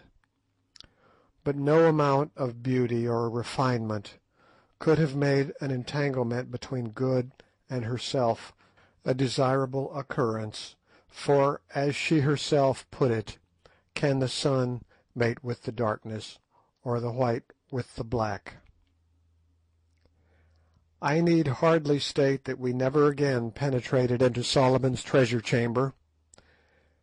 After we had recovered from our fatigue, a process which took us 48 hours, we descended into the great pit in the hope of finding the hole by which we had crept out of the mountain, but with no success. To begin with, rain had fallen and obliterated our spoor, and what is more, the sides of the vast pit were full of ant-bear and other holes. It was impossible to say to which of these we owed our salvation. Also, on the day before we started back to Loo, we made a further examination of the wonders of the stalactite cave, and drawn by a kind of restless feeling, even penetrated once more into the chamber of the dead. Passing beneath the spear of the White Death, we gazed, with sensations which it would be quite impossible for me to describe, at the mass of rock that had shut us off from escape, thinking the while of priceless treasures beyond, of the mysterious old hag whose flattened fragments lay crushed beneath it, and of the fair girl of whose tomb it was the portal. I say gazed at the rock, for examine as we could find no traces of the join of the sliding door, nor indeed could we hit upon the secret, now utterly lost, that worked it, though we tried for an hour or more. It is certainly a marvellous bit of mechanism, characteristic in its massive and yet inscrutable simplicity of the age which produced it, and I doubt if the world has such another to show. At last we gave it up in disgust, though if the mass had suddenly risen before our eyes, I doubt if we should have screwed up courage to step over Gagool's mangled remains and once more enter the treasure chamber, even in the sure and certain hope of unlimited diamonds. And yet I could have cried at the idea of leaving all that treasure, the biggest treasure probably that in the world's history has ever been accumulated in one spot. But there was no help for it, only dynamite could force its way through 5 feet of solid rock. So we left it. Perhaps in some remote unborn century a more fortunate explorer may hit upon the open sesame and flood the world with gems. But myself, I doubt it. Somehow I seem to feel that the tens of millions of pounds worth of jewels which lie in the 3 stone coffers will never shine round the neck of an earthly beauty. They and Foulata's bones will keep cold company till the end of all things. With a sigh of disappointment we made our way back, and next day started for Loo. And yet it was really very ungrateful of us to be disappointed, for, as the reader will remember, by a lucky thought I had taken the precaution to fill the wide pockets of my old shooting coat and trousers with gems before we left our prison house, also Foulata's basket, which held twice as many more, notwithstanding that the water bottle had occupied some of its space. A good many of these fell out in the course of our roll down the side of the pit, including several of the big ones, which I had crammed in on the top in my coat pockets. But comparatively speaking, an enormous quantity still remained, including 93 large stones, ranging from over 200 to 70 carats in weight. My old shooting coat and the basket still held sufficient treasure to make us all, if not millionaires, as the term is understood in America, at least exceedingly wealthy men, and yet to keep enough stones each to make the 3 finest sets of gems in Europe. So we had not done so badly. On arriving at Loo, we were most cordially received by Ignosi, whom we found well, and busily engaged in consolidating his power, and reorganizing the regiments which had suffered most in the great struggle with Twala. He listened with intense interest to our wonderful story, but when we told him of old Gagool's frightful end, he grew thoughtful. "Come hither," he called to a very old Induna or councillor, who was sitting with others in a circle round the king, but out of earshot. The ancient man rose, approached, saluted, and seated himself. "Thou art aged," said Ignosi. "Ay, my lord the king. Thy father's father and I were born on the same day." "Tell me, when thou wast little, did thou know Gagool the witch doctress?" "Ay, my lord the king." "How was she then? Young, like thee?" "Not so, my lord the king. She was even as she is now, as she was in the days of my great-grandfather before me, old and dried, very ugly, and full of wickedness." "She is no more. She is dead." "So, O king, then is an ancient curse taken from the land. Go." "Koom, I go, Black Puppy, who tore out the old dog's throat. Koom." "Ye see, my brothers," said Ignosi, "this was a strange woman, and I rejoice that she is dead.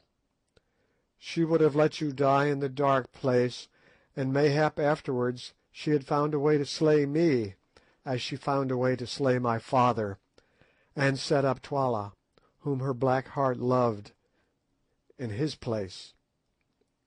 Now go on with the tale. Surely there never was its like." After I had narrated all the story of our escape, as we had agreed between ourselves that I should, I took the opportunity to address Ignosi as to our departure from Kukuanaland. "And now, Ignosi," I said, "the time has come for us to bid thee farewell, and start to see our own land once more. Behold, Ignosi, thou camest with us a servant, and now we leave thee a mighty king. If thou art grateful to us, remember to do even as thou didst promise, to rule justly, to respect the law, and to put none to death without a cause. So shalt thou prosper. Tomorrow, at the break of day, Ignosi, thou wilt give us an escort who shall lead us across the mountains. Is it not so, O king?" Ignosi covered his face with his hands for a while before answering. "My heart is sore," he said at last. "Your words split my heart in twain. What have I done to you, Incubu, Macumazahn, and Bougwan, that ye should leave me desolate? Ye who stood by me in rebellion and in battle, will ye leave me in the day of peace and victory? What will ye, wives? Choose from among the maidens. A place to live in? Behold, the land is yours as far as ye can see. The white men's houses? Ye shall teach my people how to build them. Cattle for beef and milk? Every married man shall bring you an ox or a cow. Wild game to hunt?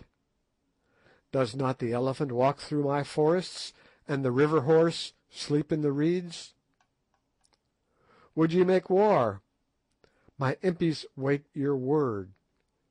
If there is anything more which I can give, that will I give you." "Nay, Ignosi, we want none of these things," I answered. "We would seek our own place." "Now do I learn," said Ignosi bitterly and with flashing eyes, "that ye love the bright stones more than me, your friend. Ye have the stones, now ye would go to Natal and across the moving black water and sell them, and be rich, as it is the desire of a white man's heart to be.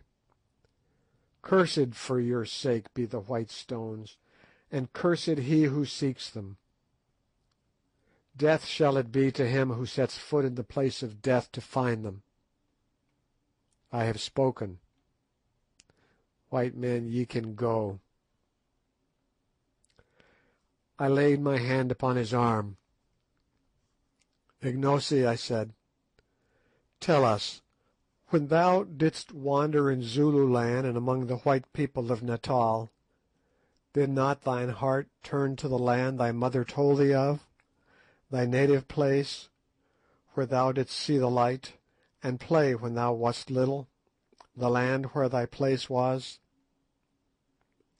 "It was even so, Macumazahn." "In like manner, Ignosi, do our hearts turn to our land and to our own place." Then came a silence. When Ignosi broke it, it was in a different voice. "I do perceive that now as ever thy words are wise and full of reason, Macumazahn. That which flies in the air loves not to run along the ground. The white man loves not to live on the level of the black, or to house among his kraals. Well, ye must go, and leave my heart sore, because ye will be as dead to me, since from where ye are no tidings can come to me. But listen, and let all your brothers know my words.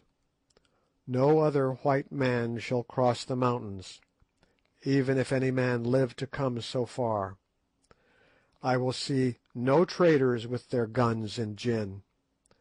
My people shall fight with the spear and drink water like their forefathers before them. I will have no praying men to put a fear of death into men's hearts, to stir them up against the law of the king, and make a path for the white folk who follow to run on. If a white man comes to my gates, I will send him back. If 100 come, I will push them back. If armies come, I will make war on them with all my strength, and they shall not prevail against me. None shall ever seek for the shining stones, no, not an army, for if they come I will send a regiment and fill up the pit, and break down the white columns in the caves, and choke them with rocks, so that none can reach even to that door of which ye speak, and whereof the way to move it is lost. But for you three, Incubu, Macumazahn, and Bougwan, the path is always open, for behold, ye are nearer to me than aught that breathes, and ye would go. Infadoos, my uncle, and my Induna shall take you by the hand and guide you with a regiment. There is, as I have learned, another way across the mountains that he shall show you. Farewell, my brothers, brave white men. See me no more, for I have no heart to bear it. Behold, I make a decree, and it shall be published from the mountains to the mountains. Your names, Incubu, Macumazahn, and Bougwan, shall be Hlonipa, even as the names of dead kings, and he who speaks them shall die. So shall your memory be preserved in the land for ever. Note: this extraordinary and negative way of showing intense respect is by no means unknown among African people, and the result is that if, as is usual, the name in question has a significance, the meaning must be expressed by an idiom or other word. In this way a memory is preserved for generations, or until the new word utterly supplants the old. Go now, ere my eyes rain tears like a woman's. At times, as you look back down the path of life, or when ye are old and gather yourselves together to crouch before the fire, because for you the sun has no more heat, ye will think of how we stood shoulder to shoulder in that great battle which thy wise words planned, Macumazahn, of how thou wast the point of the horn that galled Twala's flank, Bougwan, whilst thou stood in the ring of the Greys, Incubu, and men went down before thine axe like corn before a sickle. Ay, and of how thou didst break that wild bull Twala's strength, and bring his pride to dust. Fare ye well for ever, Incubu, Macumazahn, and Bougwan, my lords and my friends. Ignosi rose and looked earnestly at us for a few seconds. Then he threw the corner of his kaross over his head, so as to cover his face from us. We went in silence. Next day at dawn we left Loo, escorted by our old friend Infadoos, who was heartbroken at our departure, and by the regiment of Buffaloes. Early as was the hour, all the main street of the town was lined with multitudes of people, who gave us the royal salute as we passed at the head of the regiment, while the women blessed us for having rid the land of Twala, throwing flowers before us as we went. It was really very affecting, and not the sort of thing one is accustomed to meet with from natives. One ludicrous incident occurred, however, which I rather welcomed, as it gave us something to laugh at. Just before we reached the confines of the town, a pretty young girl, with some lovely lilies in her hand, ran forward and presented them to Good. Somehow they all seemed to like Good. I think his eyeglass and solitary whisker gave him a fictitious value, and then said that she had a boon to ask. "Speak on," he answered. "Let my lord show his servant his beautiful white legs, that his servant may look upon them, and remember them all her days, and tell of them to her children. His servant has travelled 4 days' journey to see them, for the fame of them has gone throughout the land." "I'll be hanged if I do!" exclaimed Good excitedly. "Come, come, my dear fellow," said Sir Henry, "you can't refuse to oblige a lady." "I won't," replied Good obstinately; "it is positively indecent." However, in the end he consented to draw up his trousers to the knee, amid notes of rapturous admiration from all the women present, especially the gratified young lady, and in this guise he had to walk till we got clear of the town.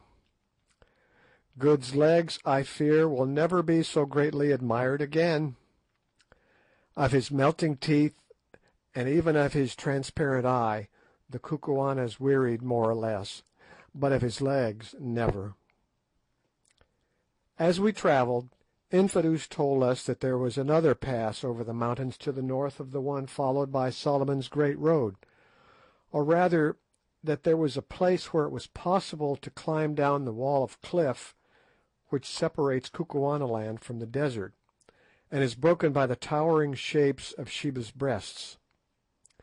It appeared also that rather more than 2 years previously a party of Kukuana hunters had descended this path into the desert in search of ostriches, whose plumes are much prized among them for war head-dresses, and that in the course of their hunt they had been led far from the mountains and were much troubled by thirst. Seeing trees on the horizon, however, they walked towards them, and discovered a large and fertile oasis some miles in extent, and plentifully watered. It was by way of this oasis that Infadoos suggested we should return, and the idea seemed to us a good one, for it appeared that we should thus escape the rigours of the mountain pass. Also some of the hunters were in attendance to guide us to the oasis, from which they stated they could perceive other fertile spots far away in the desert. Note: it often puzzled all of us to understand how it was possible that Ignosi's mother, bearing the child with her, should have survived the dangers of her journey across the mountains and the desert, dangers which so nearly proved fatal to ourselves. It has since occurred to me, and I give the idea to the reader for what it is worth, that she must have taken this second route, and wandered out like Haggard into the wilderness.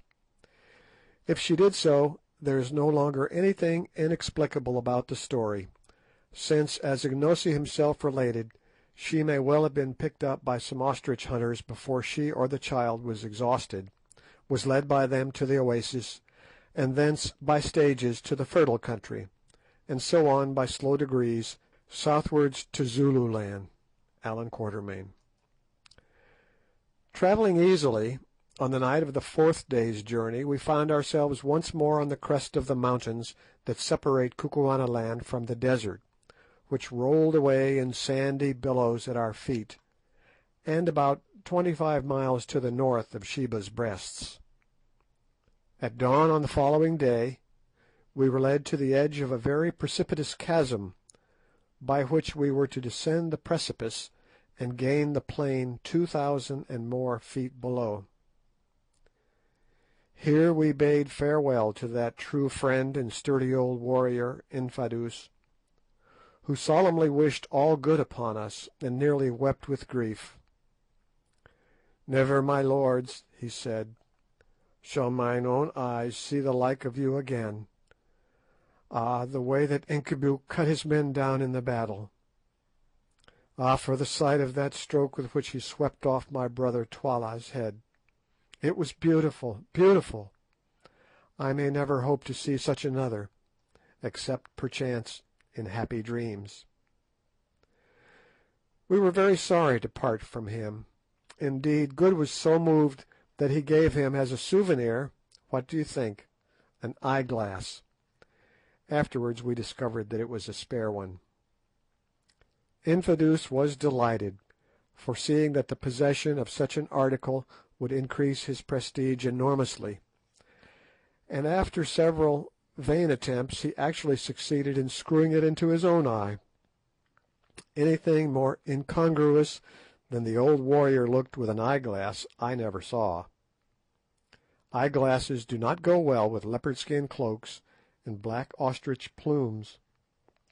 Then, after seeing that our guides were well laden with water and provisions, and having received a thundering farewell salute from the Buffaloes, we wrung Infadoos by the hand and began our downward climb.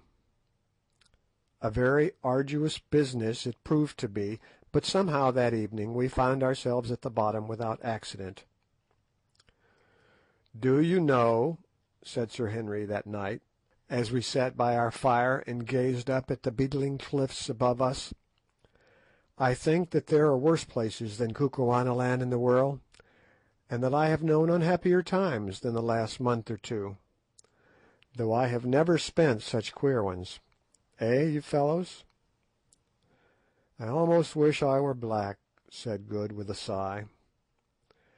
As for myself, I reflected that all's well that ends well, but in the course of a long life of shaves I never had such shaves as those which I recently experienced.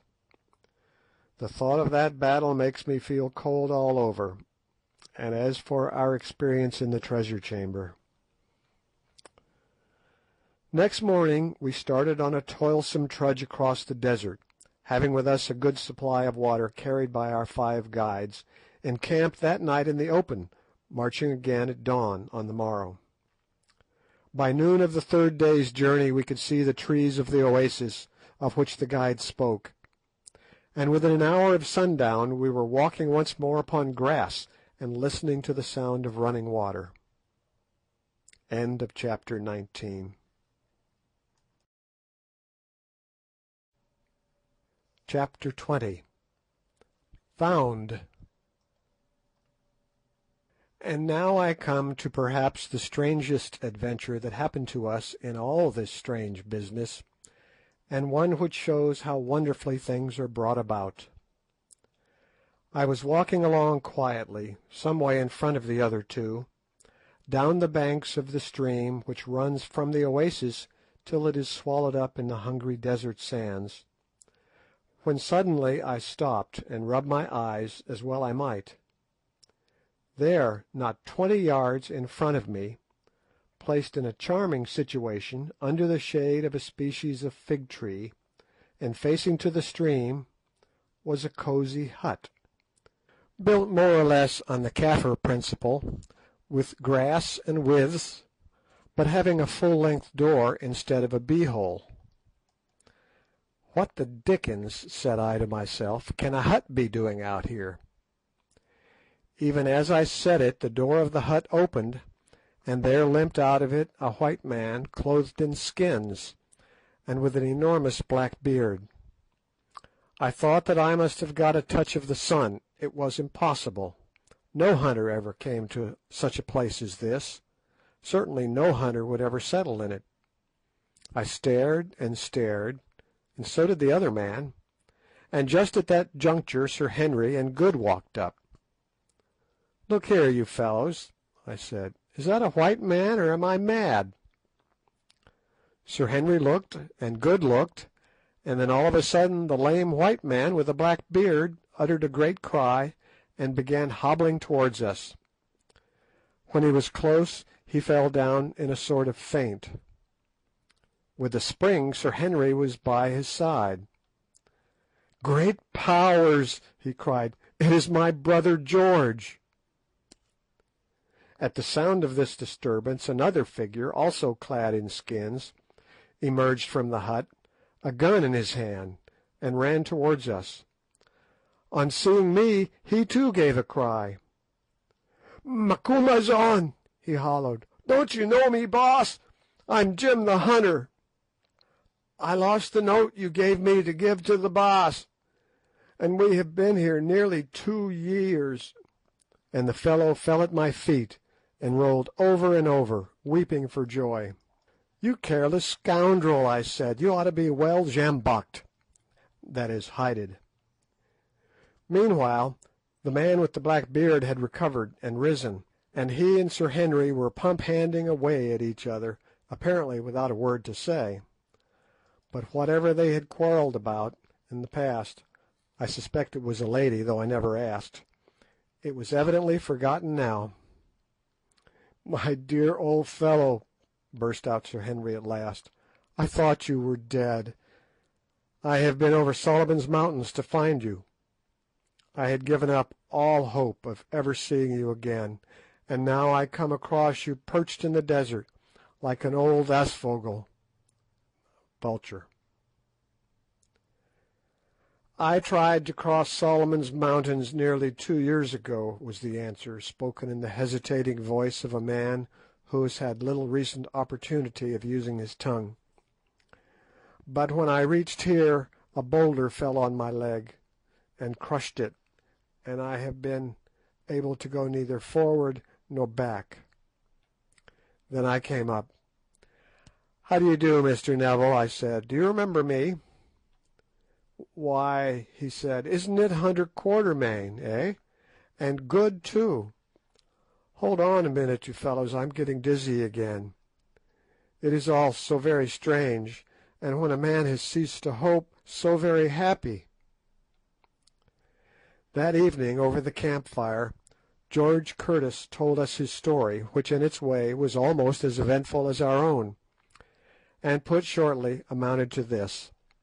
A little less than 2 years before, he had started from Sitanda's Kraal to try and reach Suliman's Berg.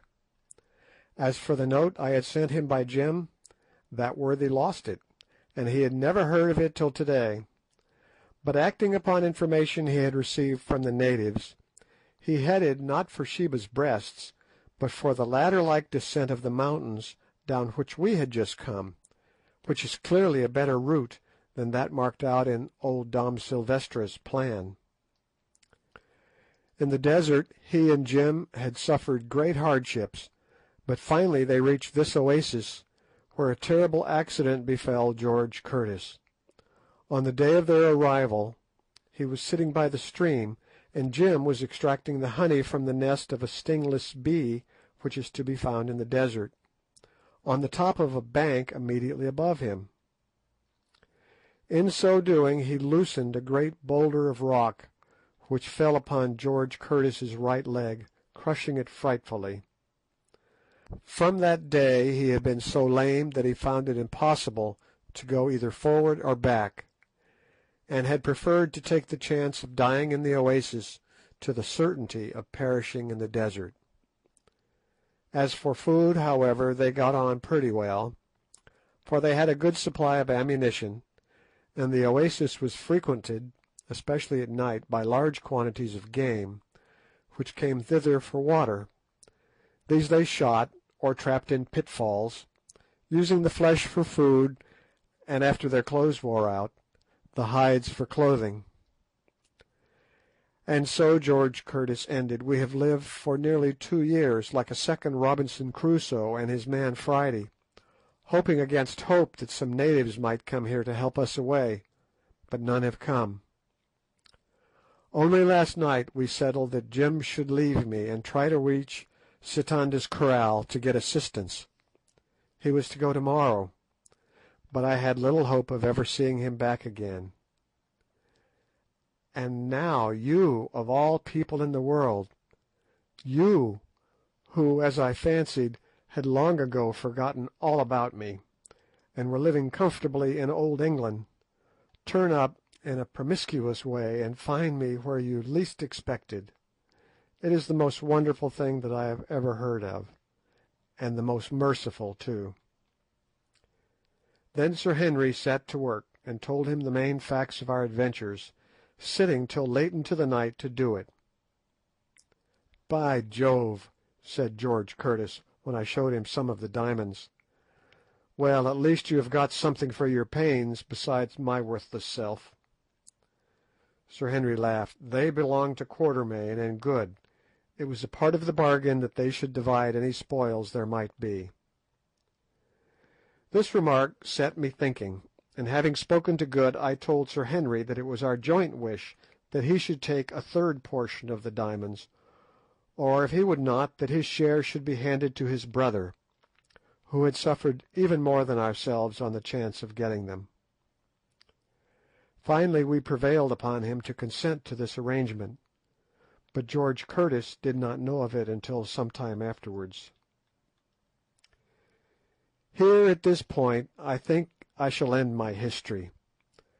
Our journey across the desert back to Sitanda's Kraal was most arduous, especially as we had to support George Curtis, whose right leg was very weak indeed, and continually threw out splinters of bone. But we did accomplish it somehow, and to give its details would only be to reproduce much of what happened to us on the former occasion. 6 months from the date of our re-arrival at Sitanda's, where we found our guns and other goods quite safe, though the old rascal in charge was much disgusted at our surviving to claim them, saw us all once more safe and sound at my little place on the Berea, near Durban, where I am now writing.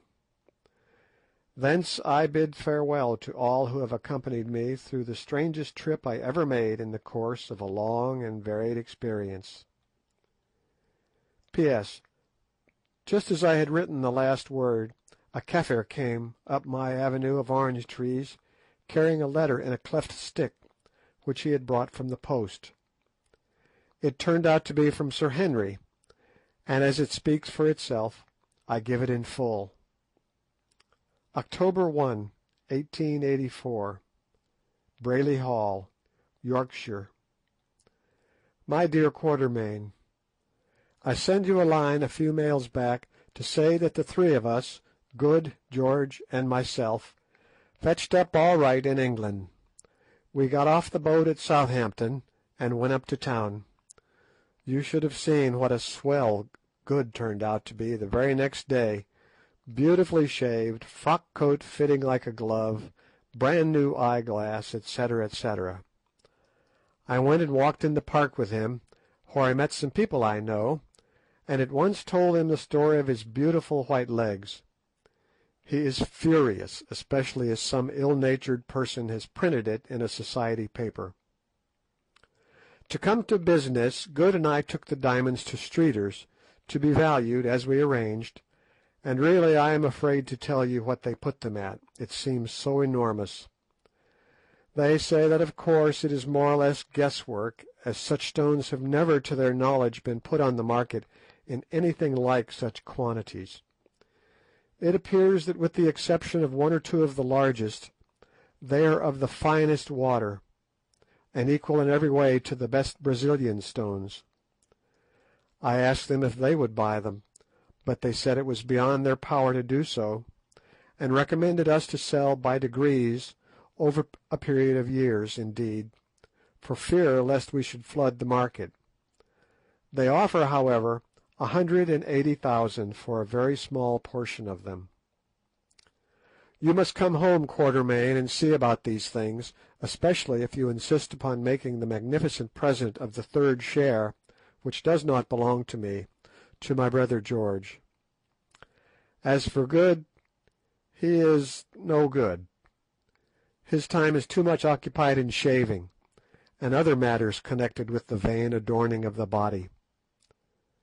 But I think he is still down on his luck about Foulata.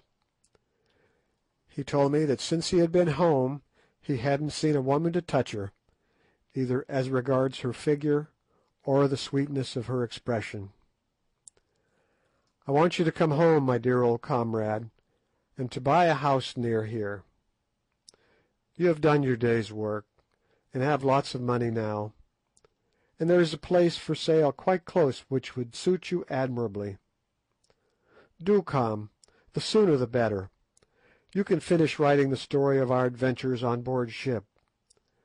We have refused to tell the tale till it is written by you, for fear lest we shall not be believed.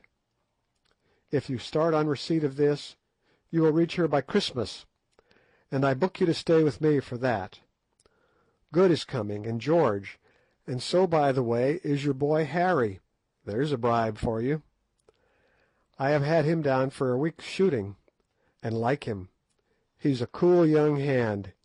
He shot me in the leg, cut out the pellets, and then remarked upon the advantages of having a medical student with every shooting party. Good-bye, old boy. I can't say any more, but I know that you will come, if it is only to oblige your sincerest friend, Henry Curtis. P.S. The tusks of the great bull that killed poor Kiva have now been put up in the hall here, over the pair of buffalo horns you gave me, and look magnificent.